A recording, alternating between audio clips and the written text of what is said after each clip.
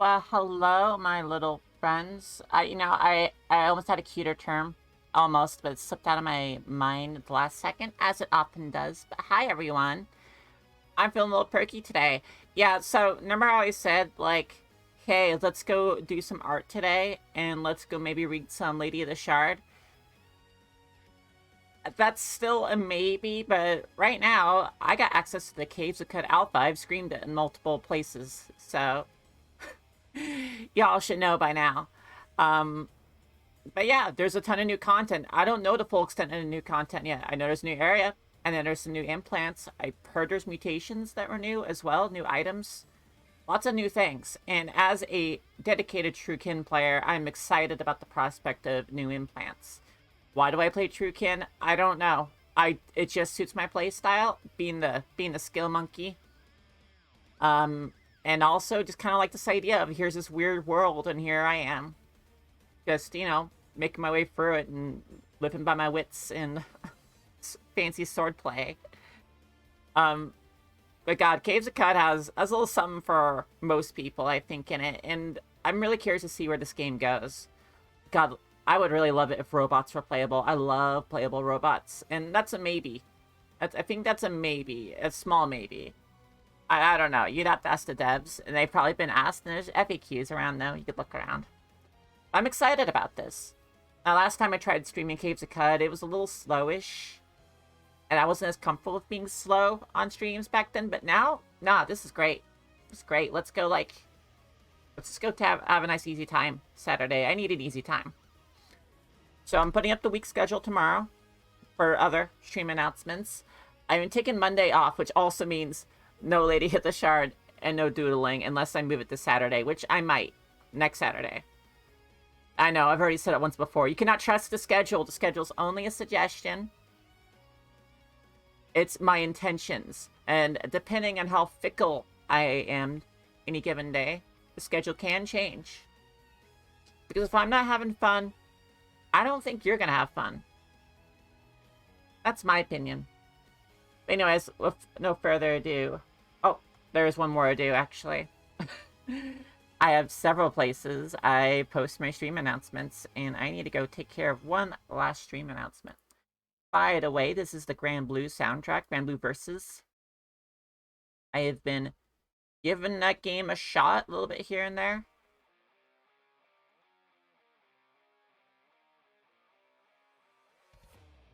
Hold on. Yeah, let me go take care of that really quick. You can watch me just bob my head around a little bit here while I get this taken care of.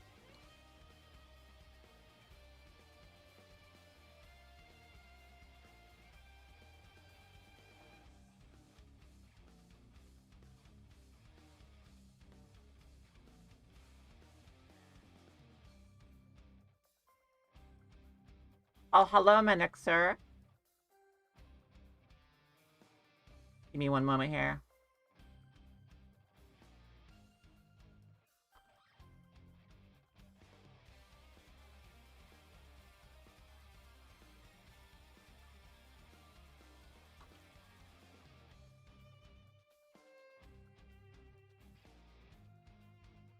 Well, thank you. I mean, this is pretty close to how I look in real existence, except you can actually make direct eye contact with me here without me, like, inhabiting your mind. You know? This is like, we could have just used a regular web camera, but, like, every time we've done that, we burned out a webcam. So this is, like, the best middle ground here, you know? There's, like, a filter to keep you from taking my, powerful multidimensional radiance in too deeply. I do have the people who worked on all this stuff, though, down below. In the About Me section, if you click there.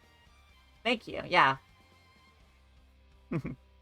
Oh, they'll be happy to hear it, by the way. If you ever want to hit up, Abdominal Pain or Garbage Trash 3D, they were instrumental in getting this rig set up. There's also my assistant who came up with, the real basic original design. And you can follow her, I think, also on the Twitter link down below. I need to change that to the current Twitter account. Because I have my own Twitter account now, as some of you may have noticed already. God, always feel bad that I have such like long like lead ups to the stream. I feel a little bad, not completely bad, just like a little. But that's how I am. I like to talk. I like to see people. I like that people know what's going on. It makes me feel nice and cozy. All right, let's go put a record scratch. Oh yeah, I need to get a soundboard set up this weekend. It should help with my grumpy moods of a video game, because sometimes video games make me grumpy, and so if I can play some stupid like sound effects, I think that'll help me. I think that'll help me chill out a little bit if I could just hit like fart with reverb on command, you know? That's a very powerful ability.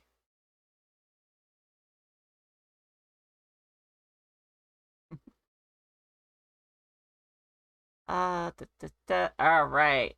This should be working. It was working a second ago. You cannot tap out of anything these days. Now let's go figure out where the heck to put my face at. And not remember where to put myself at. Fuck. Probably need to get like a good solid like... don't worry about it. Sorry, just thinking out loud. All right. Options. Let's turn on the music bit.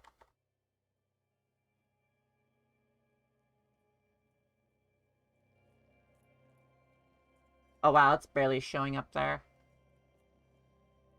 You go to crank up the volume a bit more. Caves of Qud's a fairly quiet game. The music is appropriately trippy though. Like if we were doing some like repetitive stuff today, I would, you know, just like business as usual, doing some good old grinding, trying to find gems to sell in Caves of Qud. I'd probably put on some other music, but I haven't played Caves of Qud in a little bit, and well, I want to hear the music. Yeah, so there should be a new character creation setup here. Okay, so for the permanent run, whenever this alpha becomes... Hold on. There's a screaming cat behind me. She demands to be released. The cats can look directly at me. Humans can't. Cats don't think the same way humans do. Give me one moment.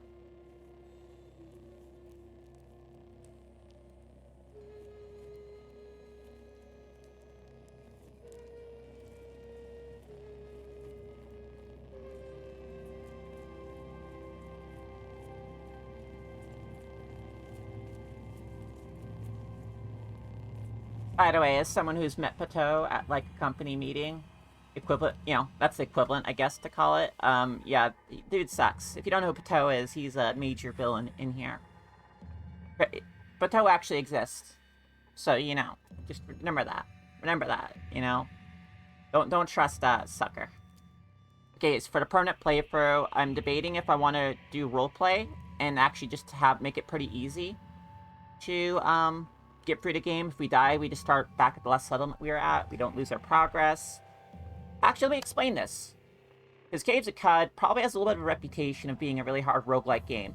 And it can be. Is the accurate and true answer. Because that's classic mode. Permadeath. Lose your character when you die. But you got roleplay. Checkpointing at settlements. If that's your speed. So you don't permanently lose your character. But then here's the really interesting mode. Wander mode. Most creatures begin neutral to you. No XP for killing. More XP for discoveries performing the water ritual, which is an important cultural movement. It's water bonding. It's symbolic kinship. And violating the sacred bond of kinship by killing some person you're water bonded to makes everyone hate you more. No, creatures begin neutral to you, so that can change depending on your movements. Yeah, but if you're someone who just wants to look around at this shit, that's really cool. And you got Bailey. If you feel like you want to just spin the freaking dial on a revolver and go, yep, this is what I want to do today. Which I like dailies, and I think I want to play this game more to get to that point. Alright, we're playing Classic today because this is a fast and loose stream about the Caves of Qud Alpha. There's a library. Oh, I love this new screen.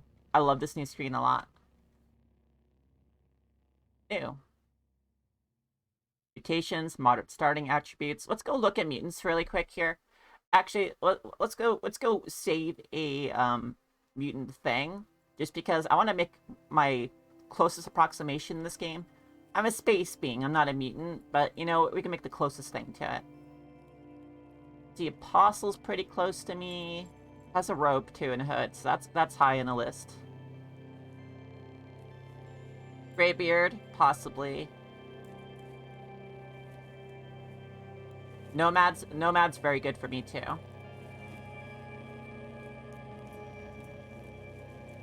Remember, if it has a hood, it's the good stuff. I think I want to be a nomad for the doob. Oh, wow, this is a whole new screen. Oh, let me just quickly glance through here really quick to see if there's any new mutations on this initial list here. I think it's all the same stuff. I'm not seeing anything new.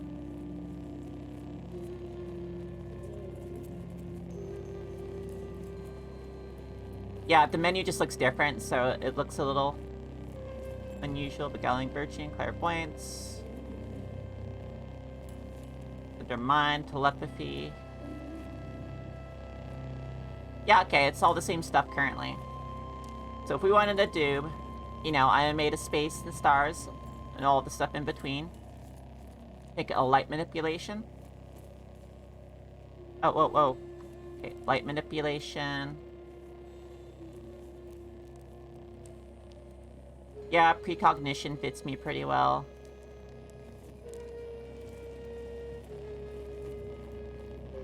Teleportation is also very good, but I'm running low on stuff. A lot of sonic powers for me. Lots of sonic powers for me. Are any other physical mutations here?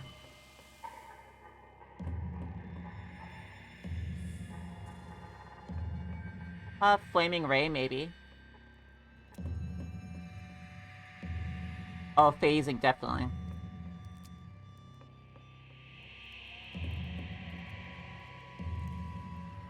Want to be a little more picky about what I choose here. Alright. So, light manipulation's important. Let's not get precog. Let's get... teleportation. There we go, space-time vortex. Oh yeah, and sense psychic. There we go. Get that reputation up with highly entropic beings. And then mental defects. Get this Technia.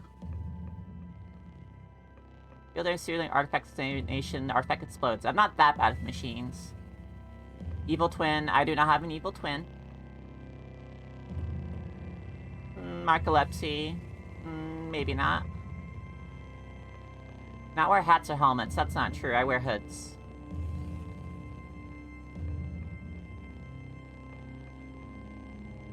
Oh, quantum jitters? Absolutely. We love it. We love it.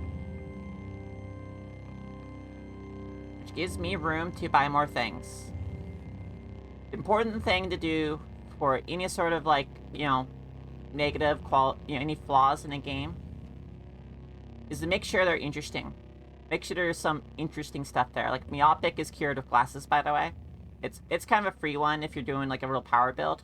But also, it means you have to have some glasses in your face slot. But there's a helmet that offers you 2 face slots. Spontaneous combustion is always fun. Let's see, what else can I do?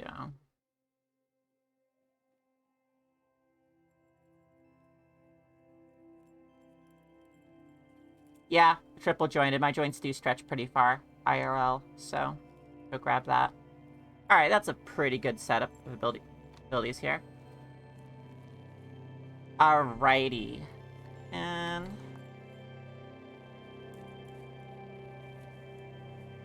okay, this is gonna be tricky to figure this one out. Alright. I guess I'm gonna be slightly more agile. I'm fairly tough. I am really freaking smart, though. But, like, the problem is I can't choose everything. I have to kind of pick. Where is the... oh, there are points remaining on the bottom. I think the input I could offer here is I would like points remaining to have another fancy spot, like up here in the screen, so I don't have to look all the way down here. Just a minor suggestion. Obviously, I'm not a game developer. Decent willpower. Decent ego. Yeah, I'm okay with that. This is pretty... It's a pretty fragile build, but we can make it work.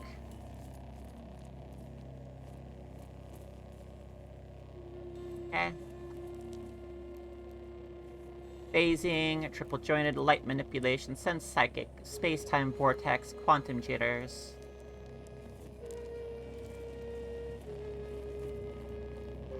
Can I just click it? I can.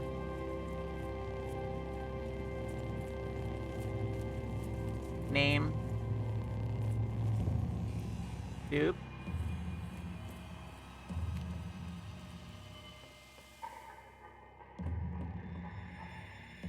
Can I save this? By the way, how do I save it?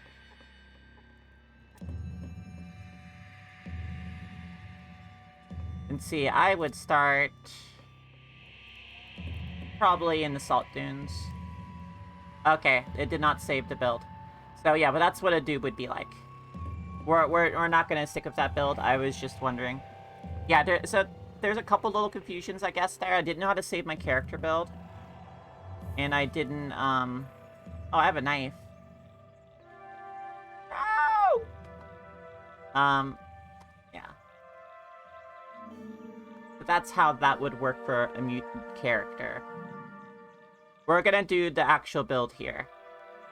I have a couple of builds. I have the Yakuza build, where I make someone who fist fights. And then I have the Neutron Star build, who's gonna be our star character for the official stream. Playthrough. They're going to be a fuming godchild. That's gonna be a lot of fun. Let me go turn down the volume a little bit here. I think the music volume can get a little up and downy here. That's fine now. It's fine. It's not a critique. It's just me having to remember to balance the sound appropriately. Yeah, fuming godchild. So when I was first playing Caves of Qud, I played a lot of artifacts because I like being the Tinker character. I like having deployable turrets. I like being wicked smart. So I have a lot of experience playing artifacts. I have sent many artifacts to their grave. And so I've done stuff with you, and then I found I really like this faction over here. Cannot remember what it's from, the Yawning Chasms of something something. Child of the Hearth is my Yakuza build because they start with Cudgel. You know, you gotta have your Kiryu there. Child of Deep's alright, but it has like that thing on its back on the little portrait there, so it doesn't look like Kiryu-like to me. Has a weapon. This wouldn't be bad either for a Kiryu.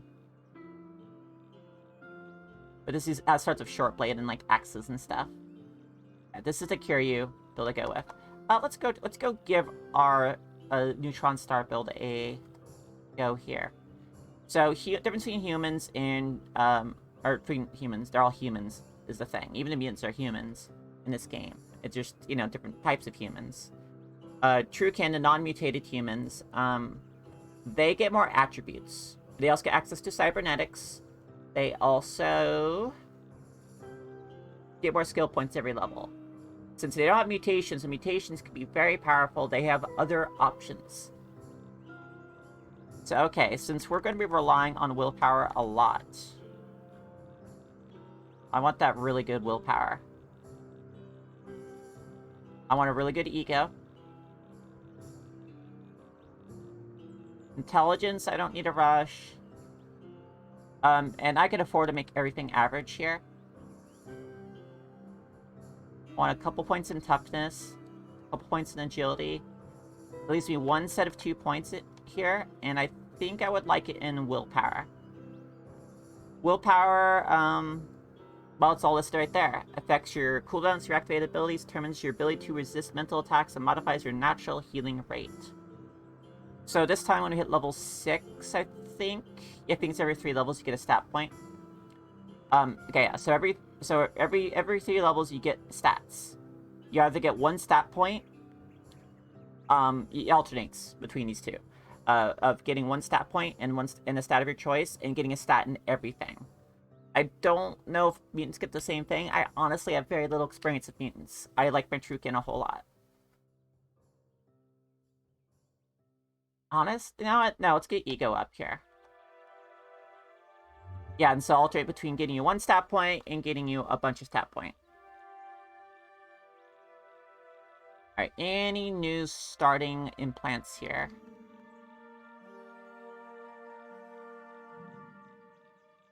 Nope. Okay. So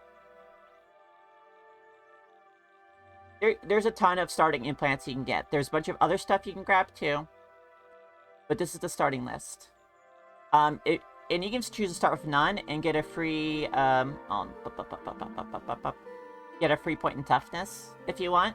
That is like the min-maxy sort of tactic. And you can get stats in many ways in this game. Like 1 toughness is good early on though for keeping you up and running. Not gonna go with that though. I like starting with something. I get stuff that's good for just like standard resistance. I don't think these are particularly strong starting choices, but you know, I'm not like the expert player here. I'm fine not knowing precision stuff.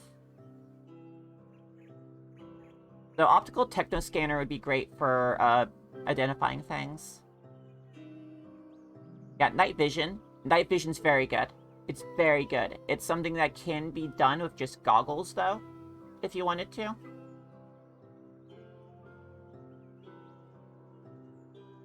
And, you know, there's a lot of things you can put in your face slot, so sometimes you might want to go with goggles. It's, like, there's so much flexibility in this game that sometimes it feels like there isn't a wrong option. But there is probably the most right option, would be the right way to put it, you know, just based on how things happen in-game. And if I were... Let's see... Where is it? Carbide hand bones. This is part of my Yakuza build, where if I just want to punch things a lot, you get this. It's not strength capped, which means you want a big strength, which means that you punch through people's heavy-duty armor. You just punch through everything. There's even a better version of these too that does like 2d4 damage to 2d3. Alright, but let's see, and we got air current microsensor if we want to do a lot of cave stuff. This is a game about caves, by the way. This is really useful. It probably help you find a lot of cybernetics on, locations that would have, like, a cyber, like, stuff like a floor below. But you can't, but it has, like, the downstairs buried behind some stuff. The rapid release. Well, see, I'm doing mostly a manipulation build with a lot of yelling at people and then hopefully getting some friends. So we need something a little more on the passive side of things.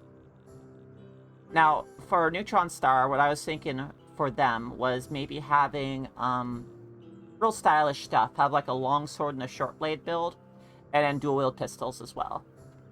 Like a movie star, and then they'll wear mirror shades. That's right, they're gonna wear some aviators. Cause they're Hollywood as hell. Or what would be the cut equivalent of Hollywood? You know what? I don't know, but it would probably be literally a mutated Hollywood that talks to you and also directs all the movies on site.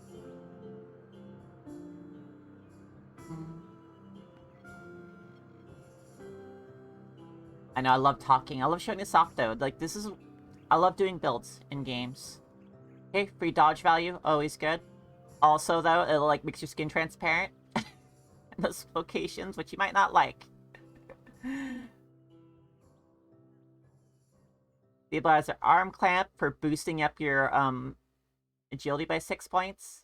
Yeah, that's right. Everyone can see your organs, which you think would be a bad thing, but in this case is a good thing because they aren't quite sure where to stab you.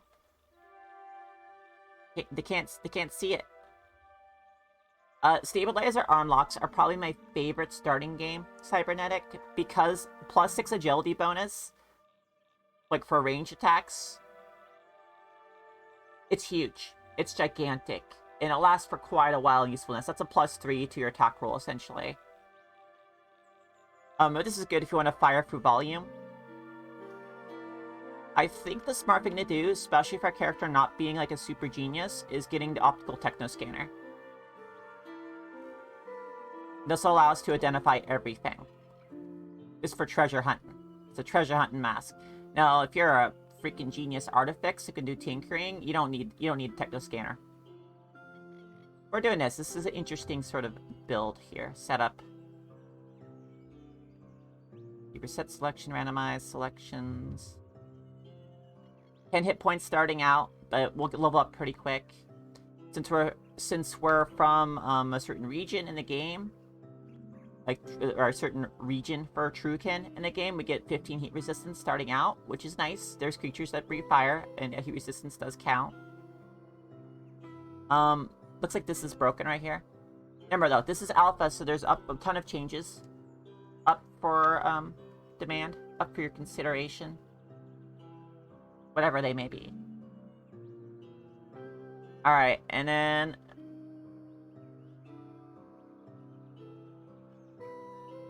Neutron Star, our Hollywood action hero. I'll have to ask the...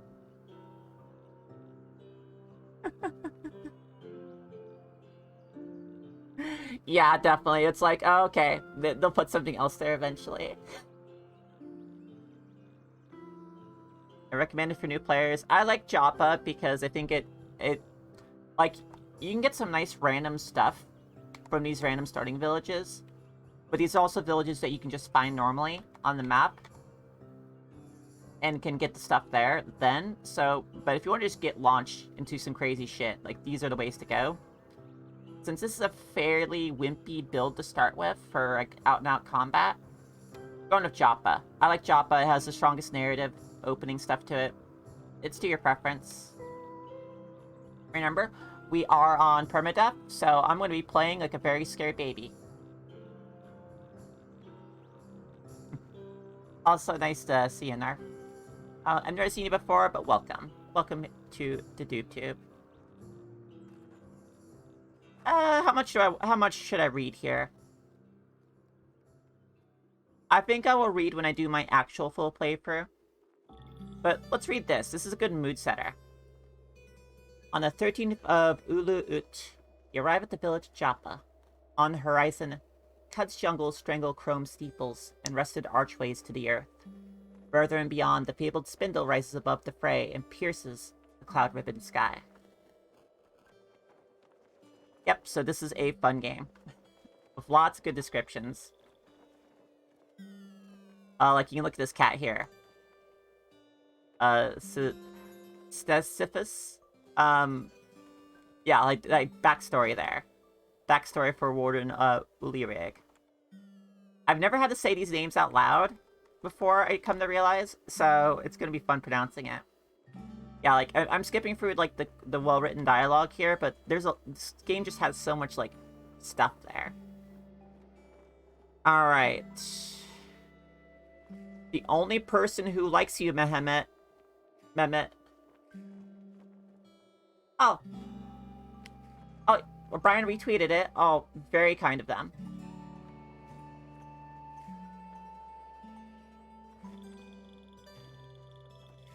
Okay, hated. Oh, okay. No one except Joppa likes you, so we're not gonna do a water ritual with this guy. Warden Oil Rig. That does sound like a good, like, pretty good name. Oh, everyone loves this person, except the freaking villagers of Sagazor for disparaging a famous poet. Well, maybe the poet sucked. It sounds like the name of, like, a really strong person, like a nickname for a really strong person, so I'm okay with it. Like, you're built like an oil rig. You're ready just to fucking go off anytime. Sometimes you bring toxic vibes to the surrounding environment. Alright, we're getting a job. Gotta go to Red Rock and bring back whatever is eating the water vine. Also, get a quest from you. Good to go on a pilgrimage to 6 days Silt. That's a big experience boost if you can hike through the desert. When I play my artifacts build, hiking through the desert is, well, let's spend my first level up on wayfaring. Alright, let's go to navigating the salt desert. Okay. Just run up there, gain like 4 levels immediately. It's pretty great. And then, yeah, we're gonna do a water ritual and boost some stuff up here. Now, the trick I've been trying to do with Truekin is I'm specifically looking for anyone who is friends with robots. I'm also looking for, like, Schrodinger's pages. Schrodinger. Let me pronounce it more slowly. That either let me pick who I get rep with, or specifically for robots.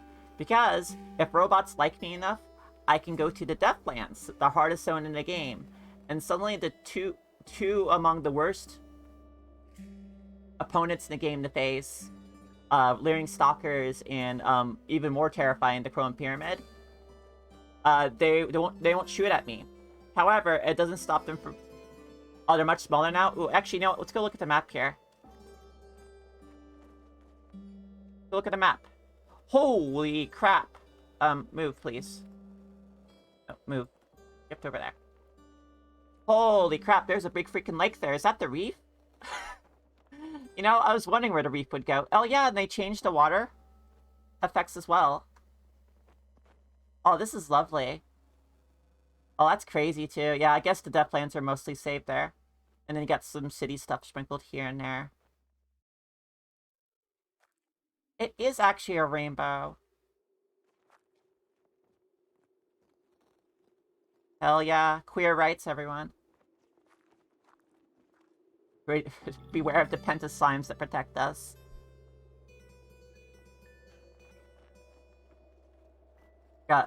Yeah, Deathlands being smaller. I kind of wonder what the Deathlands are ultimately going to turn into then. I mean, you don't need a lot of Deathlands tiles. I have not explored the Deathlands of any character. I've gotten close to it. Yeah, it is, but I like it. It's like a nice effect. Gives it a flowy bit. And they might change some other things. I think the mountains look different too. Pretty sure the mountains have different backgrounds on it. Anything else that looks new here? No, but this is the obvious one. I like it, though. It's the Palladium Reef. And I like... Okay, cool. We can, like, shift around here. Lake Henan.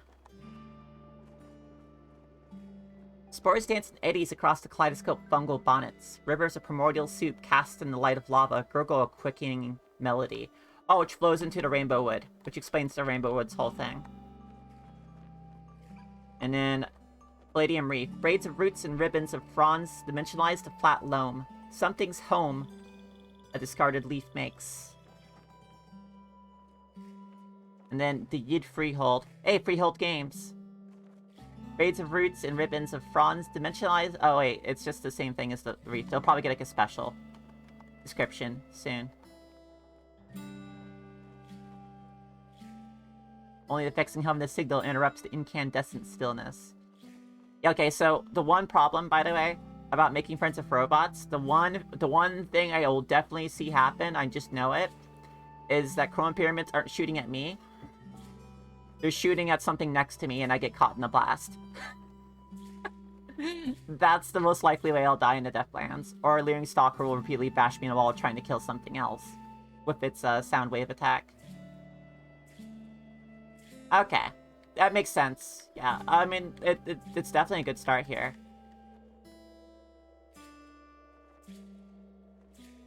Oh, okay. Hey, thanks for the heads up on that, then. Yeah, I'm not sure what the full extent of new stuff is, but I'm excited. I hope it's not all, like, endgame equipment. Current location. Alright, last stop. Last couple of stops here. Oh, more than the last couple stops. You have, like, 4 more stops here. Admired by Dromad merchants, disliked by Goats folk. Well, Goats folk already hate me, so... Get a reputation up here. Share a secret with me, Water Brother. Weren't they gonna do a custom gender thing, for, this version? Awesome. I love cybernetics. I'm a big Truekin player, so... Oh. Which one makes it so you move automatically?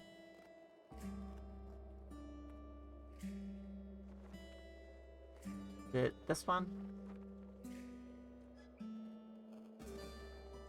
Cannot remember the hotkey to swap you around, but let's go do that. I actually like the transparent background, but it's probably a little hard for some folk to read. Yeah, I dislodged it, so I wasn't doing that. Alright, so other thing is you want this Rasef Shrine Rumor because you can trade that for XP up at the stilt. Yeah, a Rasef, the non-Rashef, sorry, Rashef. That's the non-randomly generated Sultan, who is very, very important to all the events of the story. Well, I'll fix it. It'll fix itself. I'll fix it. Something will happen. Okay, Rashef cleansed the marshlands, the plagues of the Gyre, and taught Abram to sow watervine along its fertile tracks. Thanks, Rasef. Rashef. Sorry, I don't want to say Rasef. Like, I'm not pronouncing, like, the H. Alright, let's go see what we have for equipment. First off here. Alright, we got some books. Very good. We got some starting goodies. Sharp Obsidian Crisp. We always get that. We always get these smoldered mushrooms. I don't have cooking. I might just sell these pretty fast. Labor security card. And decent selection of things. Oh, by the way. Let's go test out these crayons. So there's a small chance you might have quantum crayons.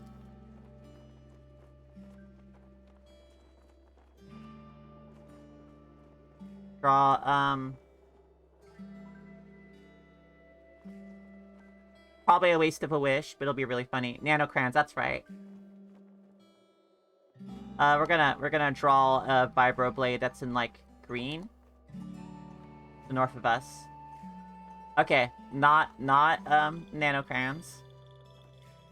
I have to test every crayon I pick up now. Just in case I get them. I want to have it happen once.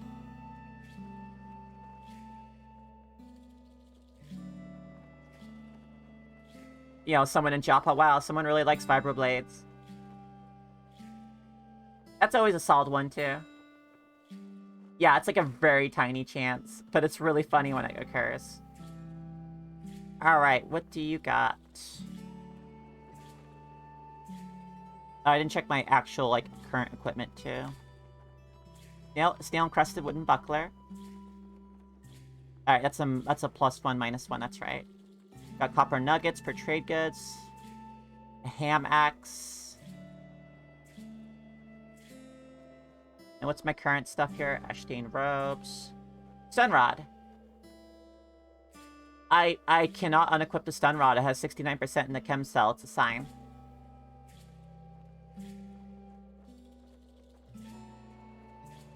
Ah. Oh, wait. Is this... You're another one of the developers, aren't you? I only know 3 of them. Kalen, Ryan, and Jason.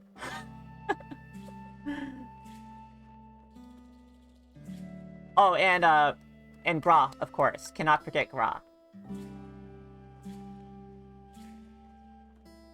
I love the UI, by the way. It's very soothing to my eyes. It's like a nice, just soothing shade of green. Alright, back, face. Hope the game's nice to me today. I could get leather armor and boost up my defense, which I think is worth it. Let's try out a few things here. We're gonna make sure to use our injectors. They're like our strongest tool as a Truecan. And I have not yet unlocked their power. I never use the smoldering mushrooms. I need to learn cooking. That's another good tool for Truecan. And cooking's a good tool for everyone in this game. Anything else here I would like? Musket might be good. Grab a musket. And all the bullets we can carry.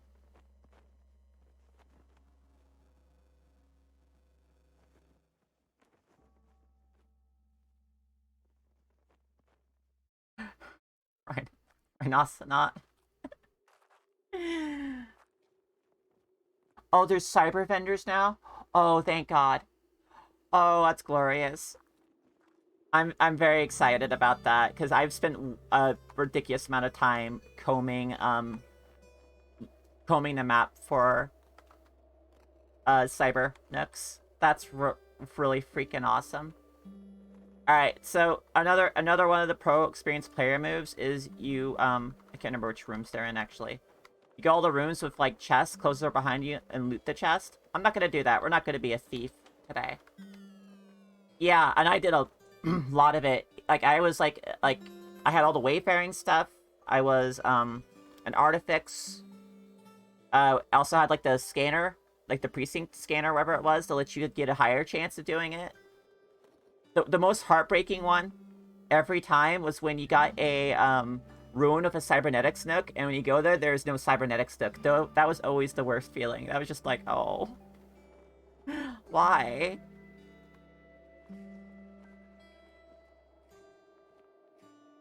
Oh, we do have a couple of artifacts here to turn in if I wanted to burn off a couple things. The love injector might save our butts. Salve injector's gonna save our butts. Gulk. Hulk honey, I'm a little afraid to use, and blaze injector, I'm also a little afraid to use early on. So, though, as this type of truekin, this is actually a lot safer to use than normal. But we're gonna actually go to the caves north here. Where can I find such a cave? Argive.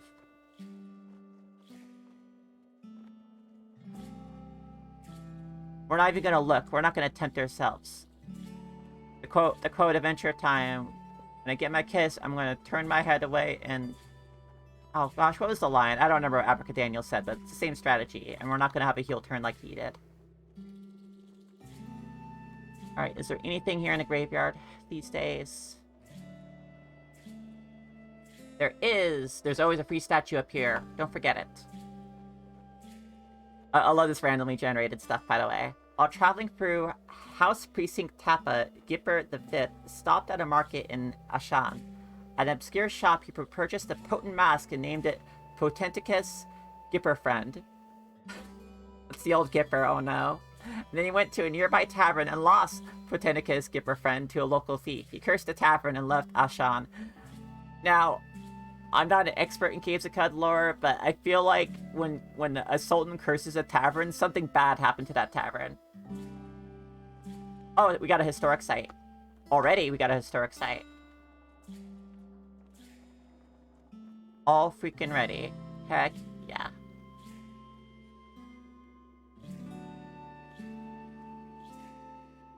Yep. It looks like a little town up there.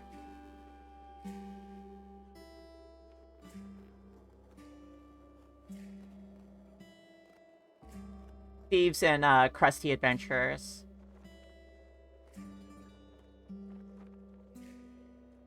I'm playing a Warhammer Fantasy 4th edition game every Wednesday with some friends, and gosh, really getting that experience. Getting kicked by the game repeatedly. Alright, monkey. I did not equip my missile weapon. Let me get my musket out.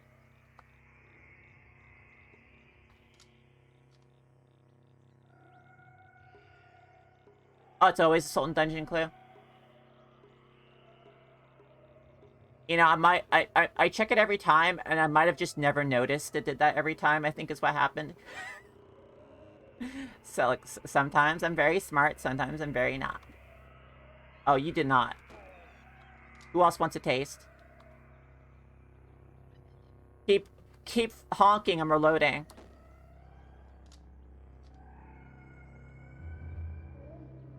Alright. Can we... Nope, we can't. So we hide in the bushes here, wait for a monkey to approach us. Wait. Oh, I'm meditating. That's right, meditating fires off automatically now. Actually, look at my abilities here. I'm trying to remember where character stuff is. Tab... No, journal... Why can't I remember where my... X, right? Yeah, X, there it is. It's been a bit. Skills. We got Shake It Off. Shake It Off. Shake It Off. Shake It Off is like... No, we don't have Shake It Off. We have Menacing Stare and Intimidate. We have Poison Tolerance. Yeah, Shake It Off, though, is really, really good. You should always take a Shake It Off. It will save your life. I've been surrounded by mini crabs that didn't have Shake It Off, and it got bonked on a noggin of a really good character and immediately just ripped apart by crabs because I couldn't dodge anything. Gotta get a little Taylor Swift in your life there. Meditating. I'm trying to remember what meditating did. The action other than pause. You take damage, take around, just each willpower. Times 3 minus 60. You drain it at thrice the normal rate. And every round spent meditating counts as 3 rounds for the duration of negative status effects. Good stuff. Fasting Way, very useful. Also another thing that will break a crowd control ability. Everyone gets make camp. I think that's everything we have. Alright, we're just waiting for monkeys now.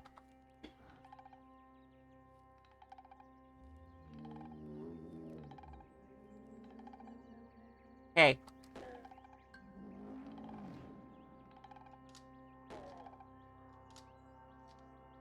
Alright, we wait in the trees again. I'm very patient. Alright, this is an issue. Let me get that salve. Go to heck, monkey.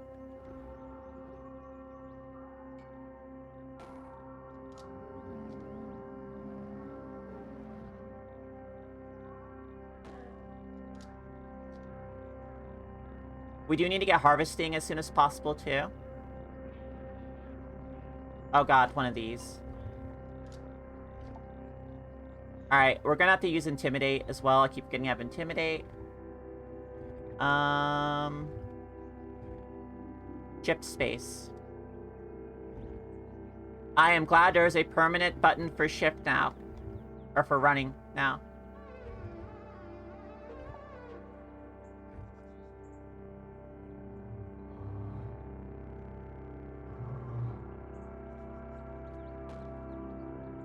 Mess him up.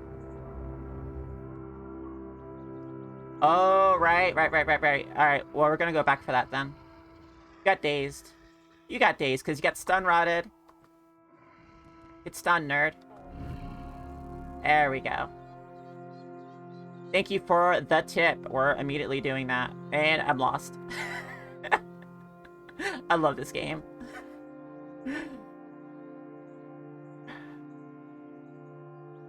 To be fair, it is a marsh that doesn't really change a whole lot. It is a pretty easy place to get lost in. At least you never think, wow, I wouldn't get lost there. I would absolutely get lost in a marsh like this. I would get lost in a salt desert. I would get lost in the jungle. I don't have a bad sense of direction. Those are just very easy places to lose your way. Oh, we got our first level up, though, and that's good. Alright, let's go munch some, like, apple mets. Alright, apple mets. Apple mets. You thirst a half rate. Something the internet needs to eat. Let's a trade. Oh, it's so cheap. It's so cheap. Actually, let's grab some honey, too.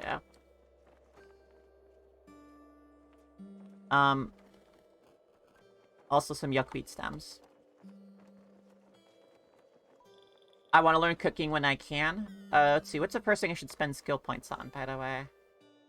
Nothing, because I don't have enough to get something, in a new tree. Or, not sure what weapon to start with yet. I'm thinking, Longblade.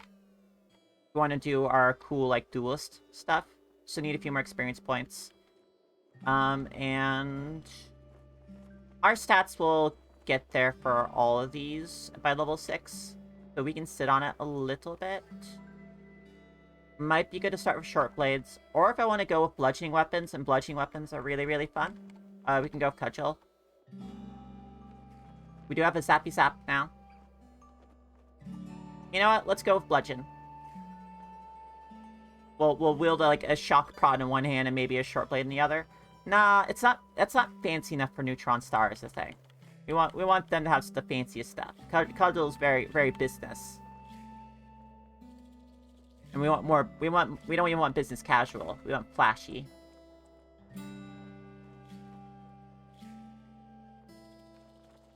Leaving the arcologies of the Truekin in order to pursue stardom.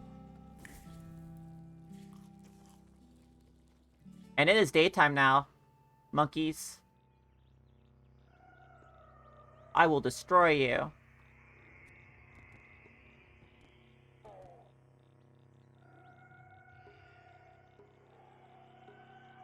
Okay, we found the way down.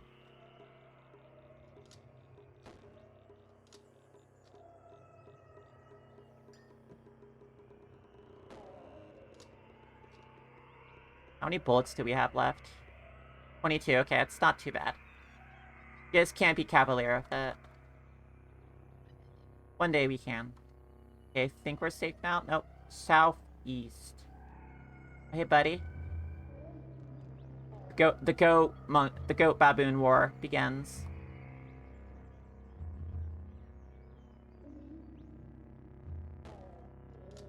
Risky shot.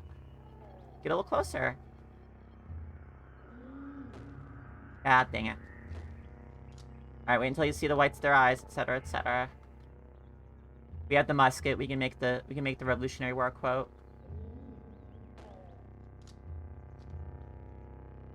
I only trust cardinal directions for long shots, by the way. I don't have a good eye for diagonals and aiming.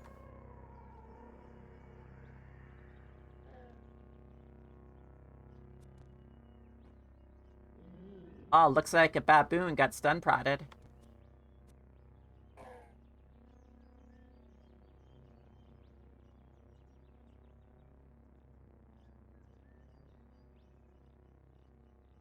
Goats are our best friend right now, which is funny because in Gross stream last night, they had a goat friend.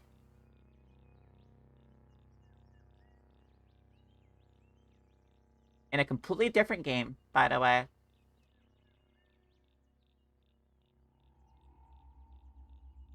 Cat. The cat demands freedom. I'll be right back.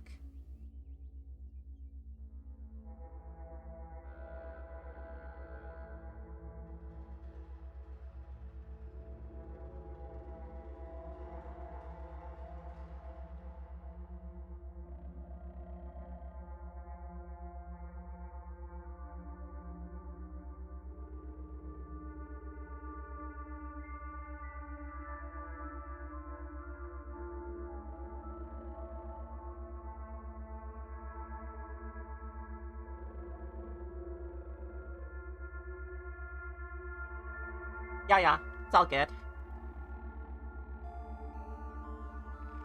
Alright.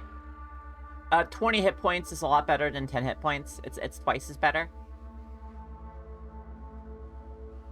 God, these guys get pack hunting, right? Yep.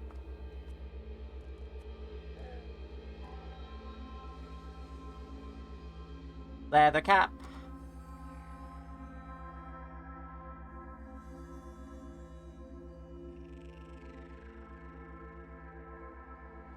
Ow. Ow, my toes. Oh, that's a bear. That's a bear. That's a bear.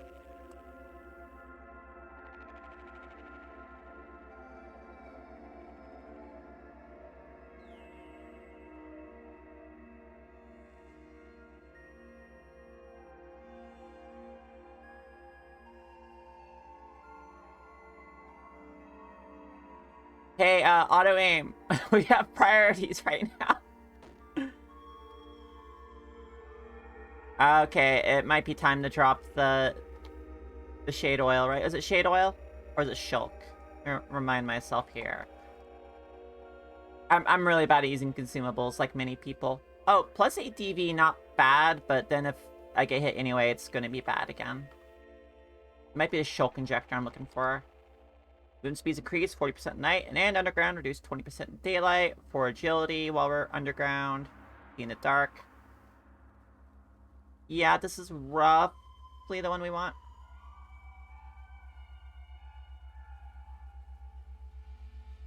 Pupils dilate.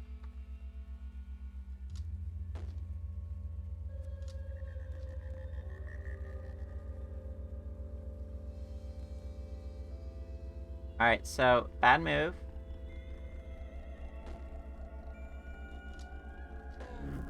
Whew. That was a little terrifying. Bears are pretty scary this early on. But, bat, were you friends with that bear? I'll just shoot the bat.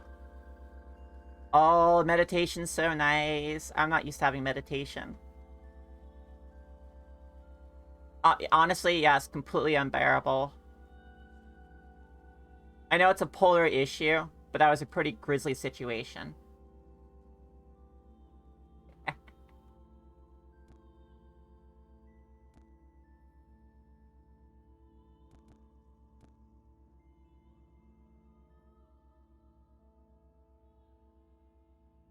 Let's see.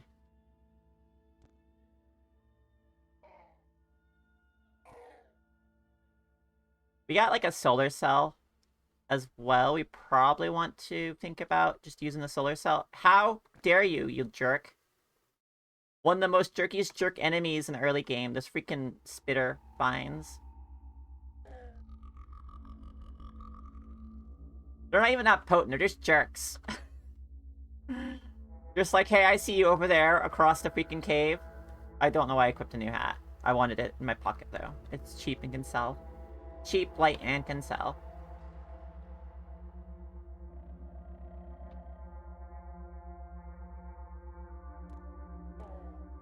Was someone trying to shoot that? I'll let you go after the Jilted Lover. It's all yours. Yeah, Jilted Lovers can just grab you.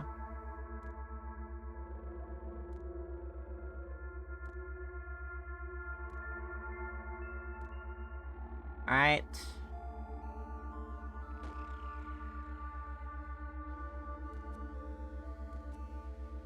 We're starting to pick up on levels and HP and stuff, so we're good. Actually, don't I have a stat point right now? I do have a stat point. I love having more ego. It's already big enough, though, I'm sure.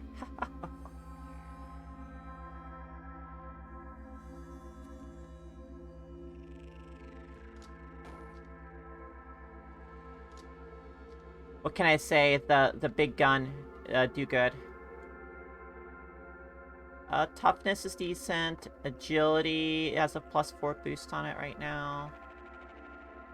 Strength needs to go up 3 more levels. We could go with other thing. Let's get short blades. Let's get short blades.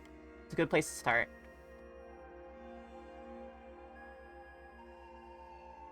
It's cheap. We can grab... No, we can't grab a set. We could get jab. Offhand. Got ya. Primary attacks, as it was faster. I wonder how that stacks with other quickening things, like for a mutant. I know mutants get a couple of abilities to give them a big quickness buff, so I'm wondering how that math all works out. Because it seems like this could be either very good or just like, yeah, it's still good, but not that good. The other thing we probably want... Oh gosh, getting a Geomag disc would be so good. I kind of want that. Throwing stuff. I love throwing weapons. By the way, that's the other part of my Yakuza build, is you gotta think like Kiryu. So when you see a large boulder, remember, the large boulder is the best throwing weapon in the entire game. It has a redonkulous penetration value. So if you see a large boulder, just stand by it, wait for your opponent to approach you. Grab large boulder, throw large boulder. The only downside is you'll have to move said boulder once you've killed him with it. Just so you can loot the body. I love large boulder. It is best friend. Boldy, like from Hades. Do want to shake it off at some point here. Weathered. Juicer. I want Wayfaring.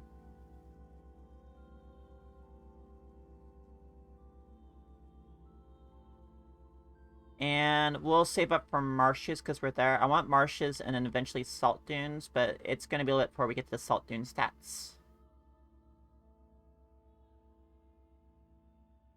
Alright, so we do have a short blade on hand. Alright, sorry, cool. Wait, this starts out as sharp? Sharp's a really good one, isn't it? Yeah, +1 penetration. That's really good. It's really solid. Alright, yeah, we got a knife made out of obsidian. And my favorite weapons in video games, and anything in general, is I love stuff made out of like less used materials, like something made out of obsidian, which has historical precedent in a lot of places. And stuff made out of bone is always really good, even though bone sucks in real life as a permanent weapon. I like the idea of making something out of bone. There's just something extra, like, cool about it. Hey. Excuse me, Mixter Snapjaw, do not shoot me. Oh, I can get like a cool little mask on my face. Yeah, let's get that.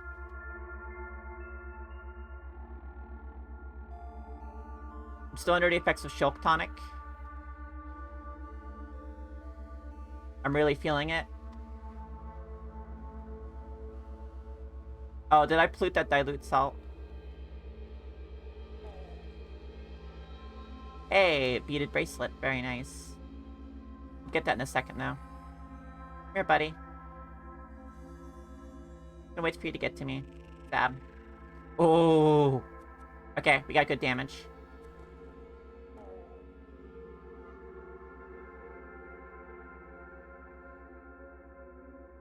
Beaded bracelet. Trade good. Very good stuff. Oh, are these considered a threat when resting?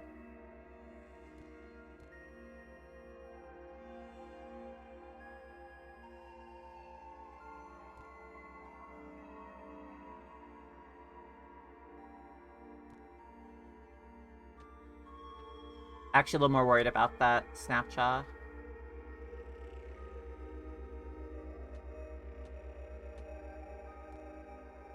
Why you running? Why you running? I'm such a jerk. Alright. Can't rest while the vines are looking at us.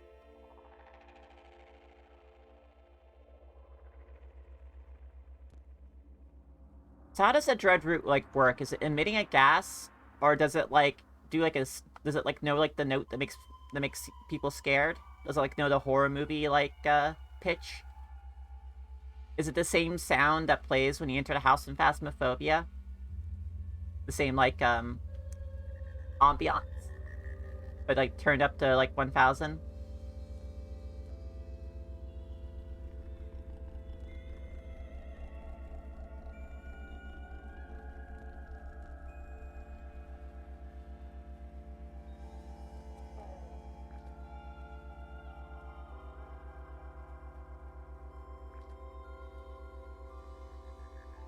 Bonk.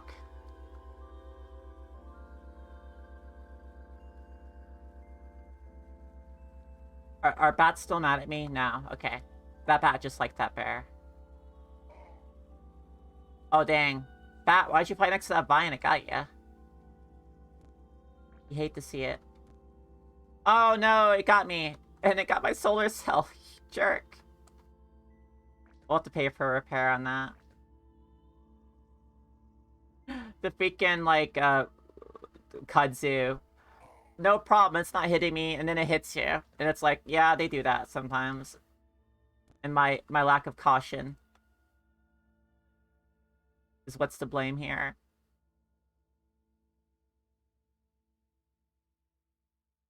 Oh, kudzu stem. Nice. Painted furs. What's the story on these? Oh, more from the old Gipper. The gold Gipper the 4th. The philosophical lamb of urchins. So all the stuff that you see, these randomly generated things, I can't remember all the random stuff, but lice infested the animal hide. Wow, that's really appealing. But they always have randomly generated like groups, like factions that they were friends with, like allies with. Some that they were enemies with. I don't remember all the things that are randomly generated. They also have like domains, like gems or light or some other stuff. I can't remember everything. So for everyone who's not Reshef, they have these cool randomized backgrounds, and it matters when you get to a certain location in the game. Tombs of the Eaters. We are... Oh, did we take the furs? No, we gotta take the furs. So I'm gonna maybe try to make friends with the faction by grabbing a bunch of their gear, you know? A bunch of their fan club gear. Hey, I got this t-shirt with your favorite Sultan's face on it. Wanna be friends? I think the location we're looking for is Rasif the, or not Rasif, the old Gipper, the 5th.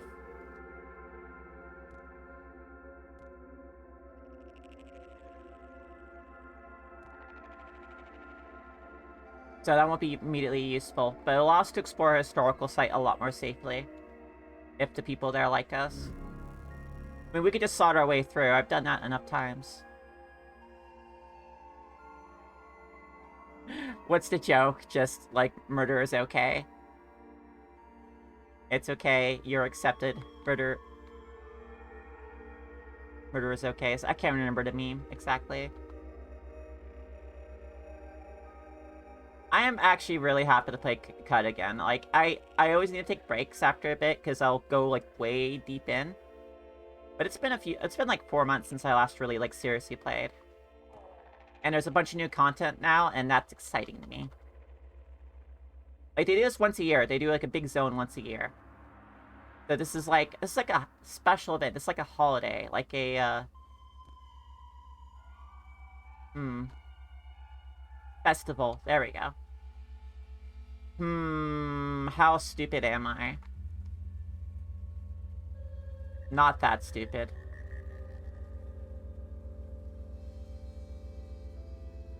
I'm running.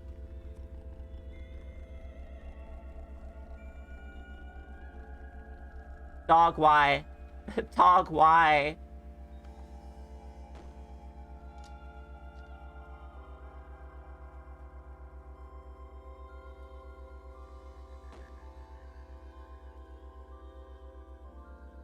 I guess we're being stupid. Luckily, Summerlings are pretty slow. You just have to hope they don't absolutely destroy you.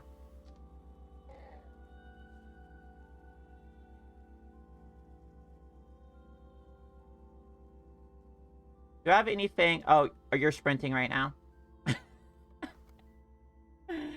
That's bad. I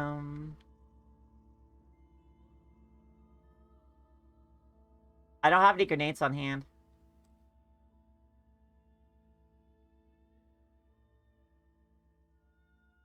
We're just gonna, like, let you sleep over there. I don't have the tools to kill you right now. Not safely. Okay, leather apron.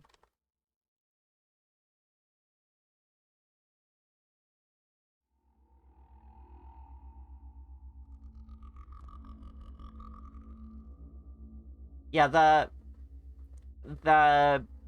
open version of the Rustwells that Brian was, like, dinking around with. Gosh, I really can't wait to...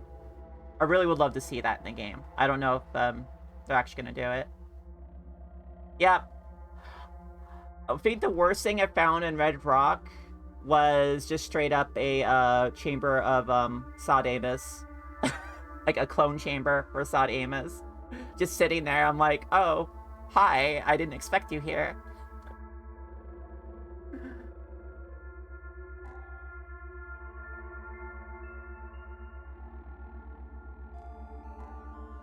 But hey, if I survived long enough to get the cool sword he has, that would have been great.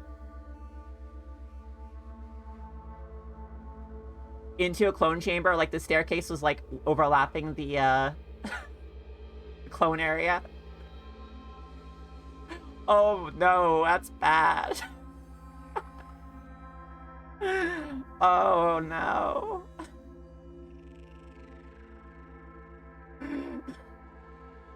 Did you get frozen immediately, or was the bear active?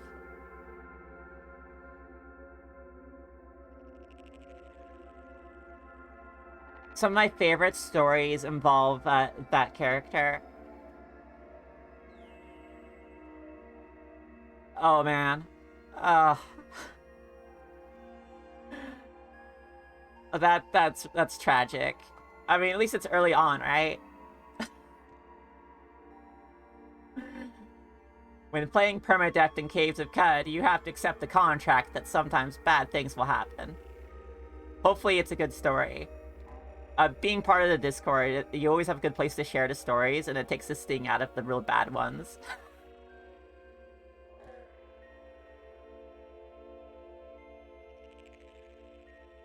Yeah, it's like, well...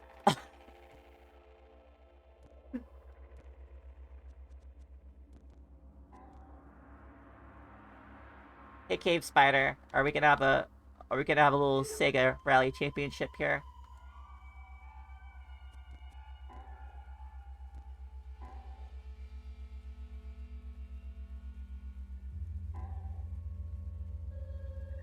Alright. Another one is enemies that is no problem to fight until they hit you. At least early on. Later on, they're nothing.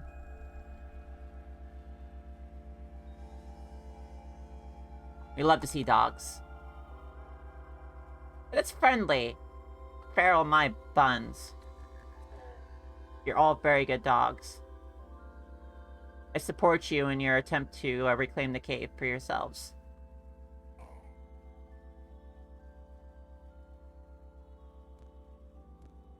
And by the way, while I'm here, for folk who are not part of the Caves of Qud Discord, I recommend getting in line for it. They're a good group of people, and I would love to have more of them. I love to have developers watching my stream too. Gosh, that would be the dream. There's a few people on my list I would love to have watching the stream. But in general, I really like the community on the Discord, and I hope I'll probably need to advertise on the actual channel for advertising this on, but they're good folk. And it makes the game really fun to have a community, like, talk about it with. I might. Maybe not today, but I might. The thing is, I never actually got to the tomb. Oh, if you wanted to do that for me, I would really appreciate that. Yeah, that would be fantastic.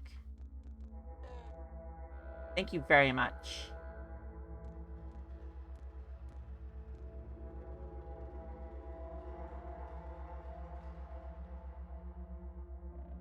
Yeah, I've never finished the tomb. I've got past Bethesda Souza very carefully. I could never find the alchemists. I'm pretty sure they blew themselves up. Never got through the initial spindle stuff. I get kind of distracted hunting for cybernetics, and so luckily with the new cybernetic merchants, it won't be a big issue anymore.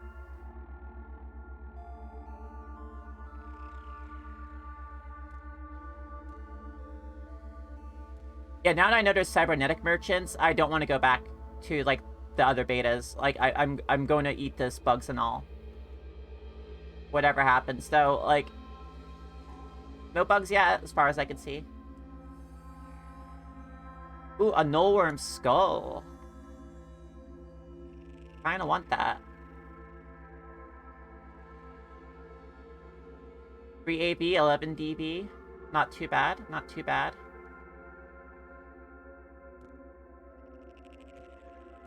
Oh god, the freaking kudzu gauntlet.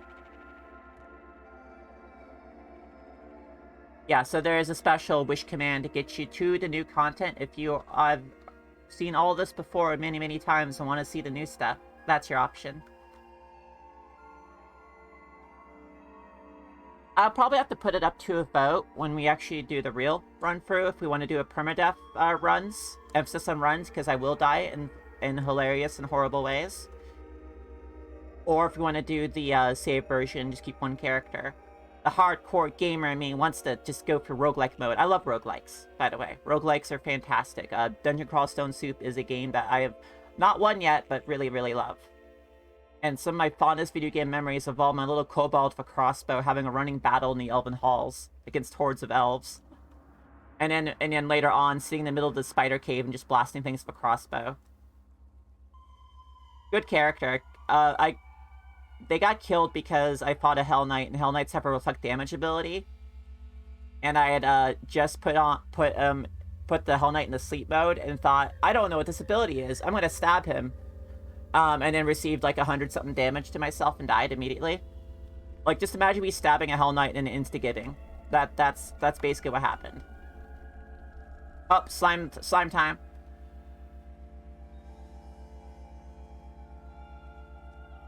Up, and we got centipedes too.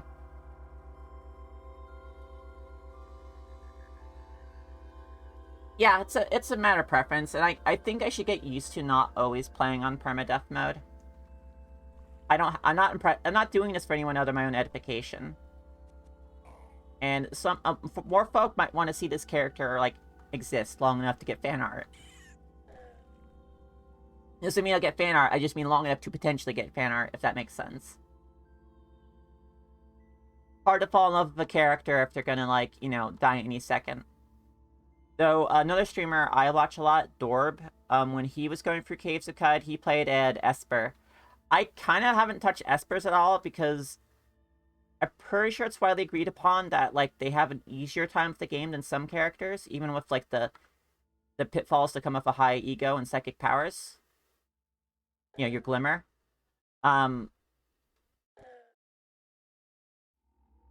Ooh, serrated Iron Axe.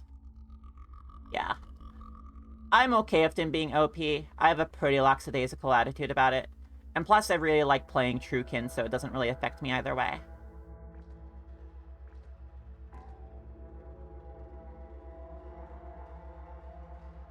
Alright, buddy, get over here. Yeah, everything can. Espers have an easier time getting to it, but you can do some real fun stuff. I like playing with gadgets and toys, which is why I do Truekin. Because that's a Truekin tool. And I like cybernetics. Excellent. My Yakuza Truekin build will be able to work now. I even get a cool tattoo on my character's back. Oh, wow, Shulk Tonic lasts for a long freaking time.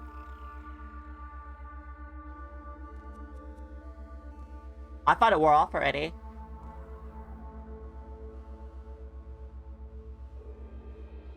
Yeah, I have played way too many artifixes. Many artifacts have died to bring you my current skill level. I'm hoping. I know there were some issues with turrets being good too, and I hope turrets got a little love.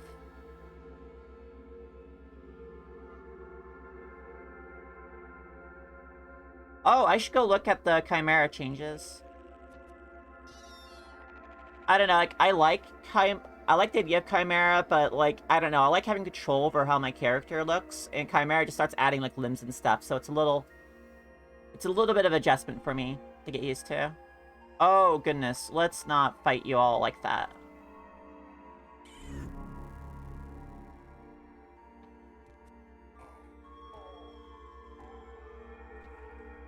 This ain't my first rodeo.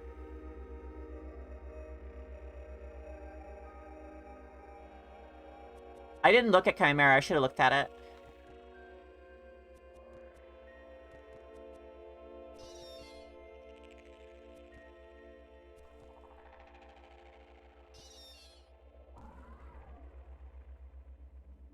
Alright, just meditate.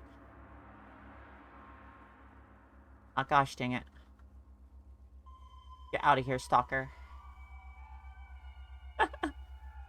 It's a mystery.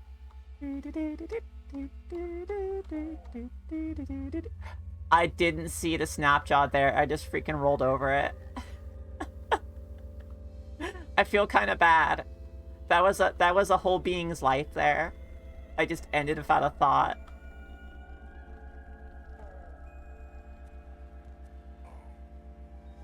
Yeah, if you don't want to kill the monsters, remember, there is Wander mode. Graffitified. Oh, yes, graffitified. That's a good word. Ow. Ow, ow, my toe. my toe. My toe.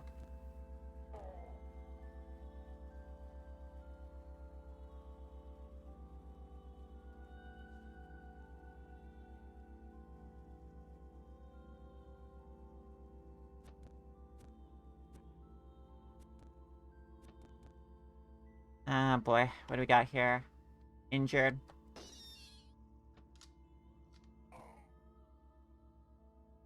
Okay.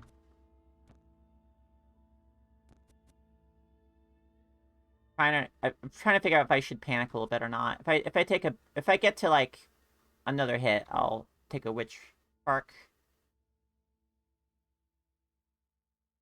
Horn, adrenal. Oh, adrenal control. Always fun. Double muscle, triple jointed too. Oh goodness. Oh goodness, that sounds beefy.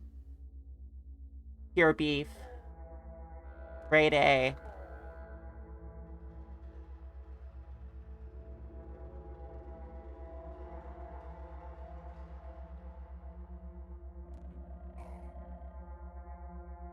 Oh, painted short bow. Let's go see. Firing mechanism needs subject. Oh, we got a Reshef. Traveling alone through the rest wells, Reshef came up across a trove of gleaming stars in a bottle. From that day forth, he always kept some stardust on his person. Oh. Yeah, big strength builds are really delightful, and I'm glad the turbo exists now. Probably sell that a little bit more. Hey, melding. We're cutting. I'm trying to remember the hotkey for attacking. Means control? Yeah, it is. Okay. My hands remembered. Take all.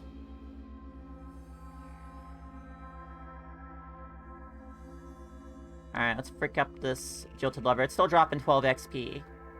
Very worth it. Turbo, very good. And I'm glad bows and arrows have like their own niche. If you have the big strength and want to do ranged attacks. You want a Rambo.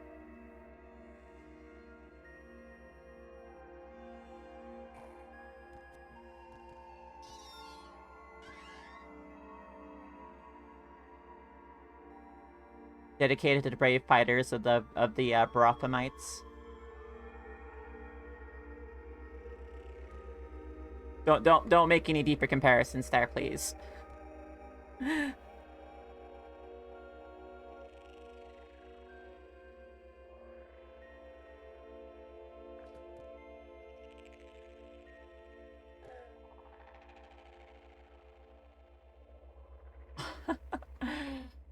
They're probably fine. I do know that feeling, though, of, well, you know what? I still had a good time making all this stuff. I still learned things.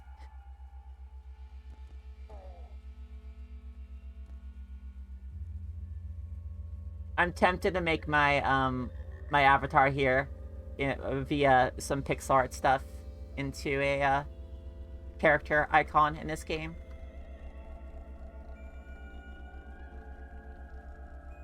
That's the good stuff.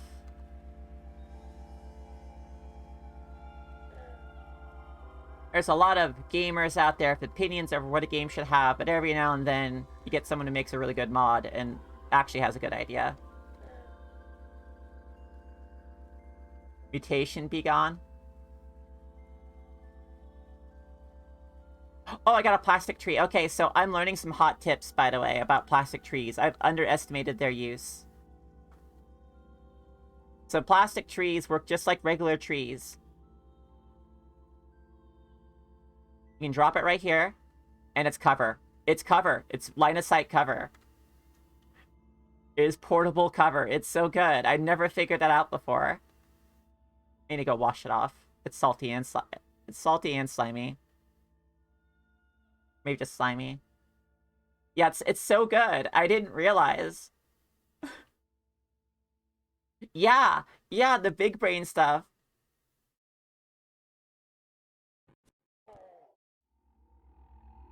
Underestimated all this time. Oh, another Gipper the Fourth fan club gloves. And we got more, like, AV. No matter how dodgy you are, you should always have some AV, because if you get stunned, you have no DV. And then life is very bad. Life is bad when you're a ninja block. And also, folding chairs. You can sit in them, and it gives you a bonus to artifact identification. Very, very good tips out there. Plus, it's nice to have a folding chair, you know? Sometimes you just need to take a break. You're all slimy. What's over here? Alright, let's let you get a little closer. We'll pull you out.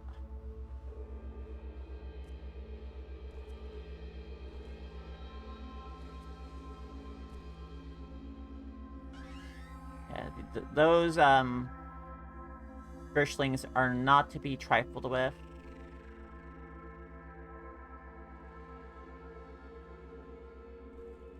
Alright, what's my carrying weight right now? Okay, we're going to go back to Joppa and then come back here because I want to explore the waterlogged tunnels. Though, we can't explore the waterlogged tunnels through the other direction. We might do that. Or run into a adept who makes your head go pop. I've had my head explode. It's the worst. I just kind of went, oh. Oh, I felt bad. I just felt bad having my character's head explode like that. I had to quit the game because I felt bad. Not mad, just bad. Just like, oh, that's really sad. I think I need to ponder life a little bit.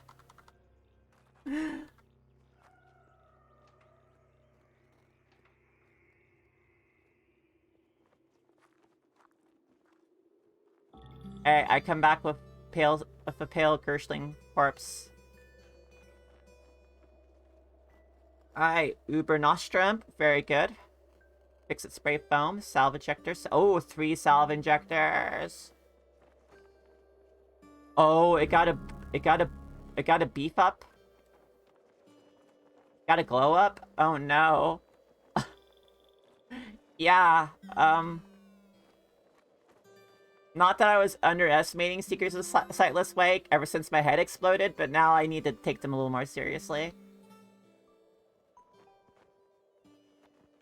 Hey, so Elder Iridad, why do you have a high explosive missile just in your pocket there? This isn't "Are you happy to see me?" joke. I could just see it sticking out of your pocket there. It's barely even has a tip of the missile in it. Oh, I probably saw it then. I probably experienced it. Yep, head explodey. Yeah, with like just increased damage every round. It's brutal. And I thought, oh, I'll just break line of sight. And it's like, oh, right, it's psychic. I can't break line of sight. We're gonna give Argive our,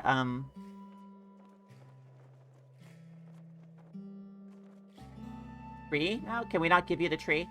Is a tree no longer good enough for you?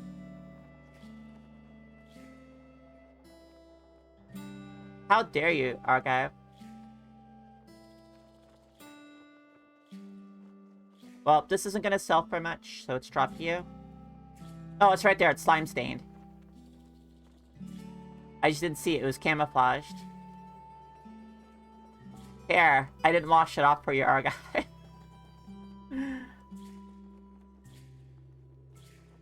What, with the disembowelment and all? Oh no, Trippy. Trippy, you... Oh no. Oh no. Alright, so enjoy this for the next few minutes. Everyone always asks, what's the bigger dude theory? Well, this is what it is. So this is the next, like, 3 minutes or something. I hope you enjoy seeing my face. You're the same.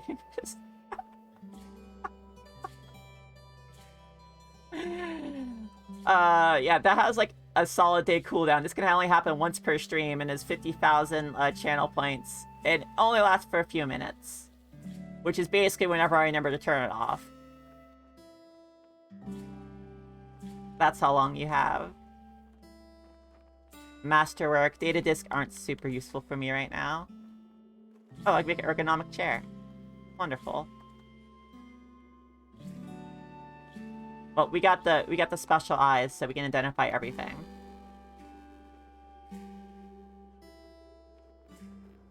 Yeah, let's keep the fix-it spray phone. That might save us a few bucks.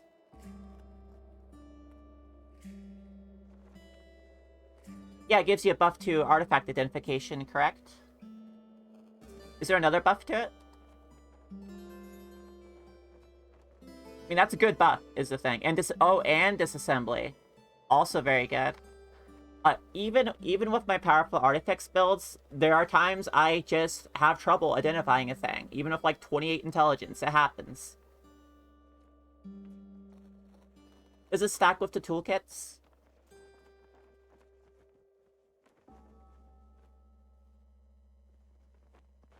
Excellent. Excellent. Let's see. We should probably take that apart. Beaded bracelet is good. That's a trade good. Scratch data disk. And isn't this a quest item?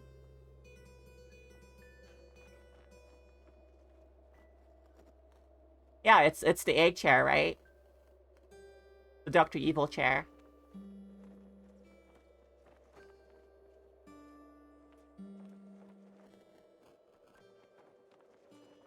That's sitting in style. I'm afraid to buy this. I'll just leave it there. It says quest items. I'm afraid of breaking the game. Actually, hold on. This is an alpha. This is exactly the sort of thing to test.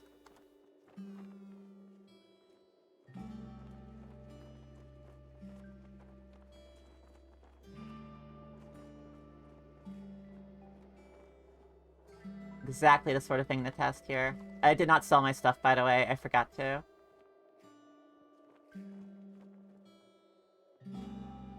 The rated. That is a good choppy early game axe. Chop, chop.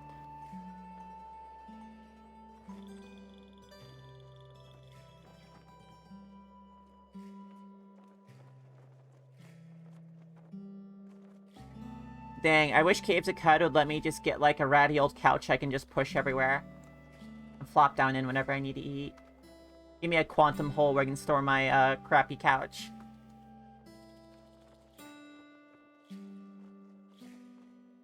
Let's see, carbide battle axe. No upgrades for my knife. I could now. This is useless unless I get some sort of field skill, which maybe I should. All right, we need to make sure that we're taking apart all of our stuff. I think people just didn't realize for the most part. Oh, I can't disassemble you, can I? Disassembly is a tinkering skill, isn't it?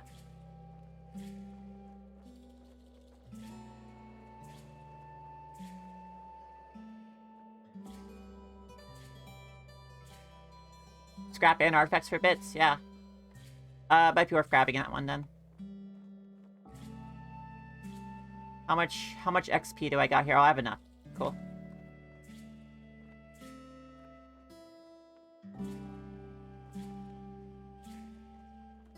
Little camping chair. Right there. There it is. Oh, it's painted. It's painted. Oh boy, I love experience. Alright, you know what? Hit the explore button. We're gonna make sure we spot everything possible. Always worth doing this in a community area, just to make sure you don't miss anything. Alright, this isn't stealable stuff, is it? Thanks, Argive, for the free stuff. Hey, it's not marked as property. I can take it.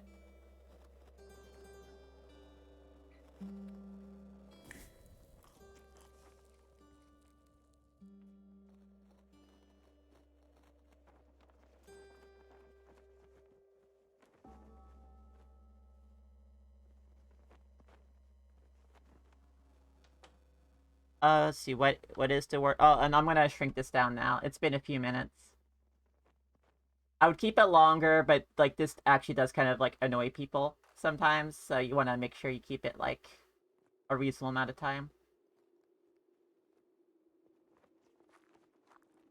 Oh, right, right.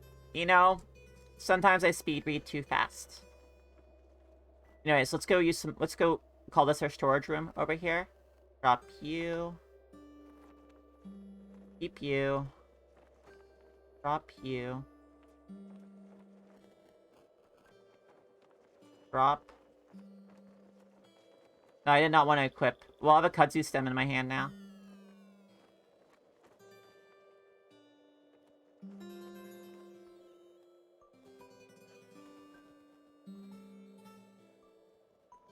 Remove the chem cell.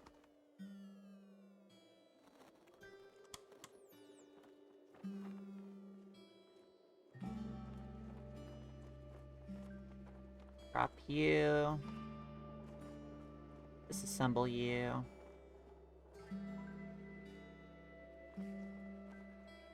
Ammo doesn't weigh anything. I'm not too worried about that. Second pair of cloth overalls. Alright, let's actually wash yourselves off.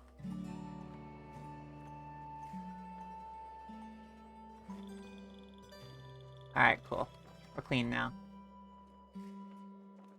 I also poured slime on the other stuff, but that's okay. Alright, let's sell some stuff here. Keep these, keep that. Keep all of it, might as well. Oh wait, that's your stuff. Excuse me. Wait a second, did you get a restock when I wasn't paying attention? No, you didn't. Can I get that repaired? We'll have to go to Archive to get it repaired. Okay, Sun Grenade, Breeze Grenade, we're keeping those. I've learned better than to just toss things out. For scrap or whatever. I'll keep you for disassembly. I think that's good. The pony up. Pony up, such a good word.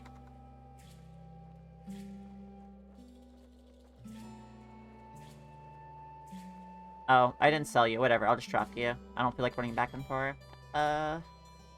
Turbo, same for you.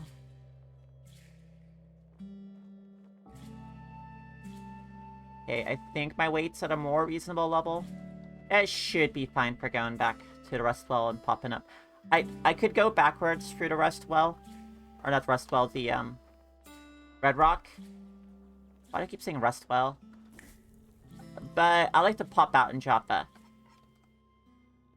This way we have to pop out. The other way we have to pop out in the middle of, Red Rock.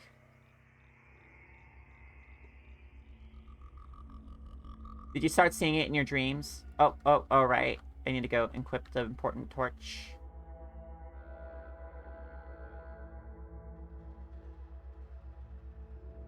This game doesn't quite have the same trippy level of, like, ASCII stuff, because, well, it's not ASCII, first off. When I played Dwarf Fortress before, I used to have dreams. Dreams all in ASCII.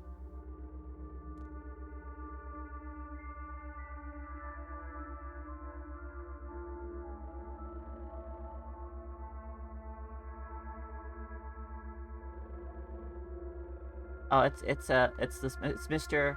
Slumberling over there. I don't actually want the dreams. It was interesting and trippy one time, but I think I'm good. I think I'm good. Thank you for reminding me though. Oh, if I had a soundboard, I would have several buttons ready to go. That's tomorrow's project, is getting the soundboard set up. Yeah, it's learning how to read the Matrix. That is Dwarf Fortress. You're staring at the lines of code and going and having a conversation with people about some detailed event that just occurred.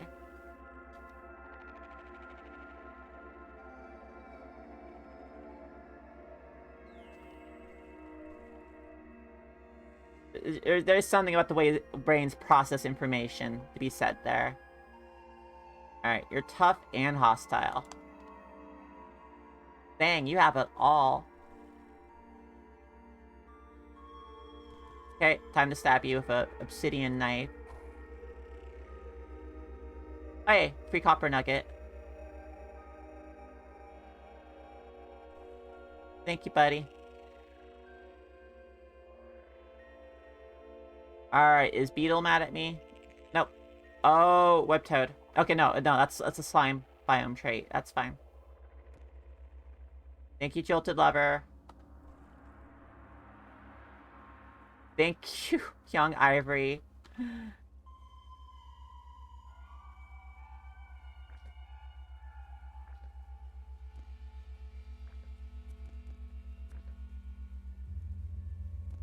Yeah, exactly at that one Matrix scene.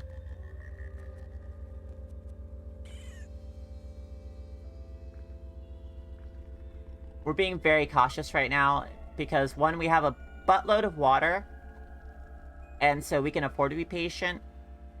And yeah, no, that's the big reason.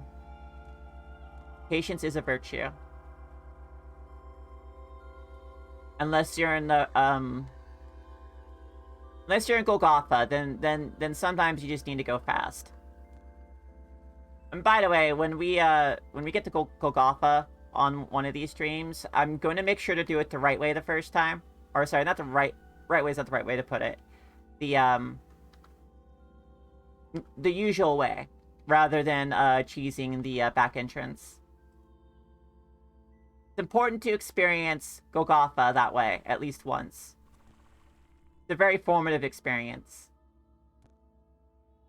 As my character freaking commando run with an Eigen rifle through all kinds of awful things. Golgotha is straight up the best sewer dungeon I've ever seen in a video game.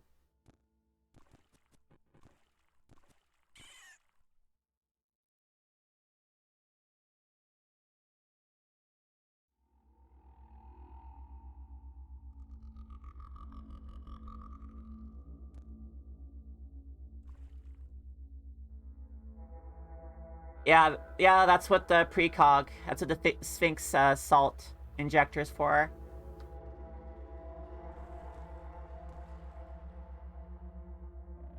Yeah, the first time I was in Golgotha, I picked the crab chute. I got to a point and saw a lot of crabs are coming. Like, hey, maybe there's a certain number of crabs, and I can just like kill them all with my Eigen rifle, which can pierce multiple targets in a round. And after killing several crabs and seeing just more and more coming in, I go, okay, no, they endlessly spawn, and I need to juke and run. So when I finally get down to the bottom level, into the cloaca, yes, that's the bottom layer of Golgotha. It's called the cloaca. It's a very evocative name. I had to run from a stream of crabs as well. Eventually, I broke line of sight and they stopped chasing me. But also, Slog was immediately in the next room. And I don't know if I got lucky or if my stats were simply that good, but I did like just blast Slog and also avoid all of their sprays, all of their bilge pump stuff. How dare you? And that's why we don't like seed spitters. They're jerks.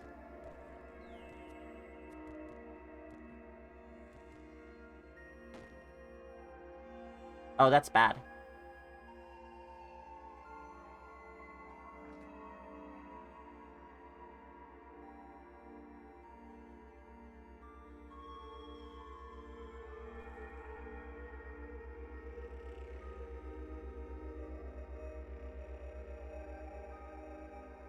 Oh, yeah.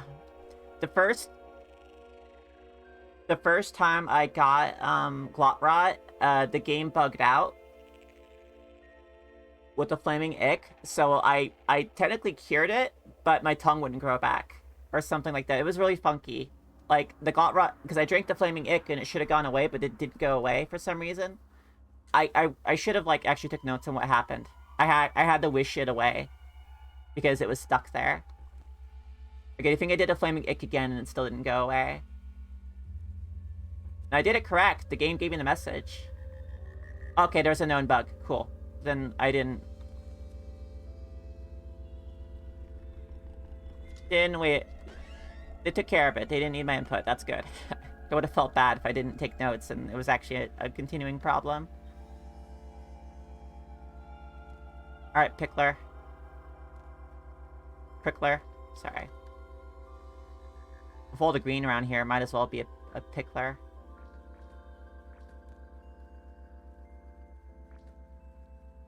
Why is there bullets everywhere, I wonder?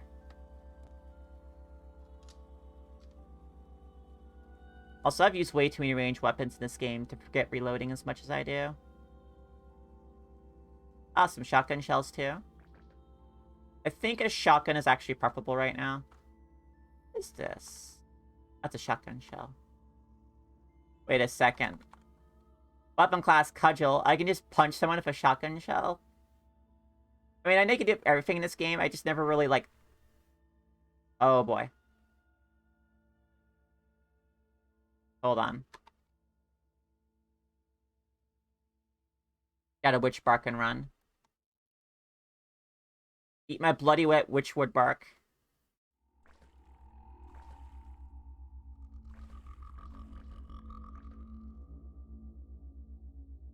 Gosh, dang it, young Ivory. Always waiting. Always waiting to cause problems. Getting my revenge attack on it.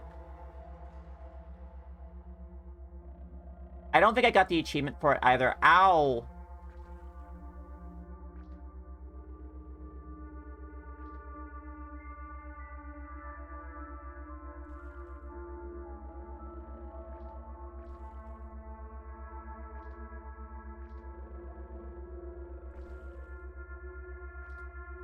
There you are, you jerk.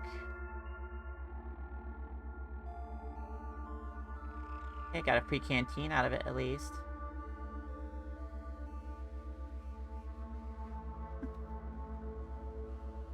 Hey, it's not a competition. You're beautiful no matter how many polys you have. Polygons, I should say.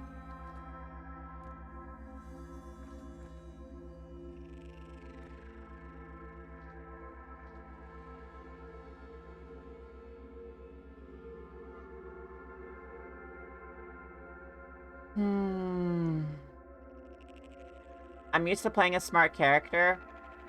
Like, ultra high big brain intelligence, and not...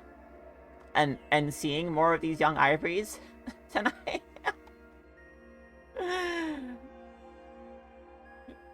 Like, I see at, like, the corner of my vision, I see my health just have itself, and I go, oh.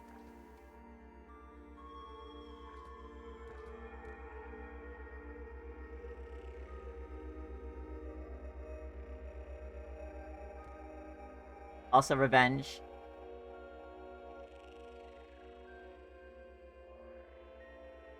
We'd have to ask Garbo Trash 3D how many polys I have here, or how many polygons I have here. So I'm trying to get a habit of saying polys, because that's actually a word claimed by Polynesian folk.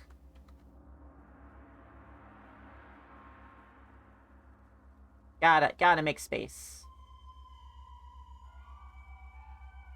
Oh no, it's 3D. Completely 3D.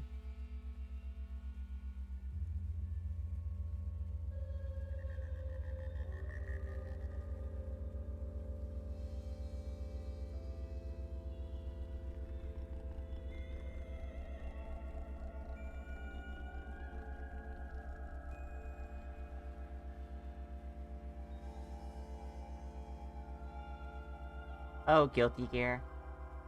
Also, good to see you, albino.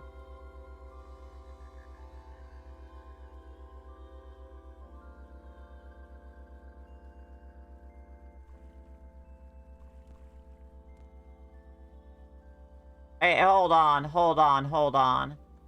Hello, let's take that basic toolkit.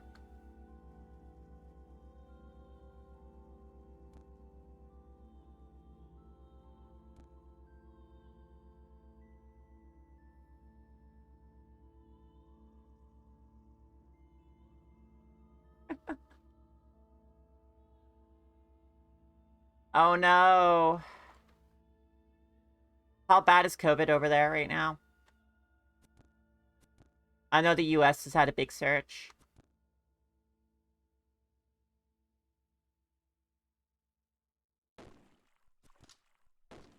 Look, I'm sure Pateau has as many polygons as I do.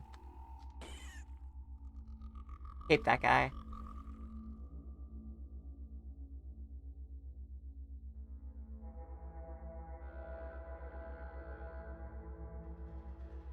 Alright, well, we'll change topics then. It's a very unhappy subject for a lot of folk. I mean, it's just an unhappy subject, period. I don't need to qualify it.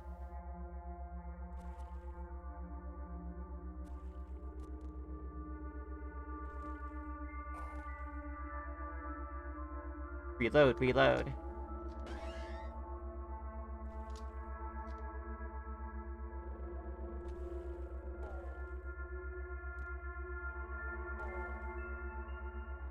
What kind of sick man sends babies to fight me?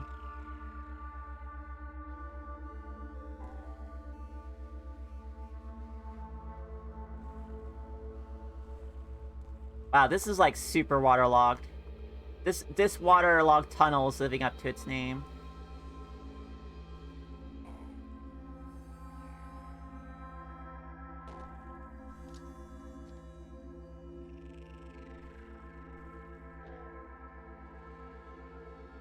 In the southwest.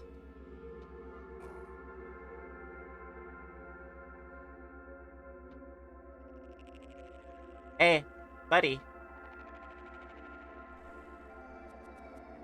We'll just ignore him for now. Level 7? I'm getting some good XP here. You love to see it. Alright, let's see. What do I want now? Okay, got 17 strength. It might be a time to grab Longblade. Might be time to grab Longblade.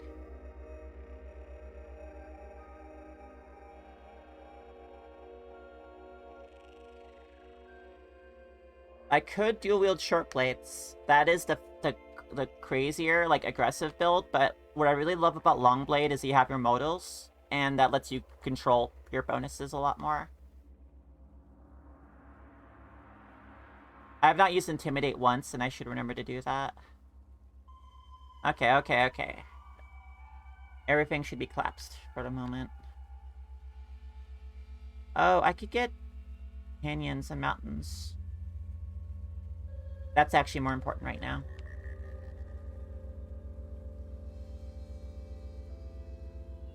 I'm doing good with the knife for the moment. I don't need a rush for long blades.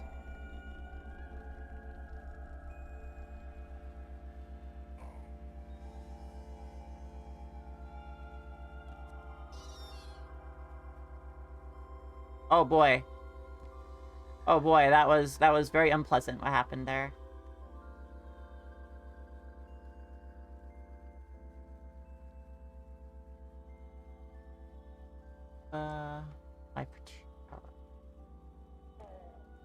Okay, it's almost time for a break. Let's go finish this one area here, and I'll take like a few minutes for break time. Get some stretchies in. Drink some hydrogen, all that stuff.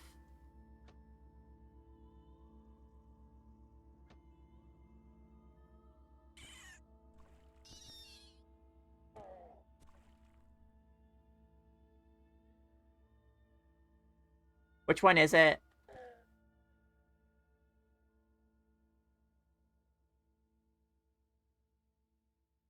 Luck. Specific luck factor.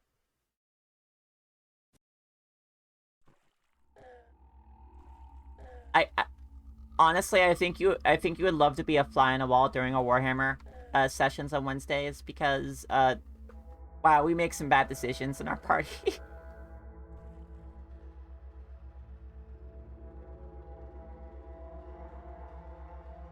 Hmm.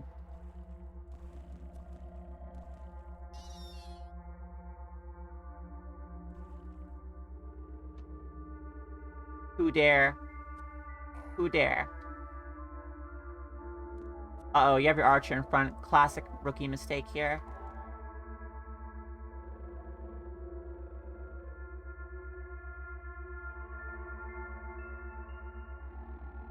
How does it compare to luck rolls in Blades in the Dark?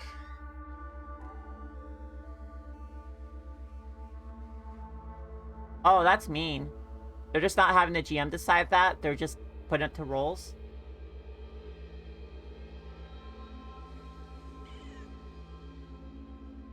It does. You don't often roll a luck check in Blades. Luck checks are for when, like, you know what? There's no way to determine this except for a luck roll. So let's find out.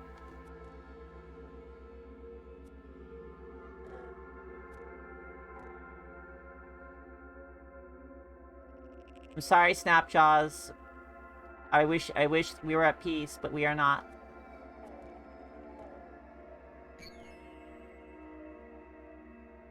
Done cracked my nullworm skull, you jerk.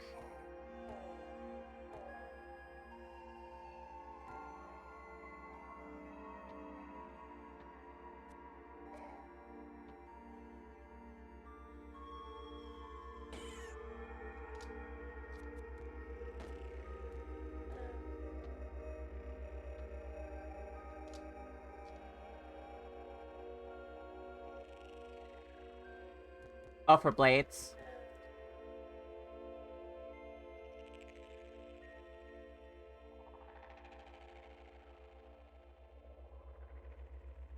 Well, you know me. I will try it. I'm still really bad at trying new things, but I've gotten better at it since I've had to learn a bunch of systems to play stuff with you. It's been worth it. It's just, it's hard. It's hard. My attention span is not very good.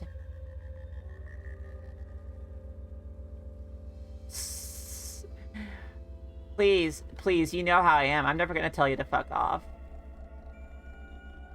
Okay, I'm gonna take my actual break now. Give me like 5 minutes. Remember, important for all streamers to take regular breaks. I should be taking one every hour, and I need to get better at that, but I need a timekeeper that's not a cell phone, because that's what's currently acting as the webcam. So, BRB, my friends.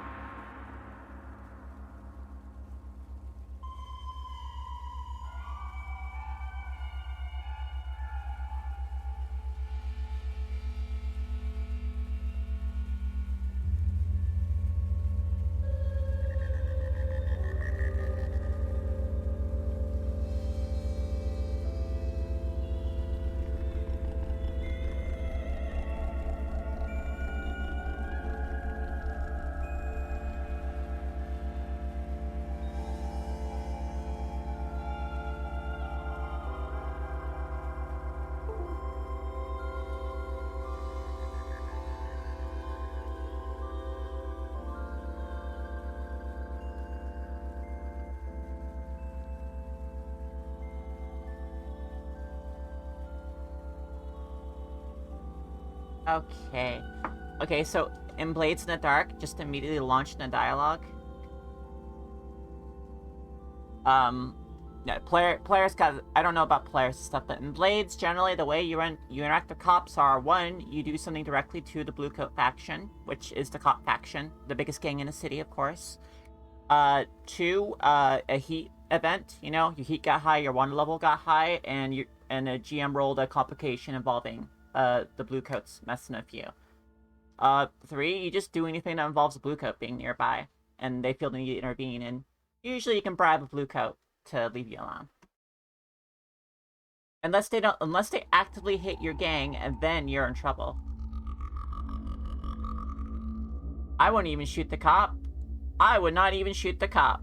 Not until we are armed and ready enough for it. I mean, it is hashtag goals for Blades in the Dark to be that good, but I'll shoot above their heads. That's right. Suppressing fire. I missed the above. Yeah, that's the smart move.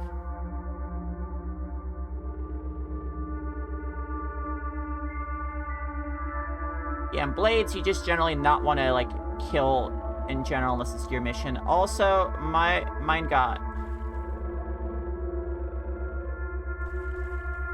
There we go. Come here, Snapshot. Ow! You cracked my cloth overalls, jerk.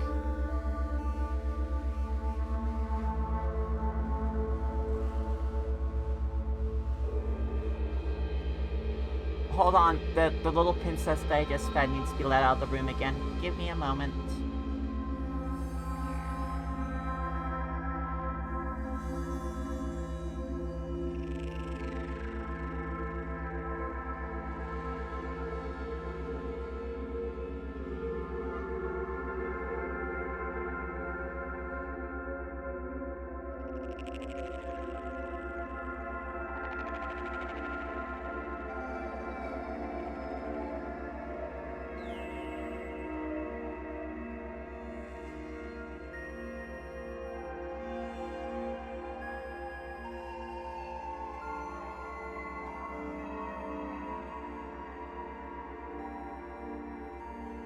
At least I got one of the cats trained to run through the door as fast as possible because she knows that I will absolutely just close her inside the bedroom with me if she doesn't leave. And she gets no second chances. Not until I want to leave.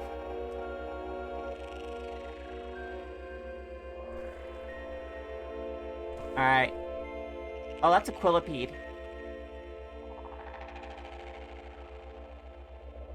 That's a quillipede. You're tough, right? Aggressive stance.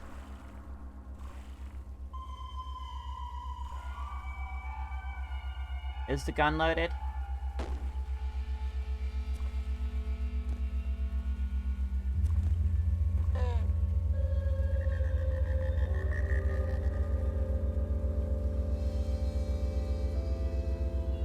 Oh, a bat died. That's what it is. Okay, so yeah, we just got sprayed.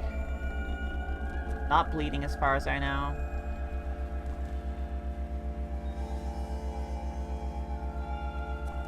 God, you're a jerk. Yep, you're a big jerk. Nope, I've never seen Kingsman. Remember, I barely watch movies. It's not something I'm proud of, I just barely watch movies.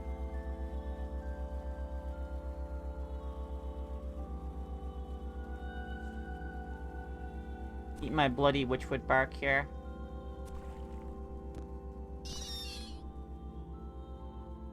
Oh.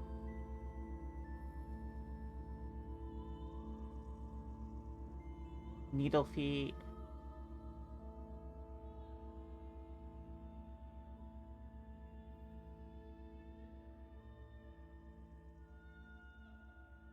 Yeah, I'm not familiar with the needle feet thing at all, either. Okay, so, no quillipede. A bunch of dead friends. Blackguard sturdy staff. Cloth overalls.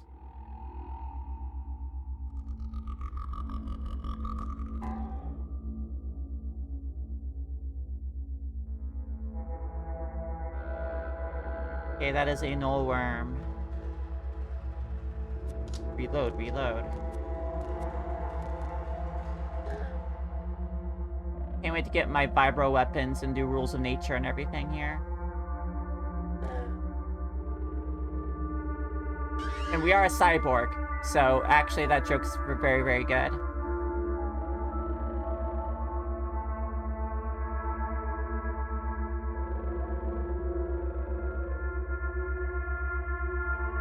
I see. Oh wait, what is this? Oh, is this a highlight mode? That's handy.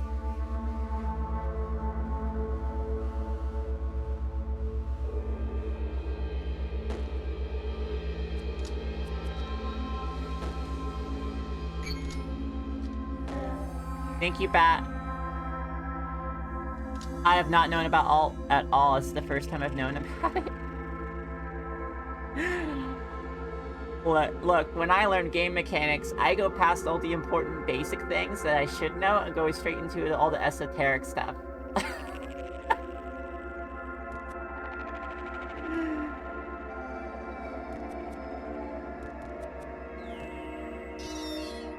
It's very much my nature to rush ahead. Oh, it's IFF? Okay.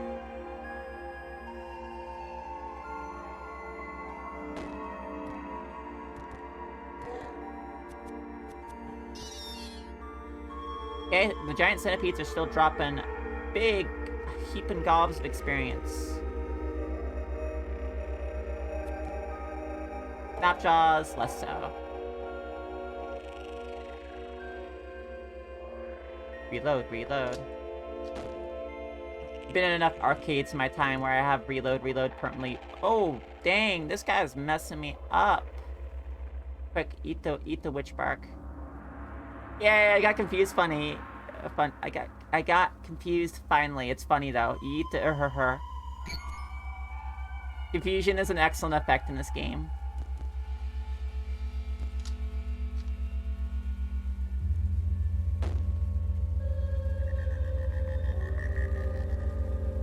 Oh no, it moves the enemies too.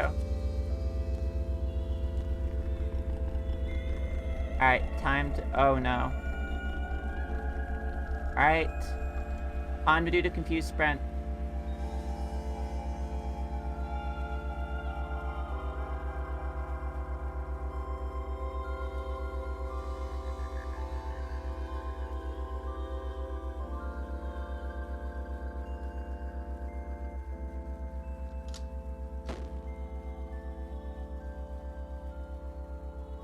Oh, no more ammo.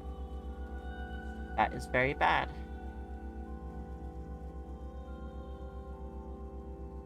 I want to do any fancy tricks here.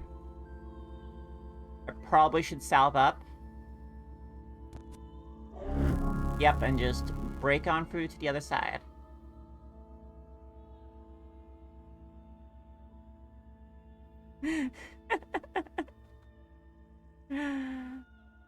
You're the same way. I'm somehow not surprised.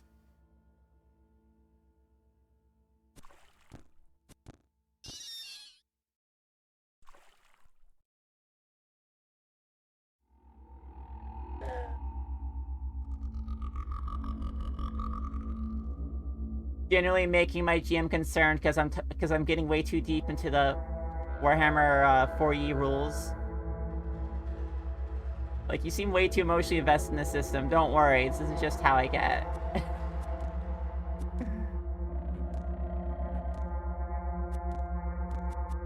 Oh my goodness. Please. Everything is being really mean right now. Yeah, we're not playing with the actual rules for,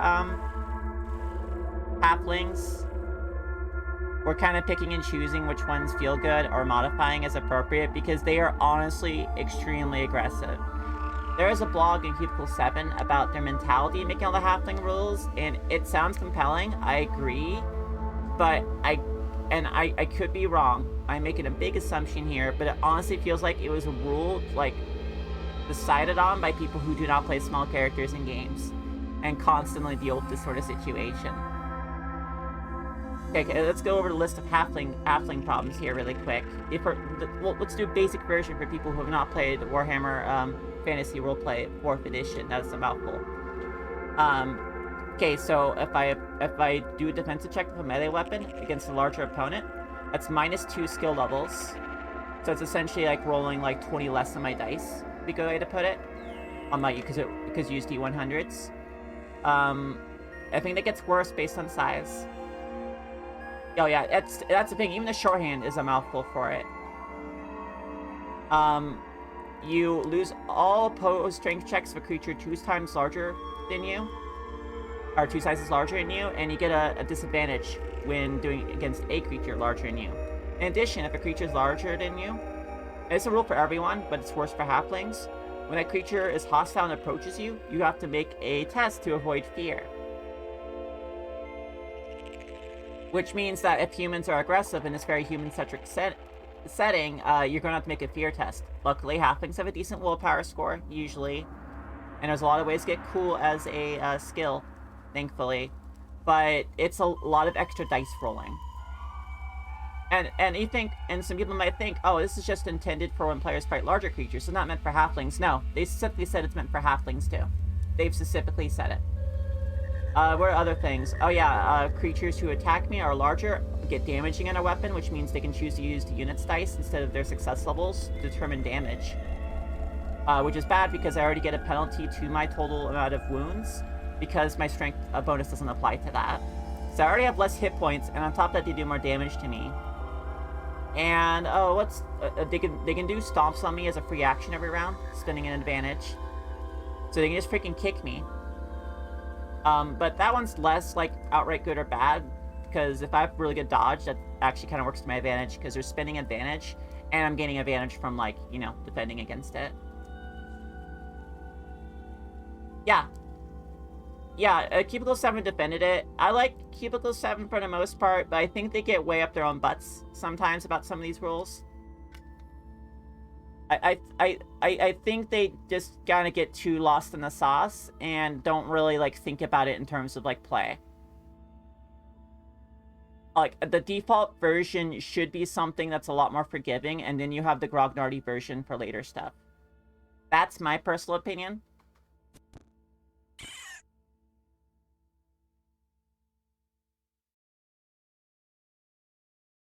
Yeah, that's what it feels like, but they've specifically denied that.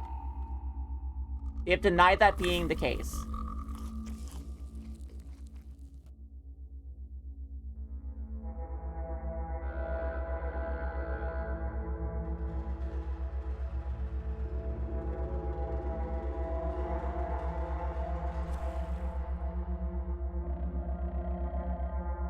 No, halflings being fragile in Blood Bowl is actually hilarious. That's hilarious.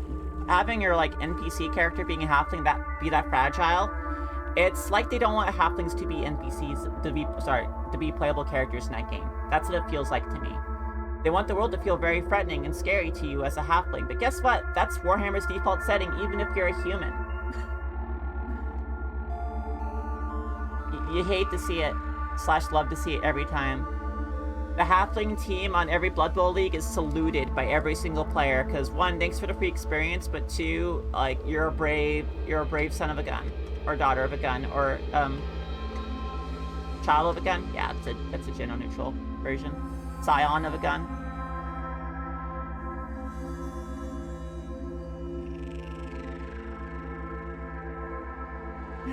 If the halflings beat you, it feels bad.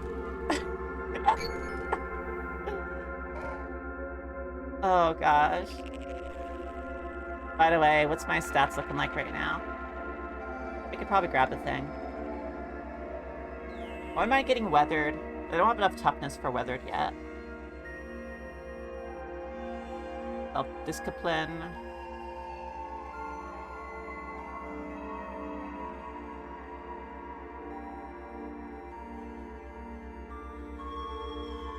Alright, thanks for stopping by, Albino. It's always lovely to see you here. Albino's a very, very wonderful friend of mine. Oh yeah, I remember that. Surely there's a middle ground between breaking the small characters and, breaking them the other way. Surely. I think I want Spry.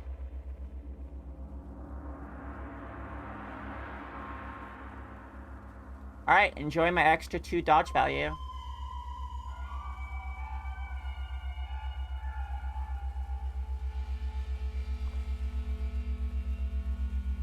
Is my equipment still cracked here? I think crack goes away on its own, but I cannot remember. Oh, do boarskin gloves not have a bonus on them? I thought they did. Oh, it's cracked. Derp. Shadowrun pixies. Oh, that sounds like an experience.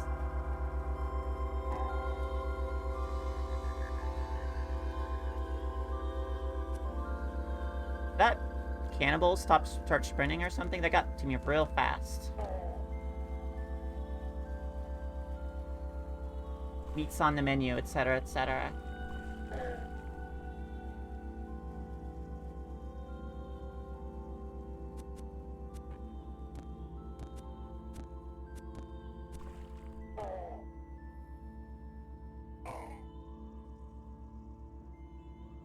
I do love using the waterlogged tunnel as like your first experience boost. And then you go to the stilt and get the rest of it.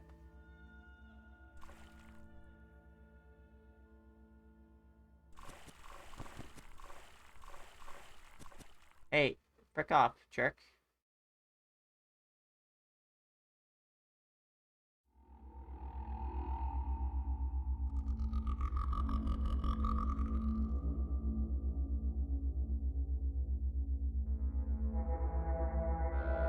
Sight radius on these enemies anyway. Okay, got a crab. One at a time. You have Swarmer, right? Oh, you don't. Might be just thinking of shoot crabs. Why are shoot crabs? Don't know why. They're crabs in a shoot. They're shoot crabs. Shoot crab, don't bother me. I belong to somebody.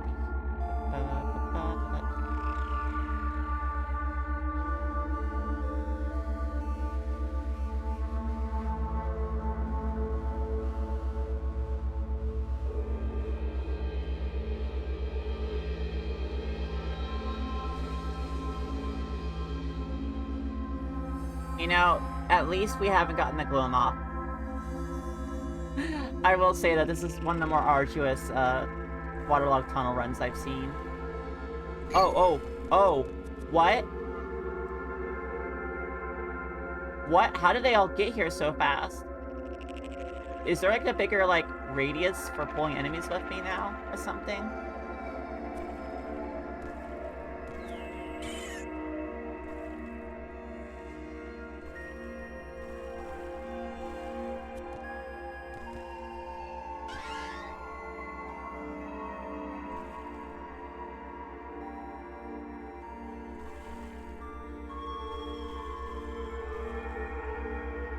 Alright, there's the null worm.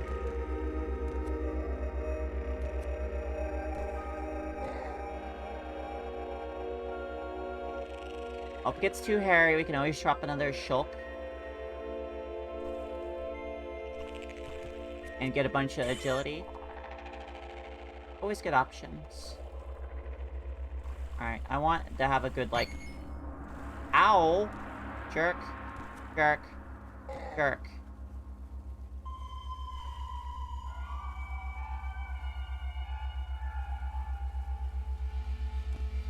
That's a quillipede.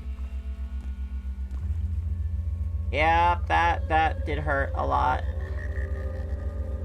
This is why you have the salve injectors. Oh boy, please don't murder. Please no kill.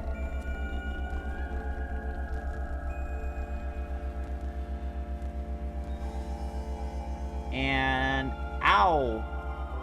Again, burn-in for way too many salves. I need to go pick up harvesting. To start getting witchwood bark. Okay, we're good. Everything is fine. Everything is fine.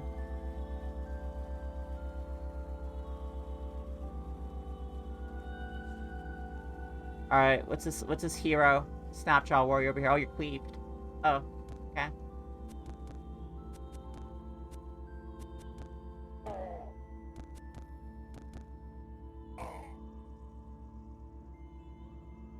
Not legendary, just heroic. Just heroic.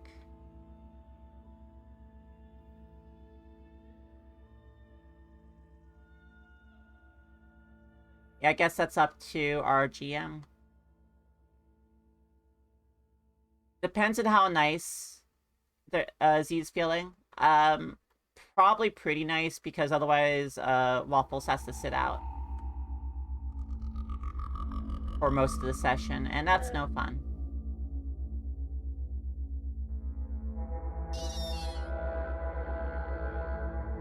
Dwarf just came into town and just saw us shoot a bunch of people and was like, hey, is there any left? That's the setup for a freaking Slayer. Hey, anything else to kill here? Yeah, actually. Oh, cool. Alright, I'm on your side. That seems like a Dwarf Slayer thing to do. What are we killing? Chaos Cultists, I think? Okay.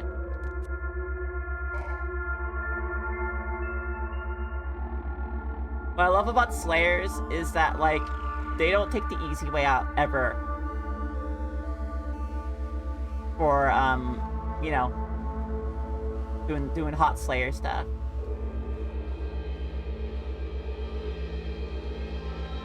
Oh, we're at the docks. There's no bars down here. Like, I think he just got into town. In the middle of the night. As a Slayer does.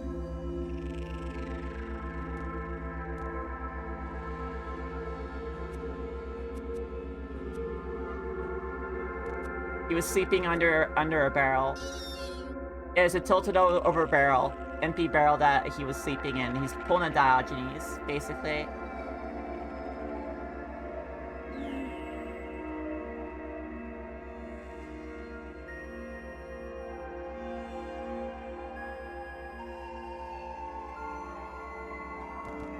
I really love dwarves in Warhammer. Like, you got the very serious dwarves, but also you get the ones that, like, are serious / not really serious. Wow, oh yeah, we're gonna level up like crazy when we get to the stilt, assuming we survive that long. It's gonna be, like, a big bonkers, like, gain. Like, what level are we already? We are, like...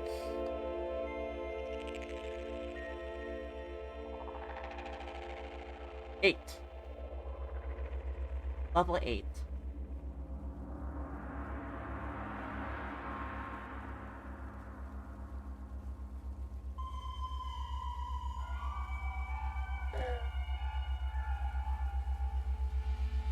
Oh, it's simultaneously one of the funniest jokes, that whole thing, and also, like, one of the most annoying ones. It still makes my brain just scream.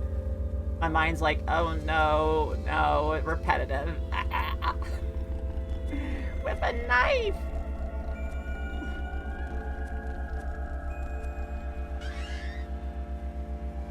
And then immediately a fiend crossbows a guard in the head. Oh, that's not really helping our case here.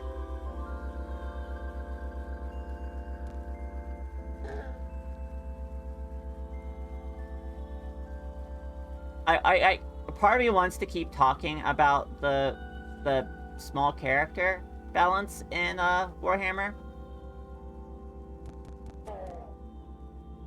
I mean, as Waffles put it, all of the problems of being a small character, just about all the problems are already built into a halfling.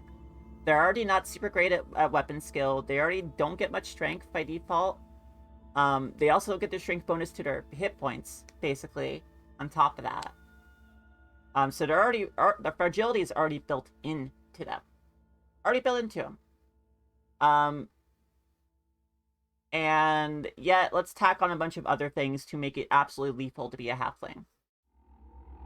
If they wanted to do that, they should give halfling stats that resemble an elf a lot more than they do. If they really want that, then give me some good bonuses in return. Otherwise,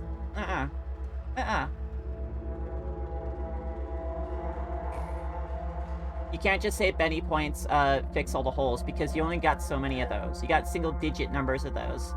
Low single-digit numbers. I mean, Angie's basically 4 feet tall. I rolled max height in halfling, by the way, everyone.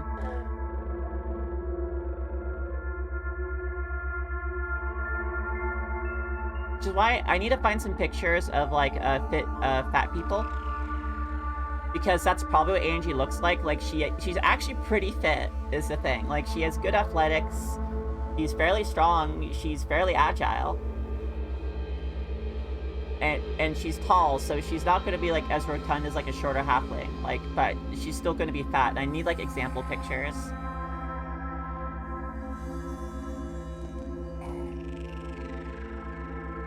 Oh, hey, Carbide Longsword. It might be time to start thinking about that, setup. Oh, right. The one problem we have right now with dual wielding is we don't have a light source. That, doesn't require a hand.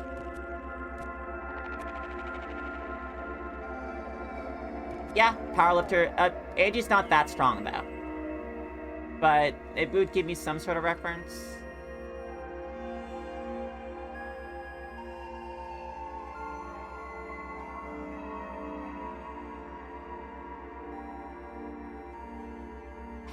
That is 6 cans of wet Have-It-All.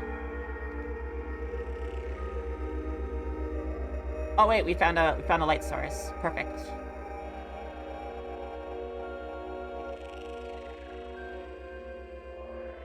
No Jasper. Yeah, this is actually our fix now. I forgot this is our fix. And we have a pickaxe. Alright, so hot Caves of Qud tip.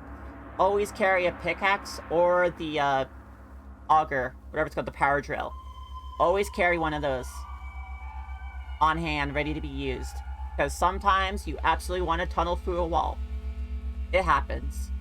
Other times you might find an area that has, like, Jasper or some other gem buried in the wall.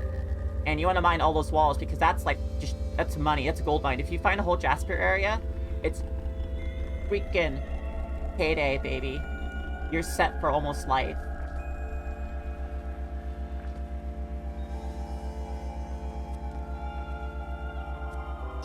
Alright, yeah, kill the bad thing first. Alright, we do have Intimidate and Menacing Stare, if we need to use those. Let's remember we have Intimidate.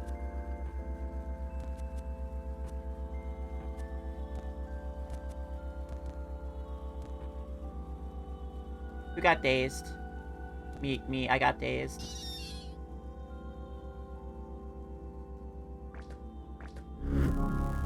Wow. You gave me the last, like, 12 XP I needed.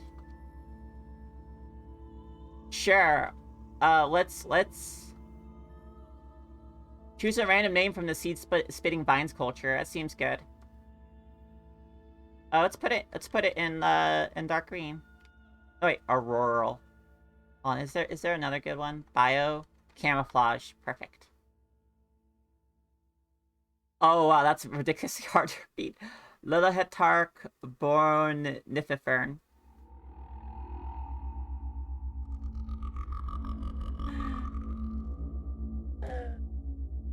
Might as well. That mask is probably gonna save me for a little bit. Okay, I forgot. Is Ape mad? Nope, Ape is neutral.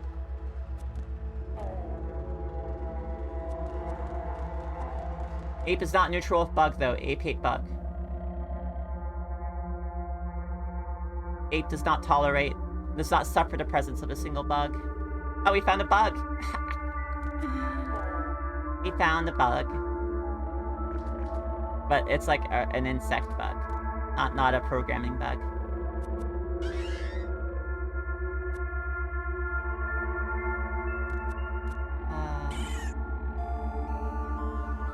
I'm actually having a great time right now. I'm having a fantastic time today. I'm not even, like, really doing anything new in Caves of Qud. I'm just having a good time. Which is nice, because yesterday I was having a bad time. Yesterday, the old mind. The old consciousness container. Well, it was giving me some troubles. Alright, I already got the message here. To the end of the river, please. And thank you.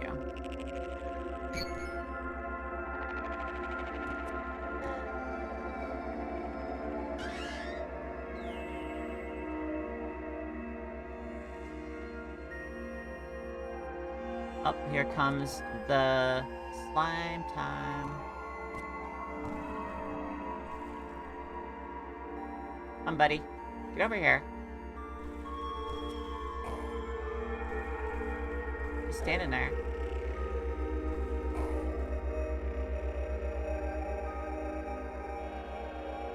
I'll be scanning over all the stuff dropped. I might find some bullets here.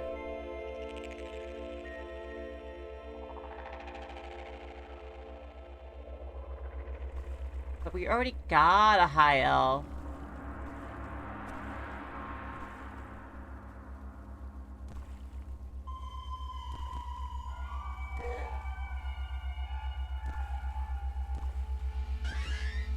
Have you considered a gnome, which is basically the elf of halflings?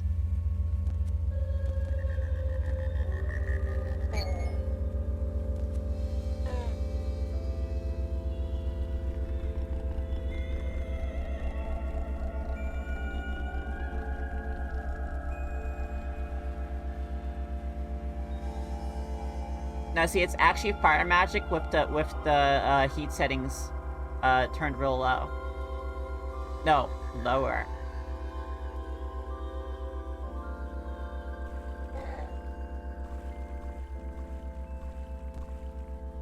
Remember when a bear was a lot scarier?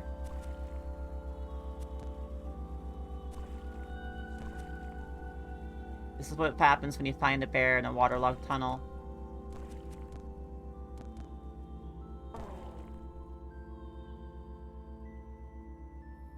Alright, just chill. Just chill. Be cool.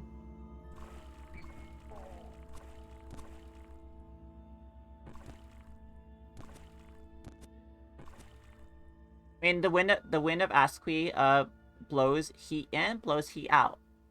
So that makes sense to me, actually. I mean, I was doing a little bit of a shitpost, but it kind of makes sense, actually. It's probably chaos magic. Yeah, Kislev's awfully close to the bad place.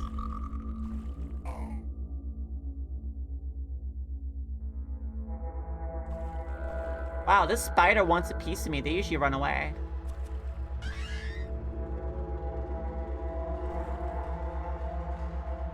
I don't know if we'll level before we leave the tunnels here.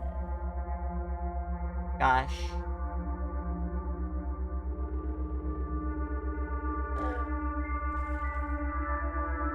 What is this? Is this a throwing axe? It's a battle axe. I have a bullet. Living la vida loca. Ba, ba, ba, ba. Da, da, da, da,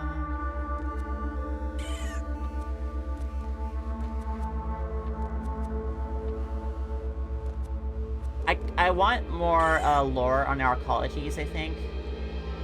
Because some of the names of these Truekin classes are really fascinating.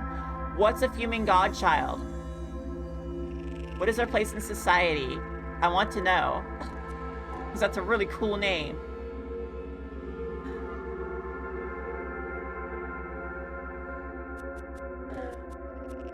Am I like a priest of their society or something?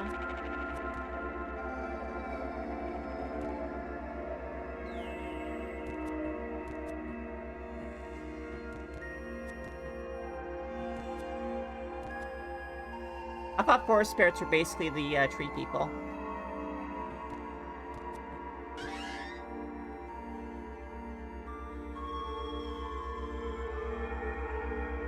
Alright, just a basic toolkit. Oh, wait, hold on.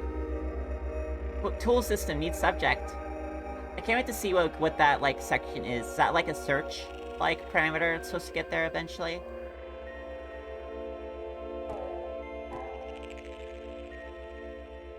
Alright, we have seen our first legendary. You see Skardufulu Offmu. Othmo, the callous Snapjaw Gut Spiller. I love Snapjaw names.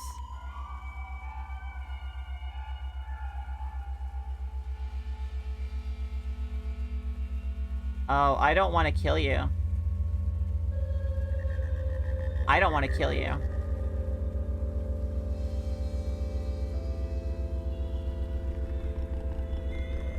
Hold on. Hold on, I have an idea. I have an idea.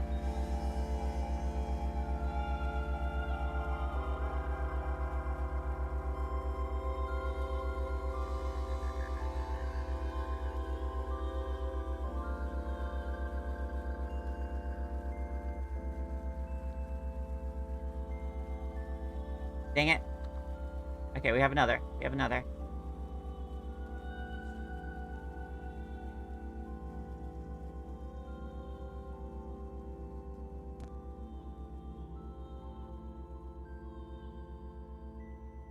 Oh, it broke. Oh, we run.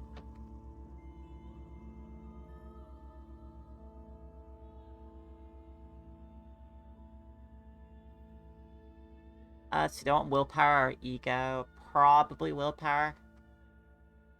I love willpower.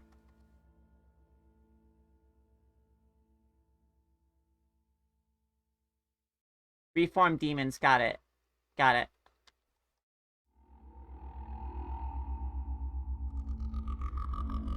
Alright, persuasion. Not quite there. The proselytize.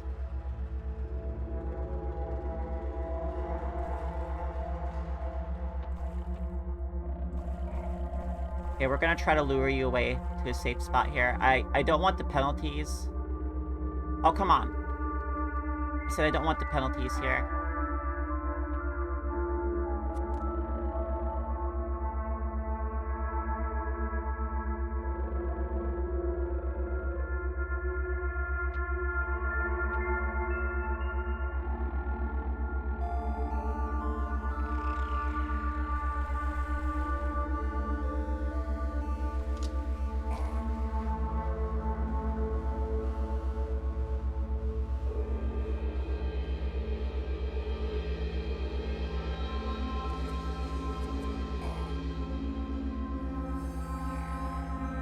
Oh, Warren Bernice. Let's get the Warren Bernice. Hey, and more dodge value.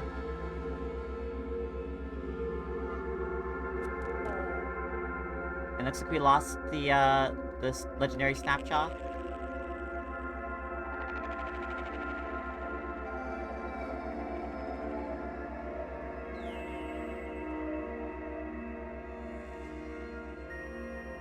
We could try to... Yeah, dryads are pretty vicious.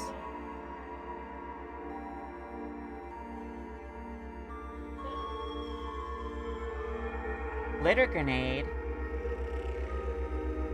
Oh, is that basically our chafe grenade?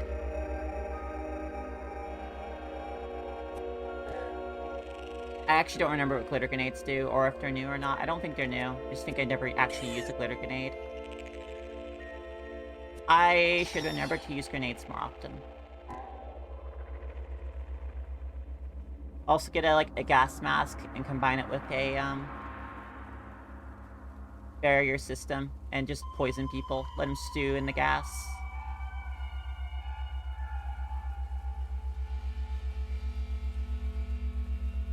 The big tree dudes are more chill simply because it's in their nature, but it's chill for a freaking, like, nature spirit, which is still not chill. Which is what you're saying. I'm just wording it a different way.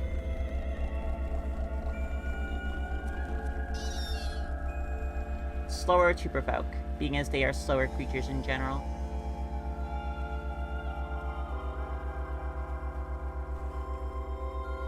Very ently.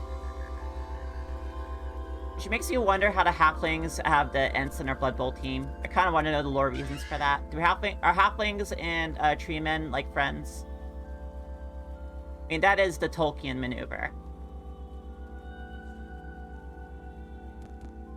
Warhammer actually doing Tolkien fantasy stuff right, and not just putting elves, halflings, and other stuff in the game, but instead like installing cultures and things and habits.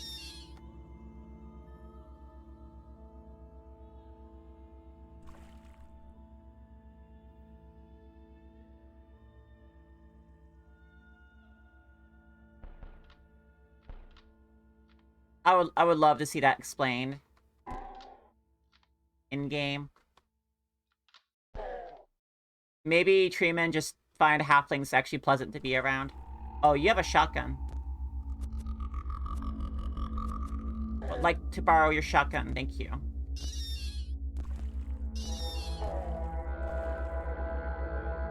Bloody, freezing. A lot of stuff here. Okay, what? Electrified staff. Hit you. And it's shotgun time. This is actually the weapon I wanted this whole time.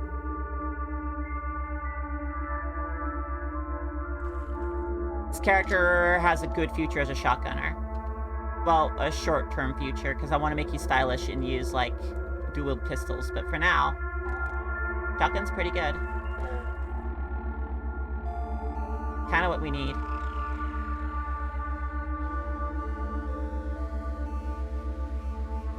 Gipper to second. Do we seriously just have, like, 5 different Gippers? You know, I'm not totally familiar with how the Sultan system works out, if it's by dynasty now or something. Yeah, that's the thing. The moot, yeah, the moot. It's just called a moot, by the way. The mootland was my incorrectness, but mootland also still makes sense.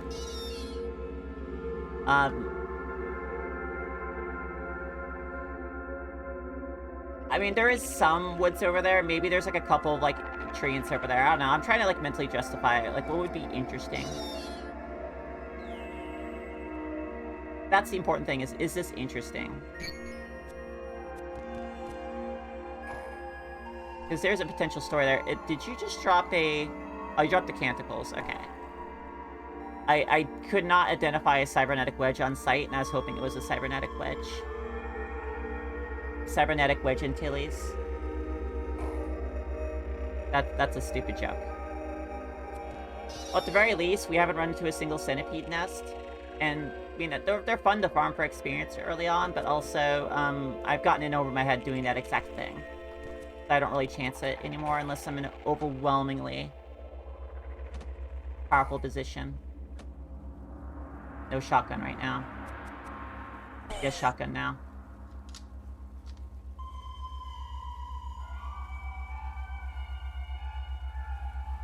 Yeah, that's the thing is, like, why don't they have ogres?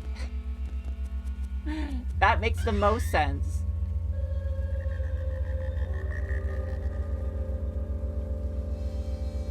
Potentially derived from the same species. Yeah, if we ever have to negotiate with an ogre, I'm absolutely gonna leverage that lore fact, by the way.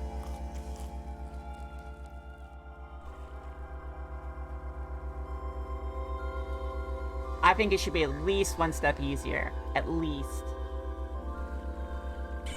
Bonus points, I've actually learned ogre language, which I'm kind of tempted to pick up the ogre language if I get a language option. But also, the maximum continued the elf girlfriend storyline for Angie is to get her etiquette elves, and I might have to specify what kind of elves is the thing. It would feel too cheap just saying elves to me. Like I gotta specify like high elves or something. And the other thing is picking up language, the elven language.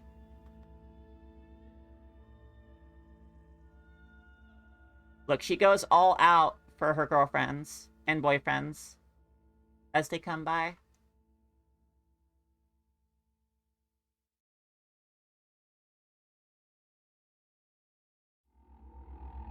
Angie's not monogamous by any means. She's just very focused.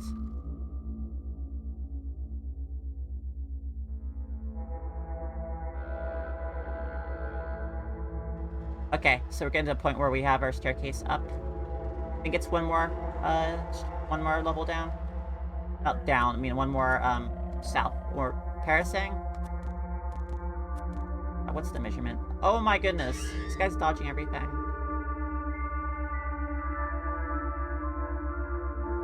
Aww, that's really sweet. That's why they're friends. They're friends because of their stomachs.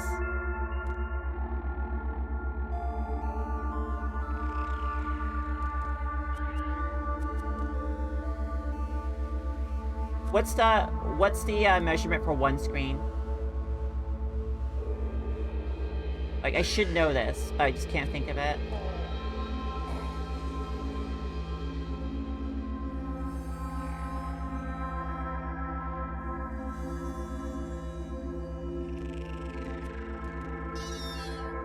Look, last night, a screen? Oh, it's just a screen? Okay. No official one. Gotcha.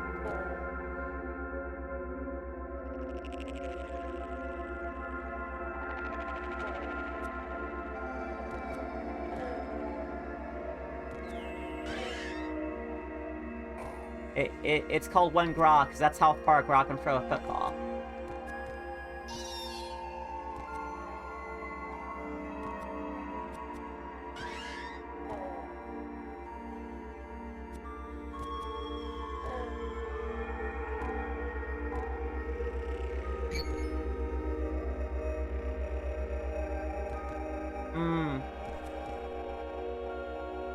Oh, speaking of Grok, hi!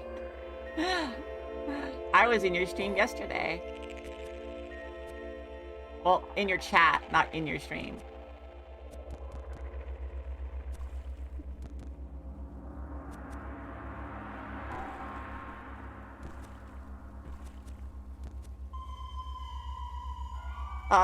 This is a good defensive position. I am unfeared. No, I was just making silly jokes. As I do. Some streamers are into it, some streamers are not. It depends.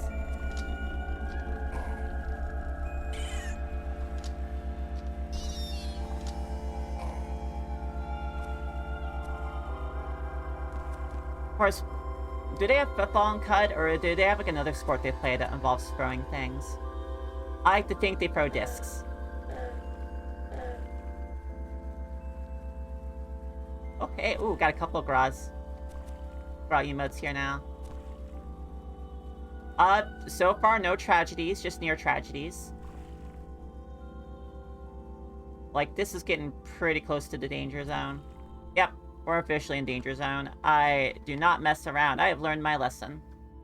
I'm doing, I guess I could quickly show off my build for folk just popping in. But yeah, Fuming Godchild build. I can yell really good and scare away enemies. I need to get my emotes done here. My sister and I have been laboring away at them, and wow, doing tiny pictures is real hard.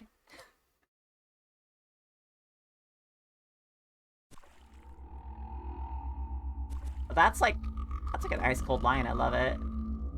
I need to save that one for the Blades in the Dark game.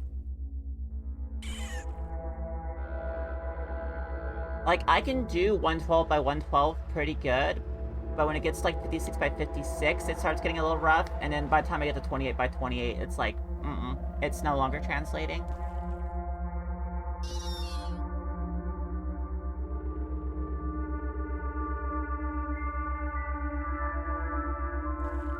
The Bare Necessities, is that the name of the chapter? When you write it? It's you're the Bare Necessity, that's what I love you.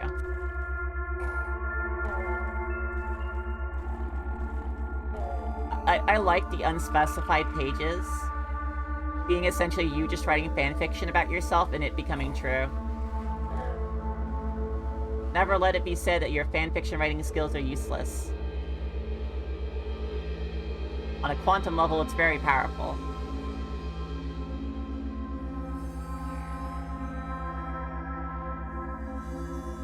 Now, that's just a big pile of weapons I'm kicking over with my foot every time.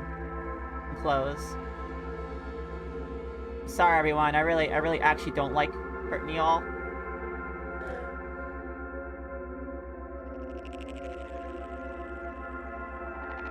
Alright, cool. Another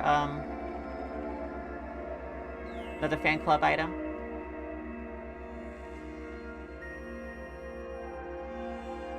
I mean, it depends on the universe you live in, but you might be just a product of fan fiction that's come to life. Anyone here could be that.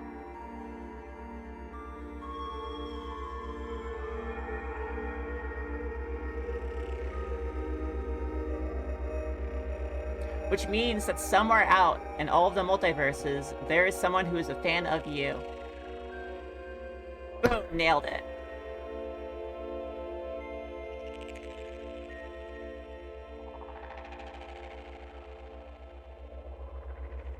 I am way too smug about that.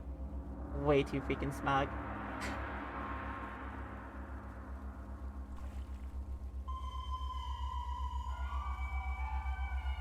Alright, who wants to fight me? I know both of you do, but who wants to fight me first? Oh gosh. No, no, no, no, no, no, no, no, no, no, no. Go down. There we go. Ow! You punched me good. Fair? Oh, you jerk. Flap.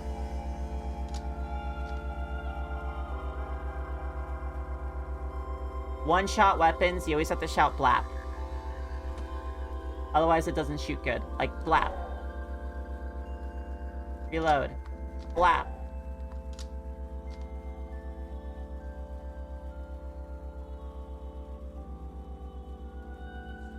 Alright, hold on. Oh, 4. Wow. Look at these wondrous treasures we have here. Okay, we gotta test the crayons. Gotta test the crayons. Wait, I got 2 boxes of crayons? Oh boy, okay. Okay. Draw. What should I draw? Datachrome Apex, I think it's called. I'll just take a guess here.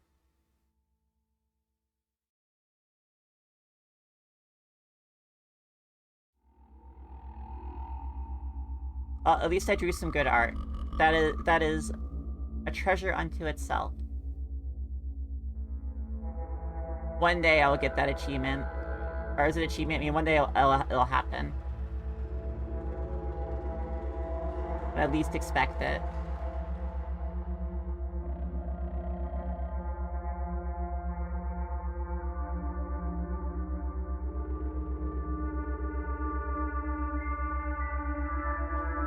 Okay. Far as I know. Far as I know. None of those are nano crayons.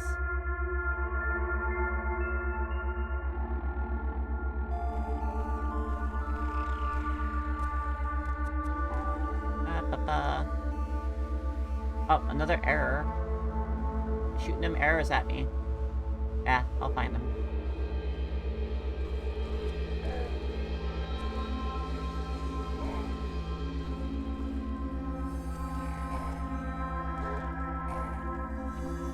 Squinting really hard right now at the combat.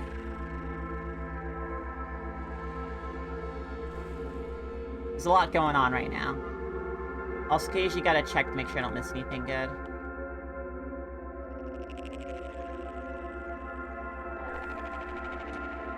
Excuse me. Excuse me. You don't have to hurt me like this.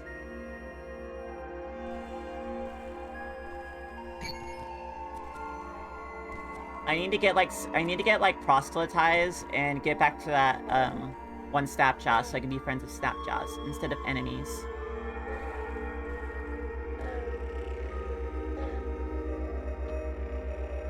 I just feel bad about killing so many of like one species like that. It's like I'm not trying to be this kind of person.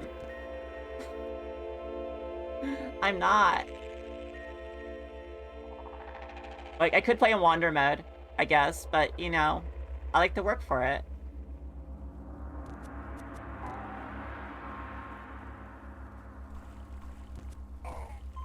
I actually love Wander Mode. I don't know if I'll ever play it, but I like that it exists. Because there are people out there genuinely who do not want to, like, do the killing stuff in this game.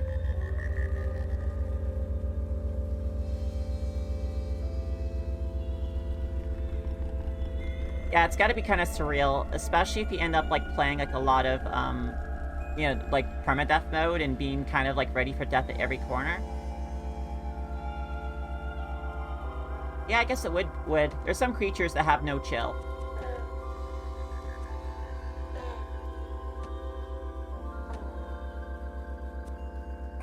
And maybe one day I will get the dang robot reputation, so robots are cool with me, and I can go to the, Yeah, you're just like a historian, just taking notes of all the going-ons happening.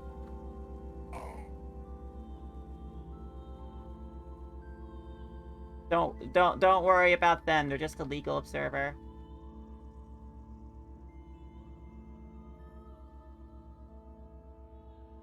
What law? Oh, you know, metaversal physics and all that stuff.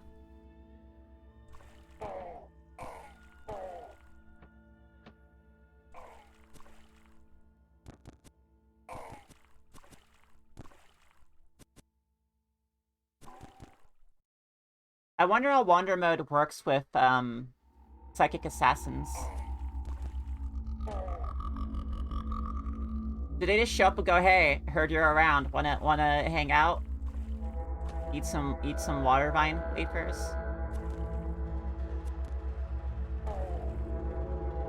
Is your evil twin cool?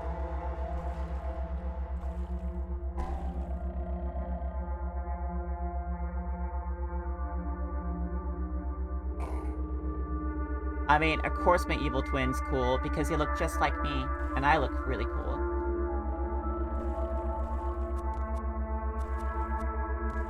I would suspect they're still hostile as well, but I don't know for sure, because I have not tested it. I don't often play, mutants of any sort. If I did, Esper's kind of more my jam, but I've been wanting to do it. We actually get to the end game with a, human character first.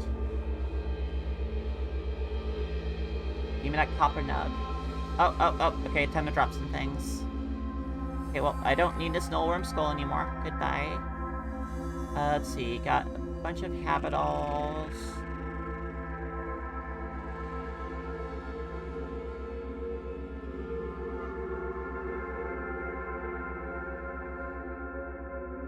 Disassemble you. Assemble you.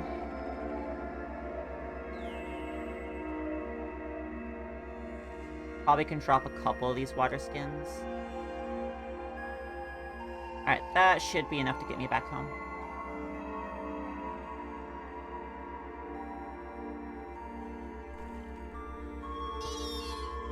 I'm definitely one of those people that loves, like, carrying capacities in games. I love having to agonize over what I carry home.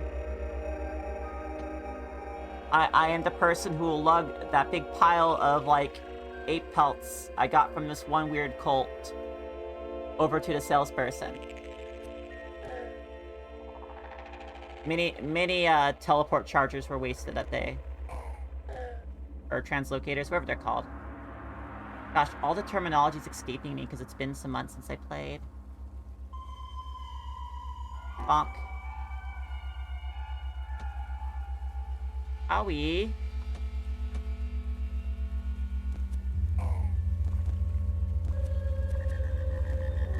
Sorry. I'm about to level up, and you look like you have just enough experience. Flash t-shirt. Oh, not my gloves. Doofus.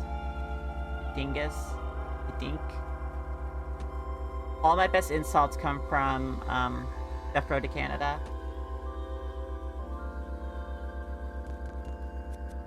Such is the fate of all humans. Though I am not human. I do try to emulate y'all very hard, so maybe I'm doing a good job by becoming a gamer. A really bad job. Hmm.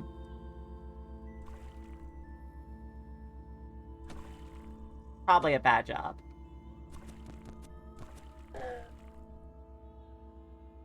The Wet Horn Chameleon to the west. Oh, wow. Yeah. Like he's wearing camouflage shorts.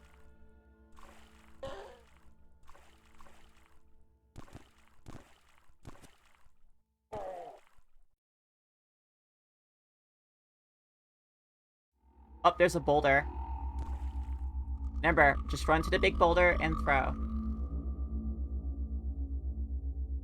Yeah, it's such a strange decision. There's probably some, like, former, like, Games Workshop, like, designer who can explain the reasoning.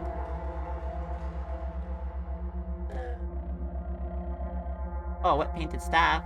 What do you have? Oh, another Gipper too. An iron buckler. Bonk.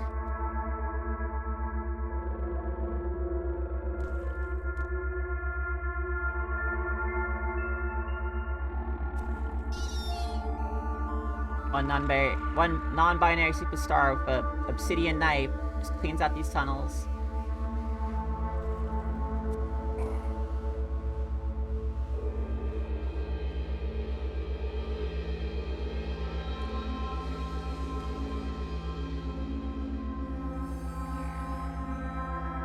I'm serious, by the way. As soon as the Beer Shades show up, Neutron Star is gonna put them on.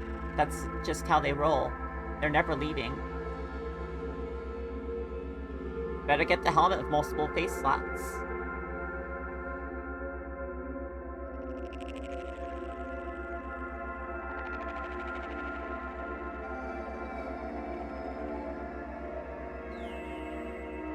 This feels like I'm working out after a while. Going here. Hey, we're back. Back in time to get some wire and other things. Alright, so I can dual wield now. And let's make sure our dominant hand is left-handed. That's my favorite hand. Important to have a favorite hand, I think. Just regular spectacles. Almost. Got my hopes up. Oh, cool. And we got some trade goods to shrink down our inventory a little bit. Give me the shotgun shells. Keeping all the painted stuff for now.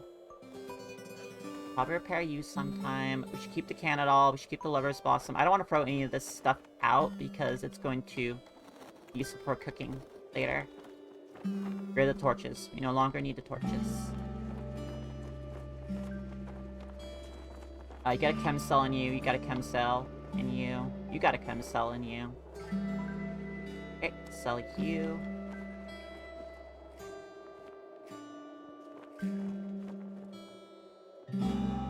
Yeah?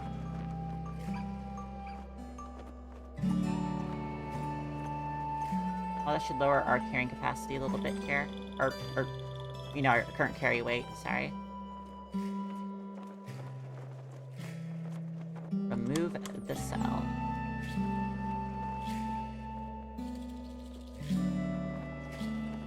Move.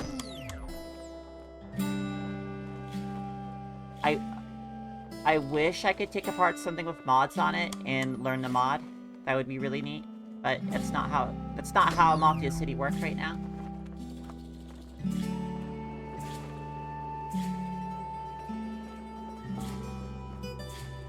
Saving a lot of chem cells, and I don't know. I don't think, you know, I think to some extent you could never have enough chem cells in the early game. Plus we find some like early like laser guns, like pew pew pew.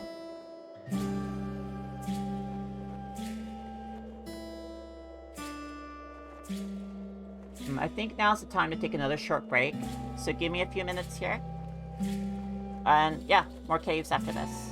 Got like another hour-ish to go before it's time to wind up, but quick break.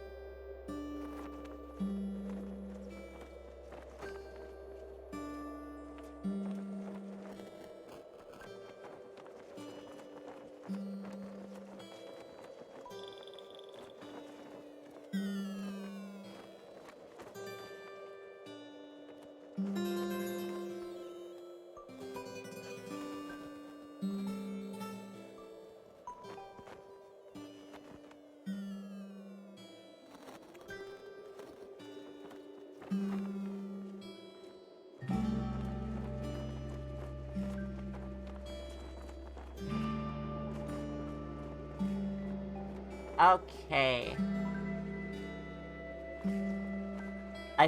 The secret to having a not bad day for streaming is don't watch something sad before the stream. That happened yesterday. It's one of those no kidding kind of statements, but sometimes you just think, I'm fine, I can handle it. I am a big cosmic being. It's not so bad. And then you end up just messed up. Aw, thank you. I was watching the Vine Sauce charity stream and Limalicious was playing a very sad game. There were her specific comment being, oh no, it's an indie game, and your character's going to the hospital. Oh no. And I couldn't tear myself away. It was so sad. Afterwards, just ended up chasing one of the cats around just so I could hug a cat for a bit. Luckily, there's 2 cats around of, like, largely different, personal space parameters, so I was able to find one that was agreeable, at least. So I think I hear her... Oh, okay. I thought I heard her, yakking. Like, half the time when I take a break, I'm letting a cat in or out of the room. But also taking the opportunity to stretch. Even space needs to stretch. Plasma grenade feels new. I like the sound of plasma grenade. I think it's new because the lettering for plasma isn't something I see too often. Oh, this makes me wish I was playing Tri-Hologram. Does it make 3 of you? Sorry, I interrupted mid-thought there because that's new. Oh, is it? It is. Ah, it's such a bad habit. You can see my Discord app. I browse a little bit in between. Thank you. It's a wonderful splash screen, though, at least. My friend Gustav, was commissioned for it.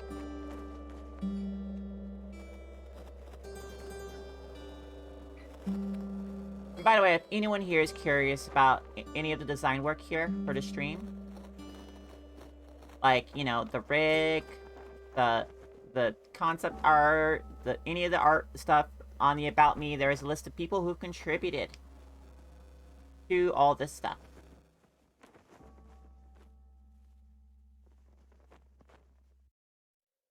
Alright, we're in Archive. Archive, can you please heal my poor rusted solar cell? It was actions, there it is. Oh, that's cheap. Okay. Can you recharge it too? You know, I never had to actually ask you to recharge a thing. Seems a little expensive. I probably want to pick up enough tinkering to go and, like, recharge my own stuff. It's hard to not want tinkering constantly. Oh, thank you. I could have gotten a 2D one, but I don't know why I wanted a 3D one. I just thought that was, like, the normal thing. And then learning that, like, 2D is actually pretty common, and it's like, oh well. I took all of my assistants, COVID checks to get this set up, but by golly, By golly, we got it done.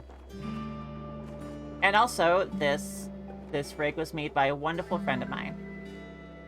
Garbotrash 3D over on the twitter.com.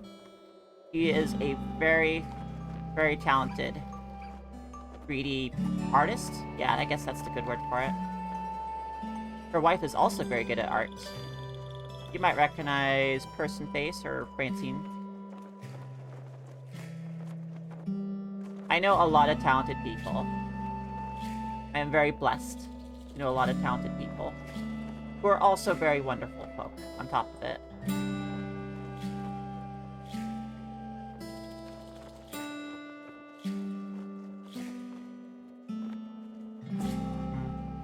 Okay. So we have a couple options here. I think the right thing to do is go and get that wire.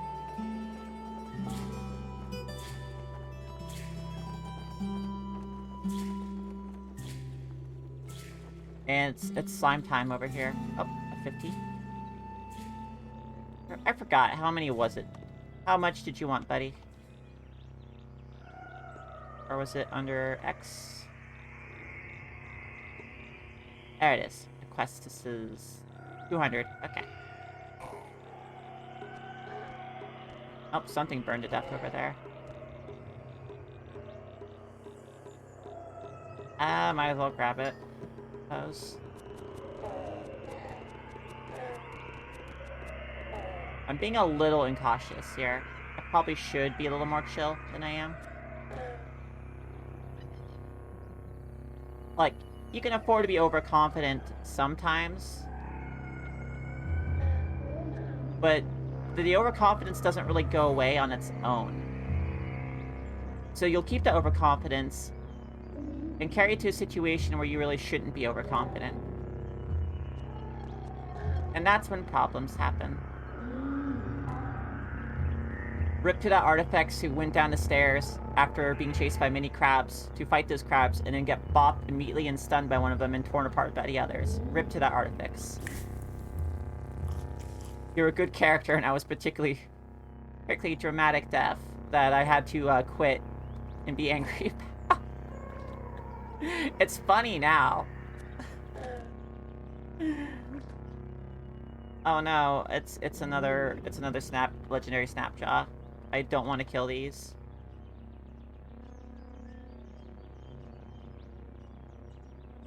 Oh, this is a nice one too. Went to a funeral.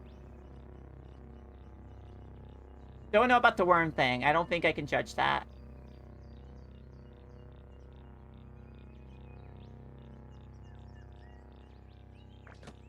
Oh goodness, you had a grenade. I'm actually trying not to make the Snapjaws more mad at me.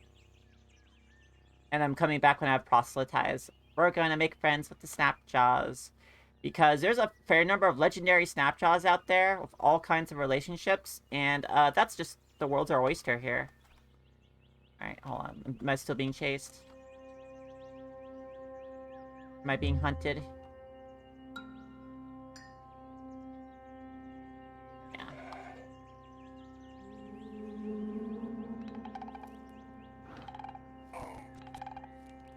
Okay, so neutron star is coming to our little Snapjaw base. Everyone get this purple paint and paint all over yourselves.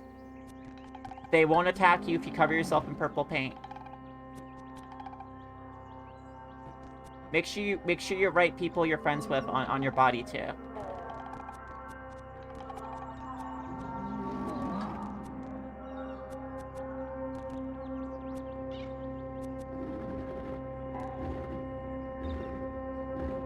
There is a certain, like, kind of, like...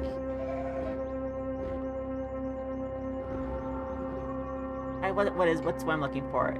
There's a certain logic into playing a big shot kind of character in Caves of Qud, because everyone's heard of you. It's like, of course they've heard of me. Everyone knows I love worms. And worms love me.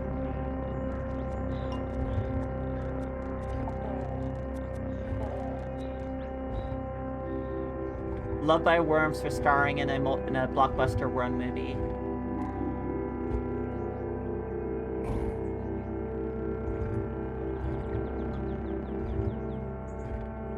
Loved by worms, put away, gracefully squirm across the ground.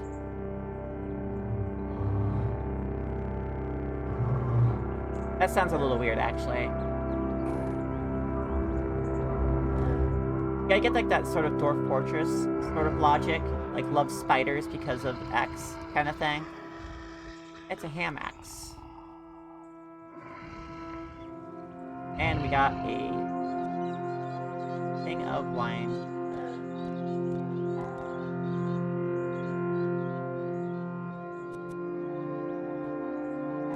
Baboons, it never has to be this way.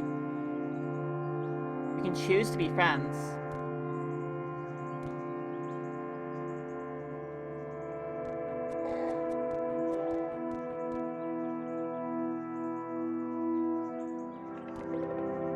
Okay, free kudzu stem. That's a bear. We have to back up our goat friend.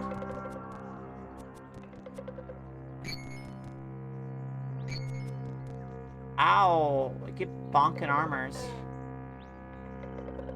Yay! Goat survived.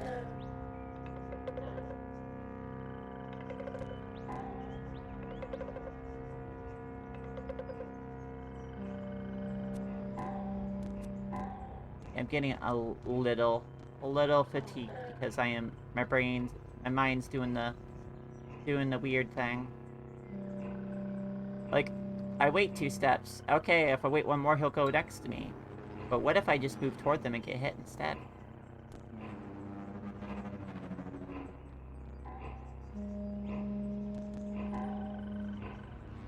Dang, chased down by the goats. Chased down by the goats for baboon crimes. Flap.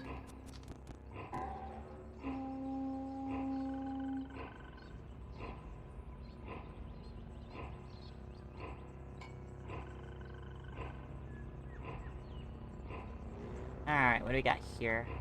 50. Whoop. Now up 101.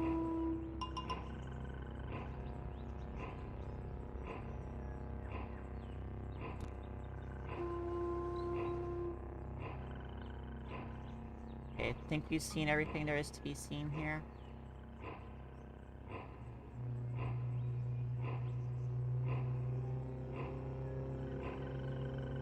Downhill we go. What level are we now? We're level 10 still, so we probably won't get enough intelligence to get our salt dunes. No, we need 19 intelligence. Yeah, that's like 8 levels away before we'll have that, because I'm passively leveling intelligence. If it's not ego, if it's not willpower, I don't want to see it. Not now, anyway. I mean, I do want to see it every 6 levels. Yeah, we're leaving. Go downstairs, see a mushroom. Nah, I'm good.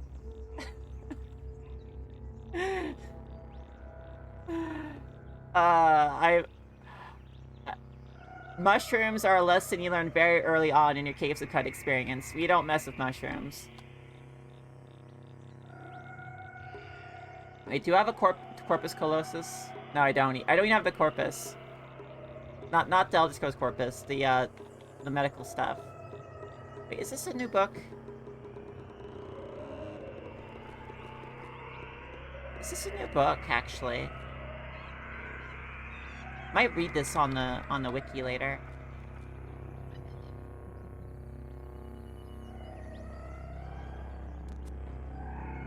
My assistant bought a book written by their late history teacher. I looked through it earlier and just kind of head started spinning a bit. It's like when the language is heady enough, like you appreciate it, but sometimes it's a little much. It's not bad writing. It's just sometimes your mind don't want to keep up.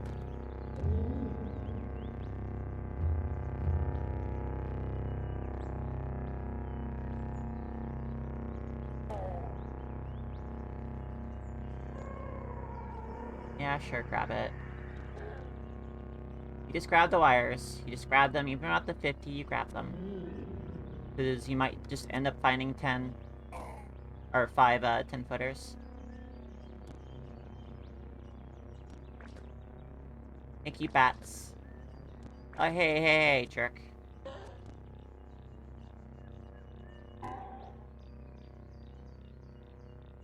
Sure. Oh. And a weighted hand axe. Well, that's electrofuge. Nope. Too dangerous for shotgunning. We'll hit our goat friend. Sorry to say that, but in the goat versus dog fight, I am siding with the goat. I apologize to you dog lovers. I've chosen my loyalty. Oh. Hello. I mean, this chest in general is pretty nice. Hello. Sorry, shotgun. Desert rifle is my new friend. A new best friend. At least till we start getting revolvers. And we still haven't seen what we rolled on 6-day stilt for our shops. Yeah, that's why I grabbed the 10s. Goat versus dog. Goat versus god. I mean, also siding with goat.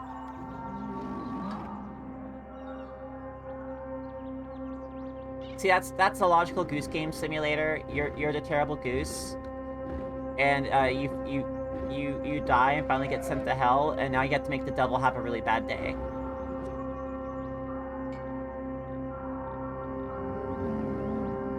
Until the devil just lets you go back on Earth. So you're just a goose with devil horns now.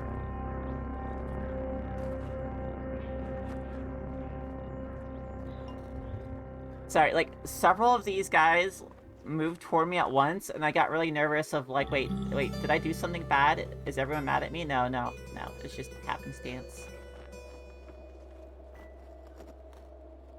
What did I do? I don't understand the story of my life.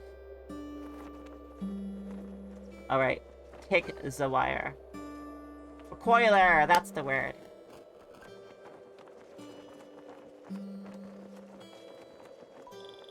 Okay, buddy.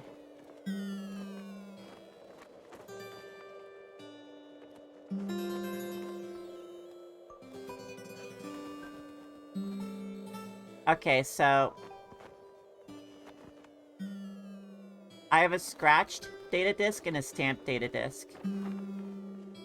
And I still don't know what the scratched one's for.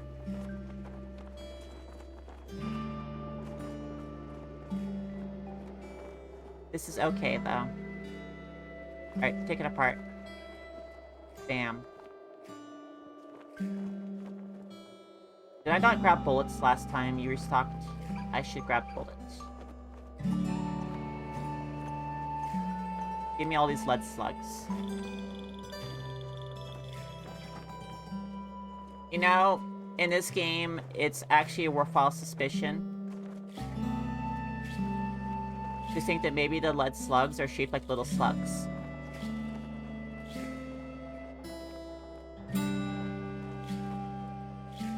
It's not an unreasonable thing to think.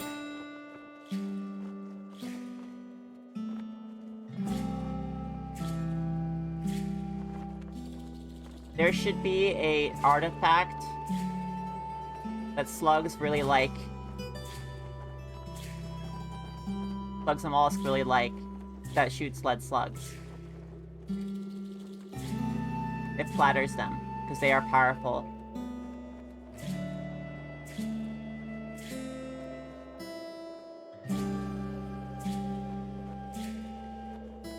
If I won a contest to make a single item for Caves of Qud, I would not think about it for very long. I would think of something really silly. And good, but also silly. Like, I will not carefully consider it. Beyond, you know, the important things to consider. That's 40 pounds of trade goods. I would like to consolidate that. Okay, so we don't have Navigate Salt Flats right now. But we do have wayfinding. And we can move through the canyons pretty easily, so let's go stick at the canyons, actually. Right, these are canyons? Yeah. Sure, let's mark the ruins. Green spheroid Suba. Leave before we get noticed. Start marking things. A village already? Alright. Let's go see what they have for sale.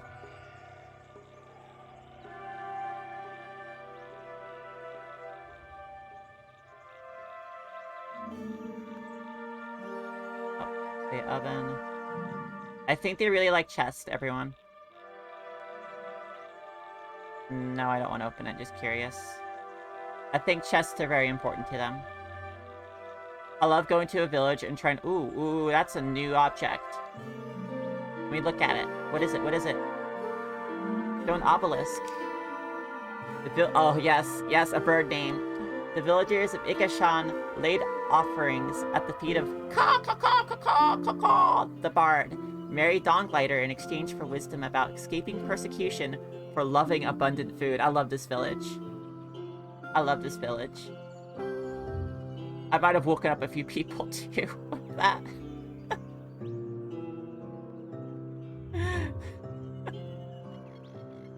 Alright, you know, I should see if I can talk to that lovely, stag or whatever it is.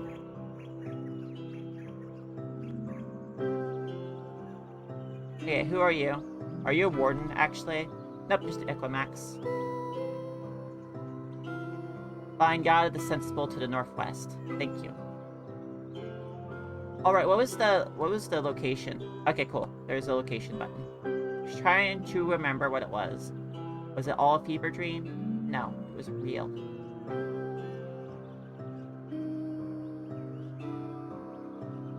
This is obviously a special one. Musculature of the strapping, tranquil beast is so pronounced that she looks as though the muscles themselves might burst through her rich auburn coat. Great tufts of white hair surround her massive hooves, which she rears every so often while she grazes.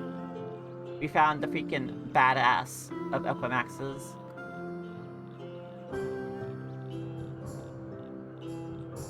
Okay, it's just one work. They always tell you if there's more than one person. They like chairs, too, maybe.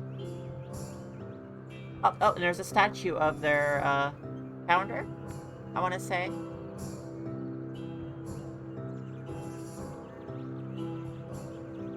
Dawn gliders are wonderful because I love sneaky things. They call it all you can eat. Why did they have to, kick you out for it, you know? Why did they have to lie like that? Especially when I could end up with, 400 wafers in my pocket in this game so easily. You know, food seems abundant in Qud. Why, just a person can go out, start a campfire, and cook anything they want on it. And eat. Food is plentiful. It seems prudish to limit that. Okay, hold on. No brother shall be eulogized in Ikashan without lifting a cup of soupy sap and proposing a toast to escape persecution for loving abundant food. I love this place. What a good town. They just love eating food here. Warden drinks near serpents. Hey, buddy. We got some lead. I'll take your 2 lead slugs. I'm watching you, Drifter. I'm watching you sweat. Extreme, Elder Scrolls voice. Not bad. Not bad. I'm okay with Haida being a little mad at me. Yes, Kari Warden.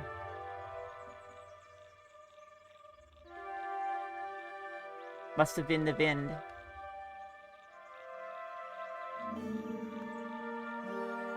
Are they sensible? Yeah. Do you have work? Sorry, we gotta read the quest dialogue. These are always really good. Friend, we've been reading the village annals, and we learned about a nearby location forgotten to our people. Flattened remains. What secrets might this place hold? Shade and Biddle? Graceland? Shrine to Caw, the Bard? Mary Dawnglider? We must know. If you can pinpoint it for us, he'll pay you for your work. What do you think? We hear it's located somewhere between 5 and 9 parasangs east of Kippa. Yes, I'll locate it somewhere.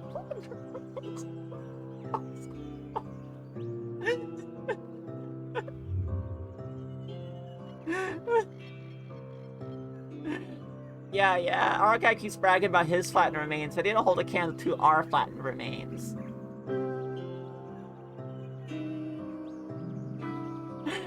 Honey, it's 4 p.m. Time for your remains flattening.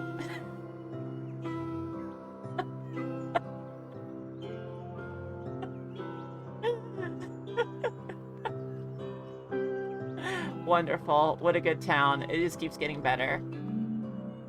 This is easily top 3 of random towns I've seen in this game. Alright, we gotta see if there's shops around here. There's always shops, right? There's often shops. We'll head to a clay oven, actually, before anything. Village Mare, just a legendary Equimax.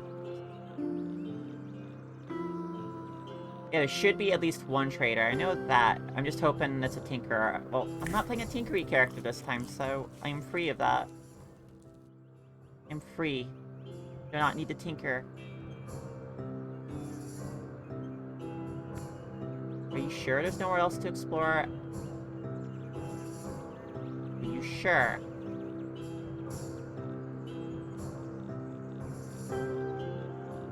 Well, if there is a tinkerer, a trader, they are hiding behind something. Anyway, we haven't checked with you. But you would say if you had, like, a shop somewhere. You get nothing to trade. I'm wondering if I should start chiseling through a wall or something.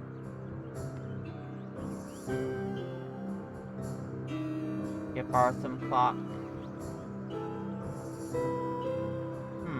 Mysterious. Let's do some exploratory digging here, shall we?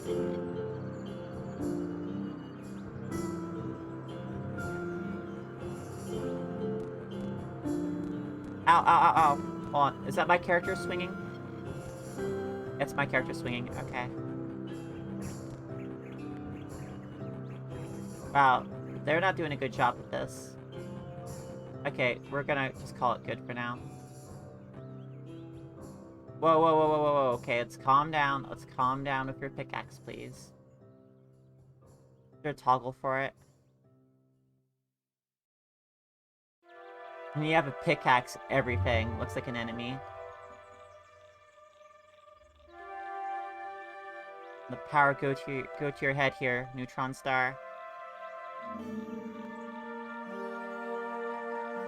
See, this is why miners become miners, because they know the power of a pickaxe. Maybe I don't think traders pop up in the outskirts, do they? No, they don't. They've always been, like, in the center of town.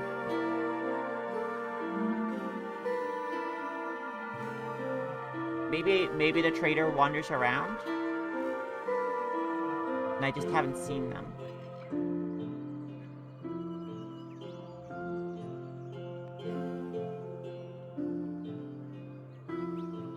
Seems possible. Okay, no stairways leading down. Okay, to quit bopping the wall. Quit bopping the wall.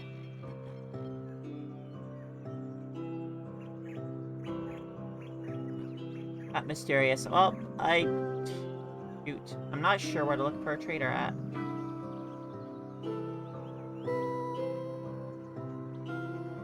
Go to the stone. Okay, your pathfinding kind of had some problems there.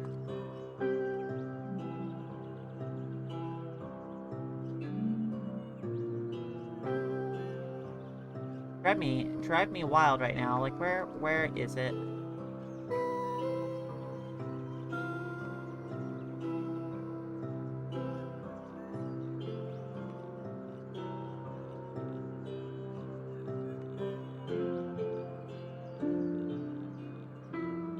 To be sapped. That's the town speciality. Where did they get their sap? I don't know. What is this? Hi, catch basin.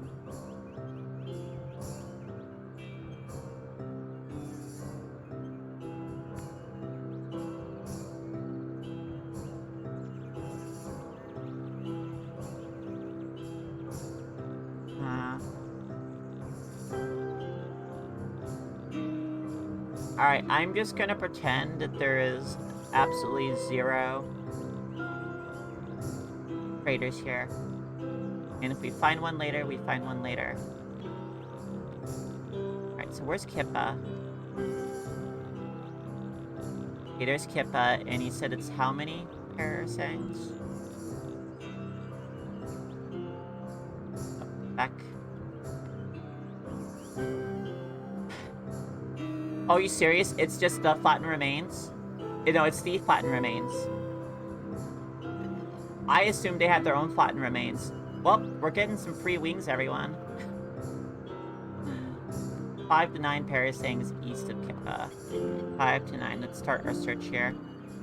It's always in the center of the parasang, too, if I recall.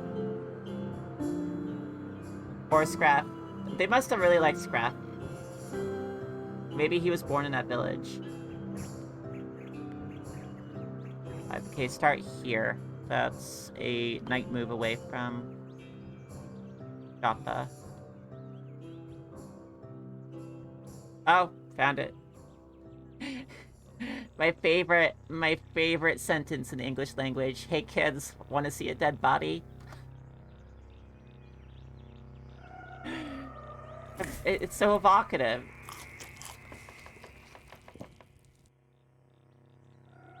I brought some sticks. You'll have to find your own. These are good poking sticks.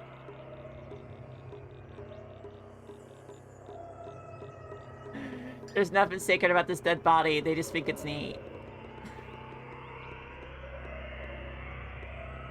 That's my favorite part of Night in the Woods.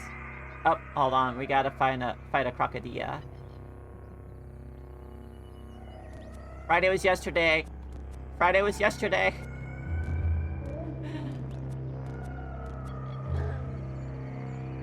Yeah, poking the arm. I try to get the oh. Found him. I tried to get the achievement for squishing a bug with a stick and couldn't quite land it. Oh, wow.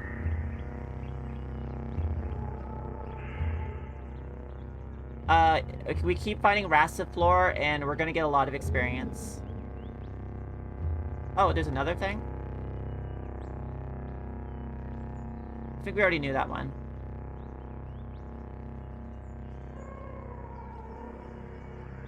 Oh, is there no Icarus wings here?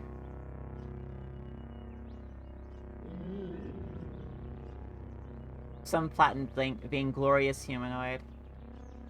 Were the wings removed? The wings were pretty powerful. Probably auto-yoinked them. That's what I'm thinking, maybe. Let's see. Oh, yeah, I did. Awesome. Okay, I was gonna be sad because I love these wings. They're not the best, but they're just good enough. Now we could cheese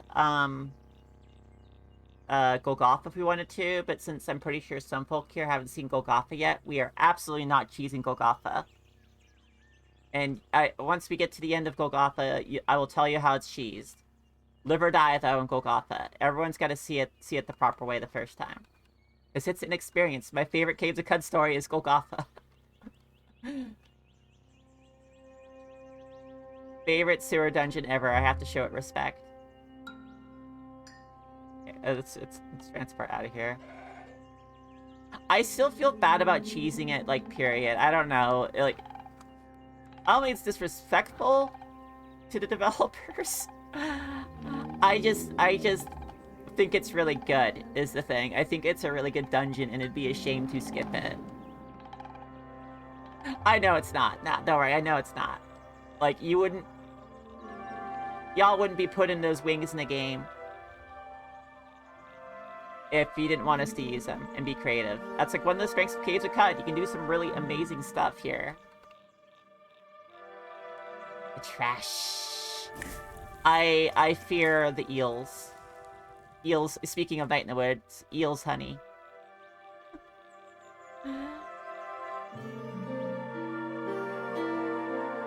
Your little alpha symbol right now. What's up with that? Oh. What? How are you flying? Oh, you have wings. You have wings. Okay. Okay. No wonder you're, like, friends with, like, a winged serpent.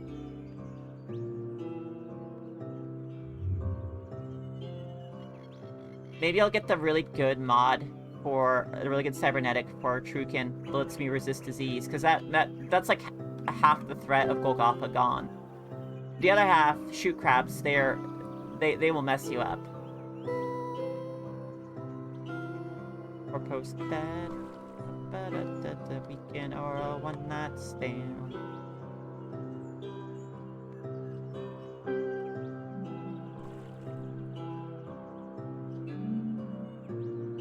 Hello, village mayor. I have found some platinum remains.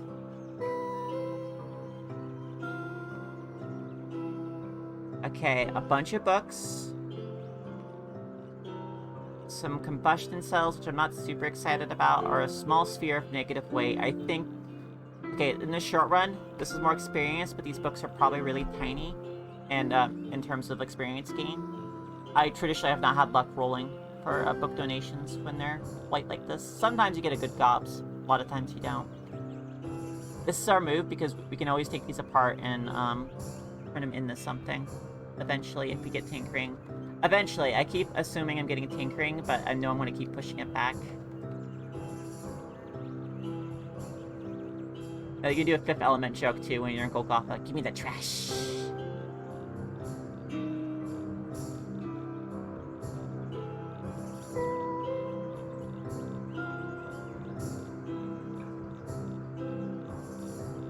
So, something to point out here. Of all the times I've gone to 6 Day Stilt,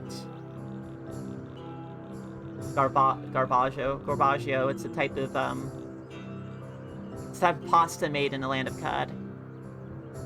Of all the times I've gone to 6 Day Stilt, most of those times it was with a really smart character who could pick up salt, like, you know, salt dune navigation, no problem. But for the characters who didn't have that, I would, like, just bulldoze my way through the desert and get lost. This is the first time I've simply walked along the canyons. And not gotten lost. Yes, the carbide chef. I have not mastered the art of chefery yet. I need to. That's like a priority here. Alright, let's get our free quest. Thank you. Welcome to 6 Days Stilt. Here's your quest. Oh, by the way, who are your friends with? Oh, just the Templars, and, might not water bond with you. I don't care about the Templars, F them. Villagers, I can take the hit. Mysterious strangers, though, nah. Fire Frond. Wait, there's a Fire Frond? I am looking for work. Very well, I'll go to Byla as you ask. I got Yonder Cane, the Munchon.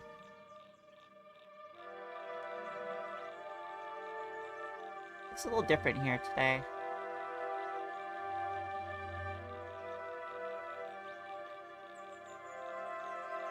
Aliens. The Alien Mouse? Wait, are Mysterious Strangers aliens? I mean, Caves of Qud is ruins built on top of, like, you know, part of an intergalactic, like, civilization. So I kinda assume most of the species here are aliens. Ah, it's just headcanon. It's a good headcanon.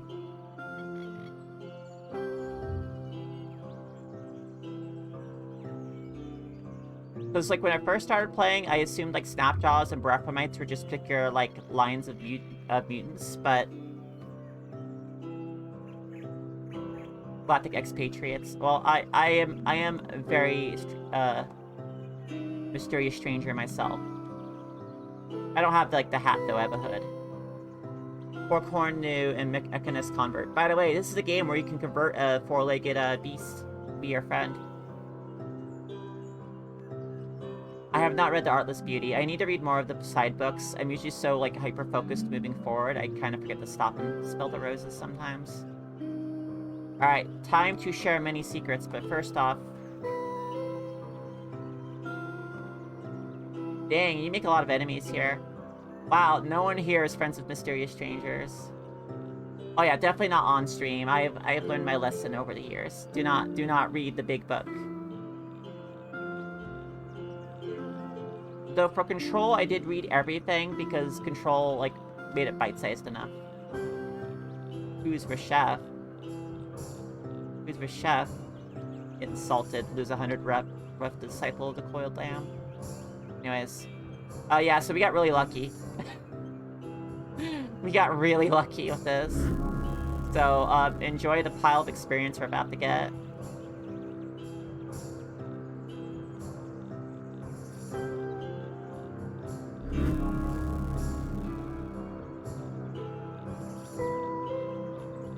Good stuff. We are level 12 now. We have a bunch of experience, and I think that means it's time to grab some stuff.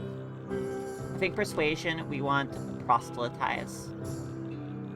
And we are just short of getting Berate, which will make it easier to do a lot of our abilities. So let's wait until we get Berate before we start hunting down the Snapjaws. And that's how we're gonna hunt those Snapjaws down and make them our friends. Oh, that's a... Glomoth. Yeah, these Glomoths actually kind of terrify me. Alright, what is our bookkeeper, librarian person looking like today? Actually, pretty... normal? Yeah? That's the most normal Sheba I've ever seen.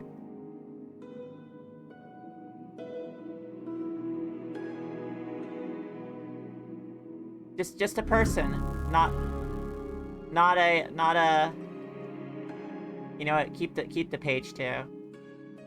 We're gonna make sure that, like, King Tincturus Minor is forever enshrined here in this library.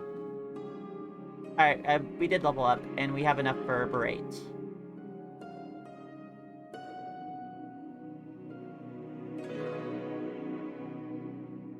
Watch me never get long blades and just keep using short blades, though I am dual wielding now. Did I get long blades yet?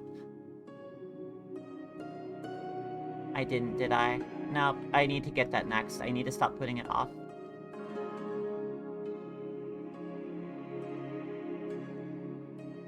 Alright, we need to check who you are friends with. Well, I don't anticipate making friends with trolls, and I don't think the Coiled Lamb is going to get hostile, so we're gonna take it. Hit a Dead Lightseeker. Offer your Chrome the Shekinah. Like, I've had to read so few of these actual names out loud. I'm still, like, trying to piece it together. But there's still a very good group of people to make reputation happen. There. Have a secret.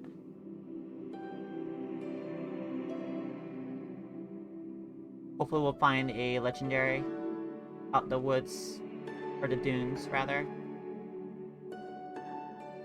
Up, still running through the Fractus. Gosh, like a few big patches ago, the Fractus used to be just constantly covered in blood because everyone didn't bother going around it. I assume it's like basically a tradition over here, is that's what waters the Fractus, is all the blood you shred on it. Okay, we got shoes. Boots. Fine. I mean, I get it. Sometimes I'll just take a shortcut through to practice, too. Oh, wait, I'm not close enough. Ooh, Scarlet Shawl. Worth many style points, not worth so many other points. Let's... That's just the Coiled Lamb points. Yeah. Go play in the practice, nerd. Then that one kid at the still just said, okay, and immediately just rolled through an entire patch of practice. Just took off their shirt and started rolling through it. And from then on, all the other kids, like, that was the boss. From then on. That was the leader of the pack. The previous leader stepped down willingly. Awed by such a display.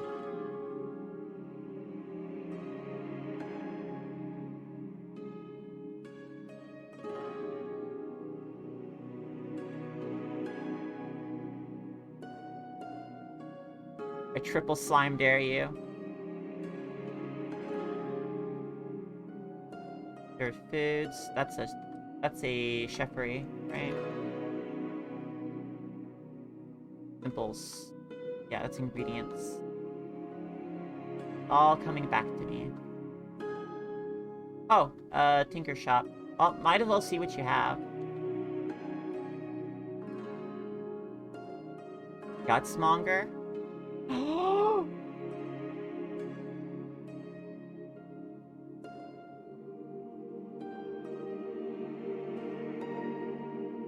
I am very excited. I'm very excited to finally find an implant. Yeah, I'm like, oh, this is a new person. What's a Gutsmonger? Oh! Hello, hello, hubba, hubba, hubba. I love it. Alright, let's see. Anchor spikes. Beautiful visage. That might be fun for Neutron Star here. Because they are a star. Bionic Arm, that's just a strength bonus. Always good to have, though. The gun rack's the real treasure here. But I don't really have enough guns to use it properly. Navigation system.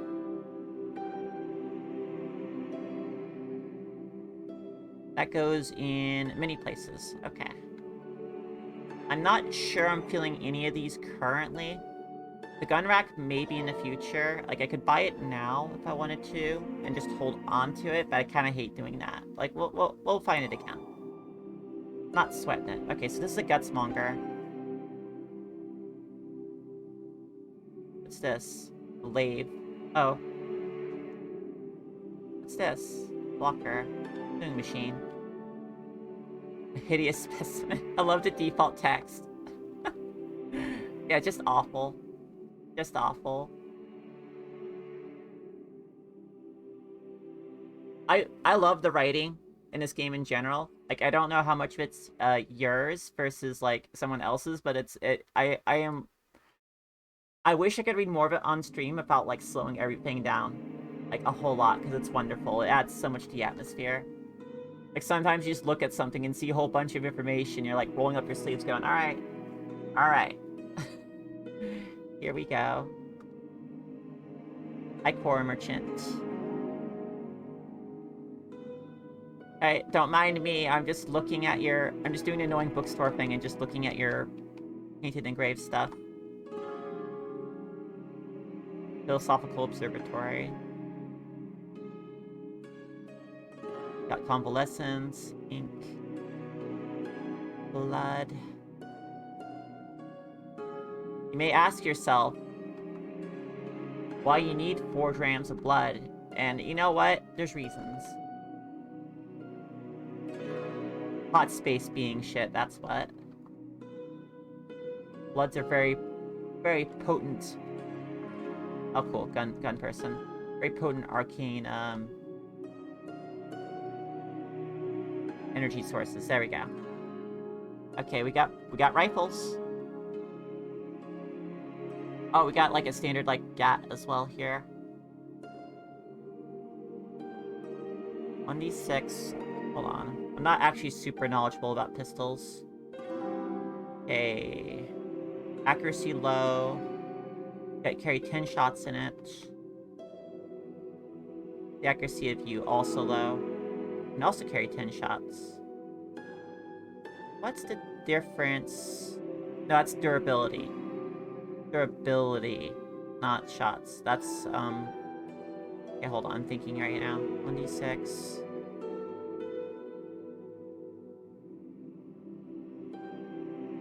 I think you just carry more bullets. I think you're otherwise the same.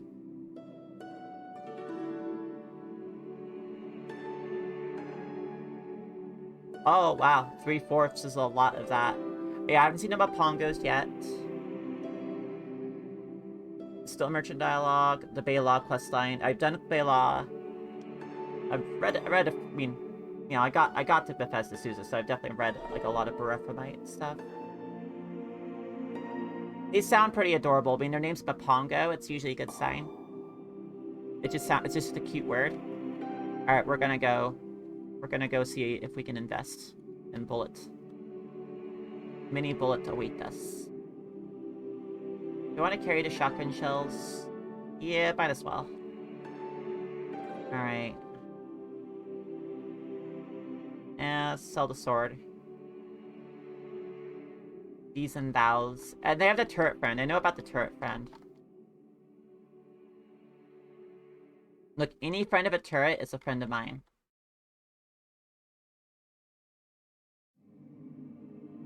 Okay, let's see. Copper tabby figure. Actually, let's sell the cheaper stuff first to lighten up our inventory space. Oh yeah, we're good now.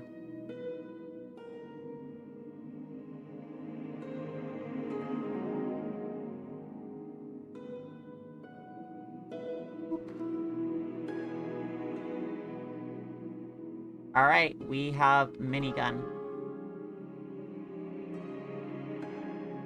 But bam. Disassemble. We'll get gun tech later.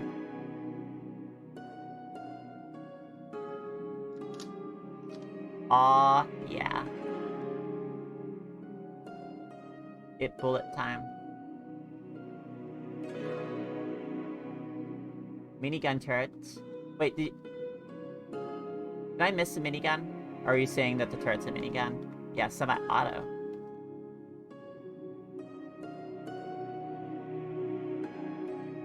Sadly, my preferred weapon, the SMG's not represented in this game as far as I know. That's my favorite kind of pistol.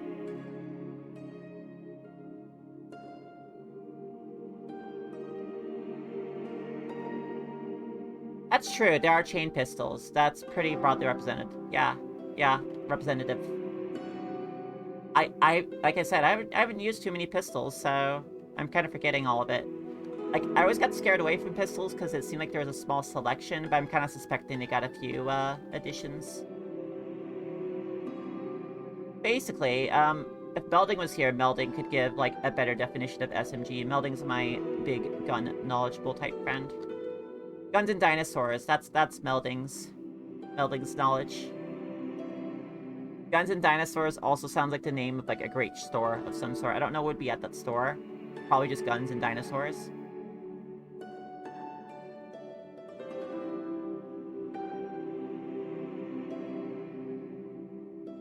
Alright, we're in Brunus. I could get a grassy yurt map.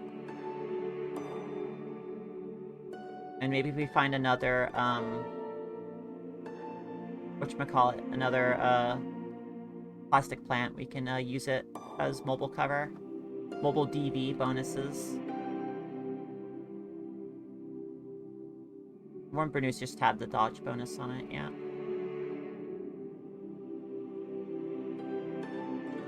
Okay, please remove the Brunus from me. Brunus is a fun word.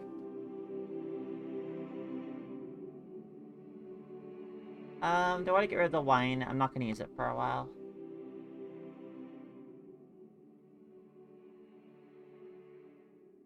Okay, what are you? Exotic liquids. Okay, had a little heart attack for a second. Hi, buddy. Just a novice.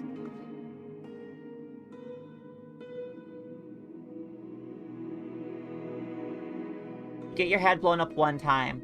one time in Caves of Qud, and suddenly you're just terrified of all the Seekers of the Sightless Way forever.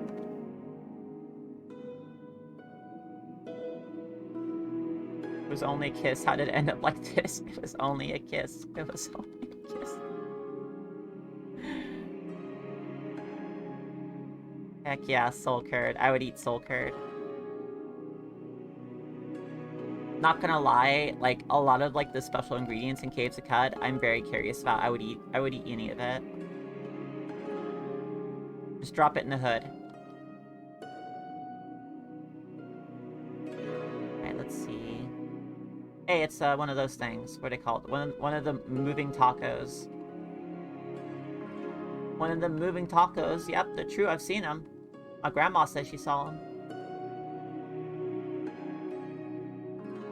Oh, that's a... I think that's a new, little buddy. Hi, who are you? Nope, nope, you're an old buddy. Limbs like fur-dressed spindles spring from his slender frame across the brachiated world. One eye breaks the plane of his furless face. A lack of depth perception would inhibit his throwing efficacy, or he not able to triangulate his viewing plane with his duplicates. Oh. Oh, that seems cool.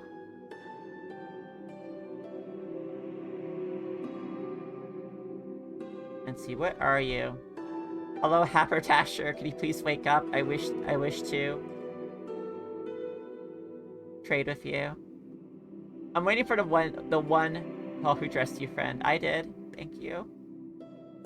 I'm waiting for the one time there's just one specific NPC when I try to wake them up to go shopping and they get mad at me. It's gonna happen. Were you raised in a barn? No, I was raised in the caverns. Build your own artifacts. Now that is a gut spiller. Or guts monger. Gut spiller is something different.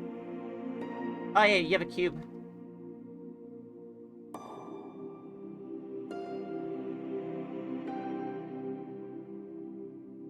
Carbide hand bones, always good if I was doing that kind of build. Force modulator, that's a really good one, isn't it? Yeah, walking through force fields seems like potentially something I could want.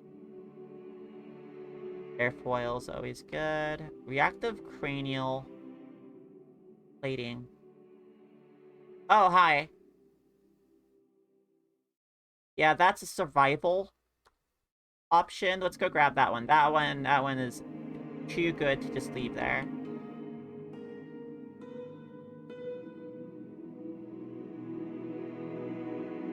We found the good stuff.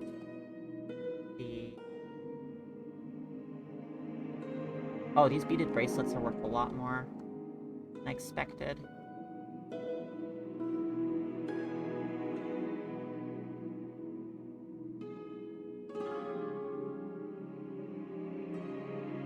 Oh wait, one more. There we go. We have a decent glut of stuff to get. Now I haven't seen. I love carbide hand bones. Now I haven't seen anyone of them sell credits, cybernetic credit wedges yet. But those were never the thing I was sure on. They'll come when they come.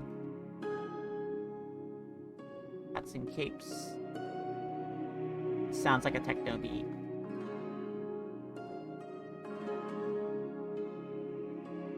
Hats and capes. It's the alternative to boots and pants.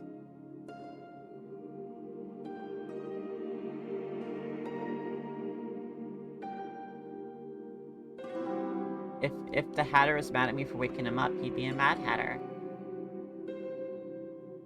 I have a mining helmet right now, don't I? I'm kind of occupado for now. Not that there's anything in there I actually wanted. Is that an empty tent?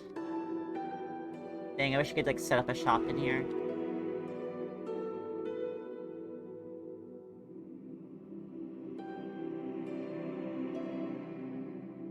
The still life seems really interesting to me. Like, you go run a store in a tent, during most of the day, and at nighttime you get to sleep around a campfire with a bunch of people you're friends with. It's kind of a neat life.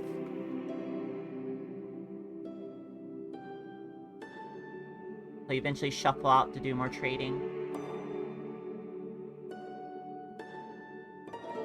And livid creeper disguise? Oh, hi! Hi, this might come in handy.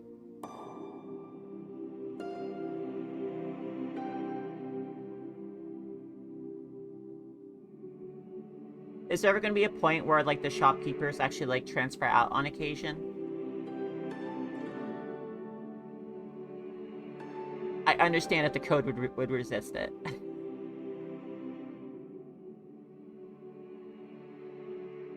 Not before 1.0. That's a future. Yeah, I'm trying not to ask you too many questions about development stuff, because, I don't know. It feels rude. I'm interested, but, like, plans change. Precision Nanon Fingers? Excuse me? That's a new item. Expensive, too. I probably couldn't make it, even if I had the skills.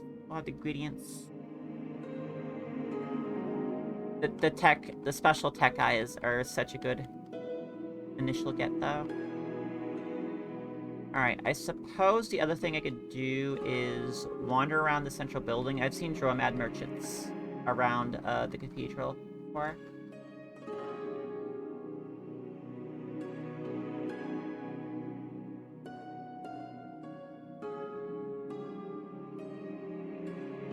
The big thing I am hoping for, but I think it already got answered by folk, is I'm hoping that, like other species and robots become playable eventually. But there's always so much to do for, like, mutants and, like, Truekin right now. I understand it'll take a while before you want to put more on your plate like that.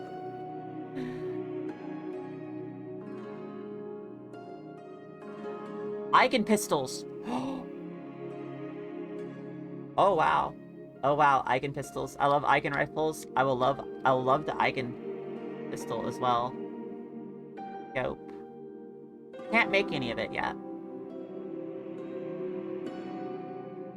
Oh, yeah, that's definitely, like, that seems like good DLC feel. Yeah, the question I'm trying not to ask you is how far away 1.0 is, because I could already imagine Brian getting that far away look in their eyes. That's a warrior's burn melding. It's a warrior's burn. Okay, so that's a new item as well. So melt. Oh, wow. I'm excited about that. This game's been in development for, like, over a decade, right? Like, almost 2 decades? Yeah, like, a year away is... I mean, delays happen, but even being able to say a year away is, like, a lot.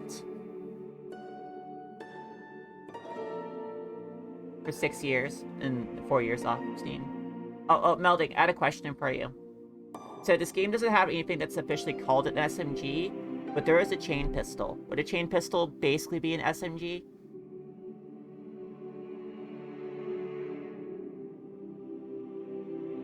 You're a gun person.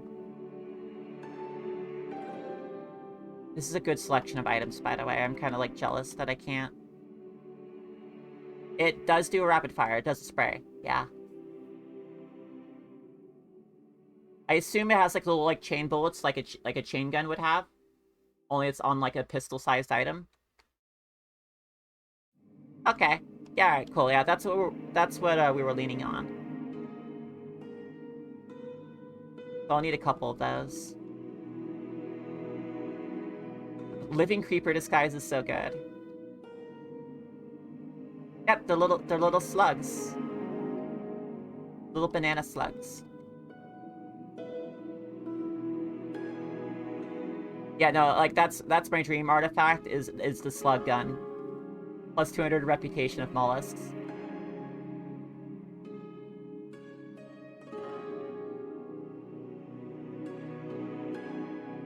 It doesn't shoot lead slugs, it shoots tiny actual slugs. It has special ammunition. They latch onto enemies. It's a bad situation.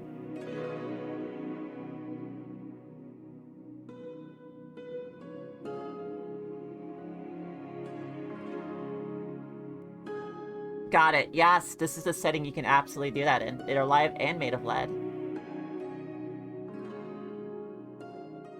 Okay. Lead bullets are pretty general in this game, but I think that's good enough. What are you, my little friend here? A part beard. Rolling scales tessellate her husky slouching form, and motes of condensates stipple her swollen chin. I didn't even know stipple was a word, but I'm pretty sure I know what it means now. Ah, gosh, that reminds me why I loved reading in the past. Also, we should talk to the armorer before I get too distracted. Hey, buddy. Got any cool armors here? Yes, you do. You got the skin suit.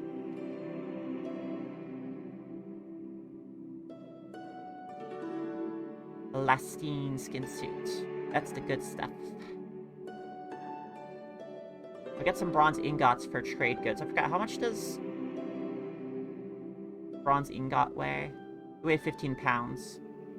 So it's about 33 value per pound. Not my favorite trade good.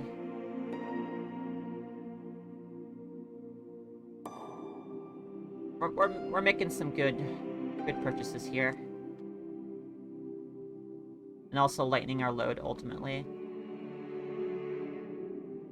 Yeah, that's just straight up upgrade to the cloth overalls. Perfect, perfect, perfect. And it's remember to never sell that. In fact, is there like a make important button? There is. Mark important. Built out of revolvers. Oh, applied by a very coarse sponge. Okay.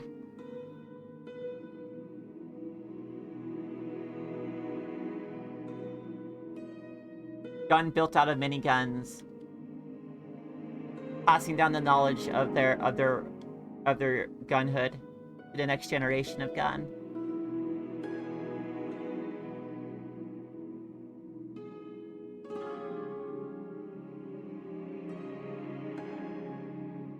Hey, you have a computer.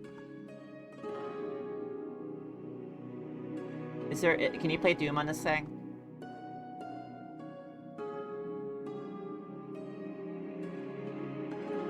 Inside a metal chassis, amber glyphs ride the scan lines painted by a cathode ray. Frustum keys are arranged in quiet rows. I think frustum's a material. Oh, it's right there on the screen too, and big. I wasn't looking at it.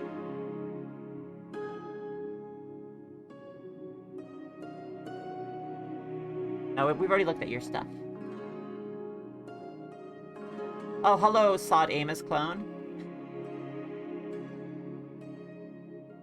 Well, this is a first. Well, no, if you want to make a friend, eventually. Oh, that's tragic. That's some, like, burning of the library kind of stuff.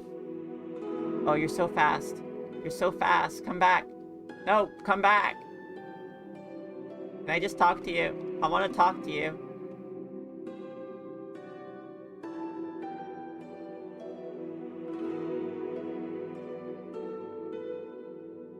Okay, I was seeing if he would give me, the blade. Obviously not. I forgot, does proselytize make people hostile?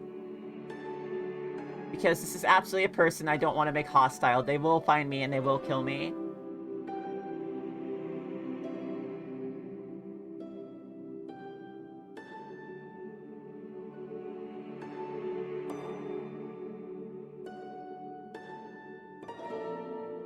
Beguile will aggro, proselytize will not. Alright, thank you very much. Yeah, Beguile is the mental power. Understood. I've been streaming for like, oh wow, over 4 hours. So, I'm a little something of a bit of stone myself here. Alright, proselytize. Aw, he's unconvinced. I'll come back for you because I want your Vibro Kopesh. I only want you for your Vibro Kopesh. But in the meantime, you'll serve as a great warrior and friend one day. Does berate make people hostile too? Because that's the other tool I need to learn. Okay, no dromads. You dromad, bro. And have we looked at who likes you yet? Dang. What did... The vines took that really personally.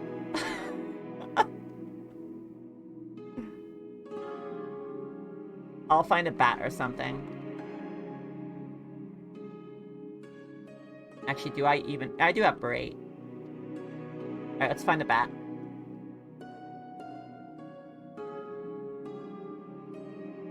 Heart full of neutrality. And none of you are neutral.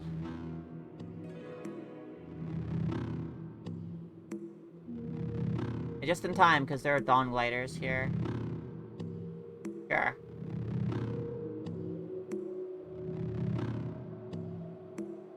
Alright, let's see if any of these are neutral. Nope, you're hostilely. Instantly lost again. I am really happy to give you like a second of grace time to get away from the dawn gliders. They haven't killed me a lot of times, but they've killed me enough times.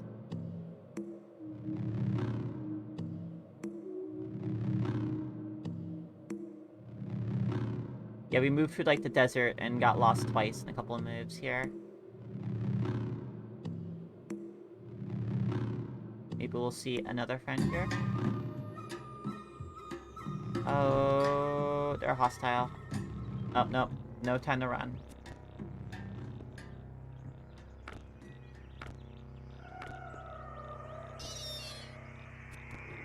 These pistols don't exactly have a good penetration value.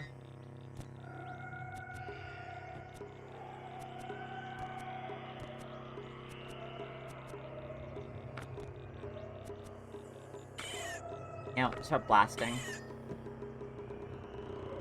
Do not hesitate.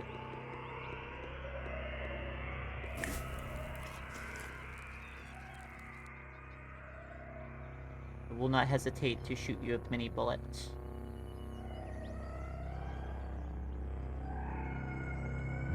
We're gonna stop and like search on these ruins probably next time. I think I might add this to my weekly roster a bit because I kind of want to play more of this, but maybe not today, and definitely not tomorrow because I have to take my days off. I am having fun and oh, someone leveled up, or there's a feral lock around here.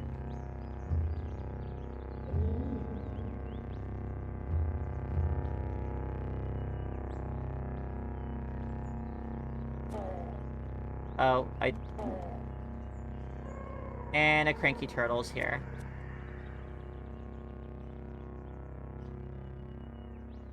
Feral Law, perhaps one of the more terrifying enemies of the early game.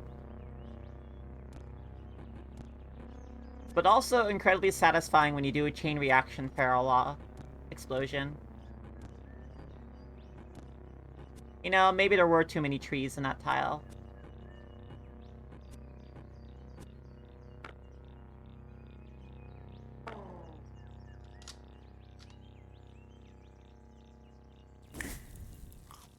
Alright, there's some goats around. Near Red Rock, and I can use them as a crash test dummy.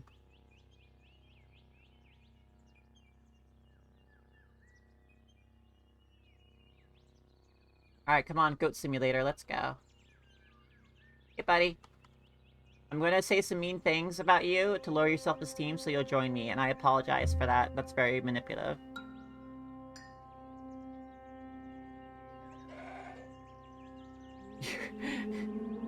Your words shame the goat.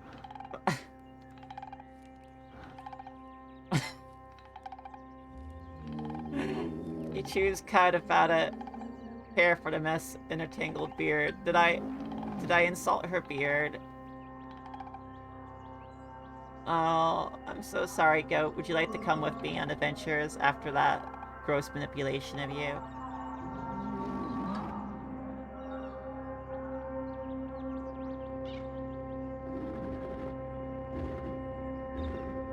Goat, goat, goat, goat, goat. Don't worry, the shame will go away. Oh, look, I didn't mean it. I just repeated some things that Kojima said. You don't have to be ashamed of your words and deeds. You're fine. Yay.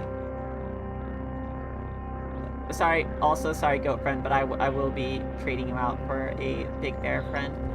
But hey, you get to live in 6 days still, where there's absolutely no grass to eat. That's rough, buddy. That was an extremely successful, like, Caves of Qud session. Things went pretty Millhouse. Pretty freaking Millhouse. But thank you for everyone showing up. Like, I got a couple... Oh, thank you. We got a couple of developers show up, which is always good. Remember, if you stream on Twitch and you play an indie game, there is a high chance the developers might be watching you. It's happened a few times already, and I'm a pretty small stream. Which is why I try not to be a big grumpy puss when I'm getting a little frustrated or having a bad day, because I don't want to be that person. But I wasn't that person today. I was very happy and relaxed today, and had a very good time, and thank you for hanging out with me. This is going to be one of my top, like, streams back in memory for a while, I think. It is. I don't know. I have a tendency to be kind of cranky sometimes, and I wish I wasn't that way. Because I don't want to be that way. No one needs that.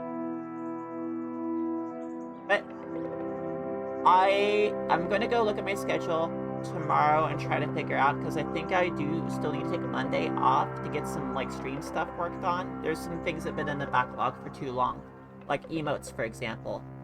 And I will be here on Tuesday, Wednesday, Friday, and Saturday next week if all goes according to plan.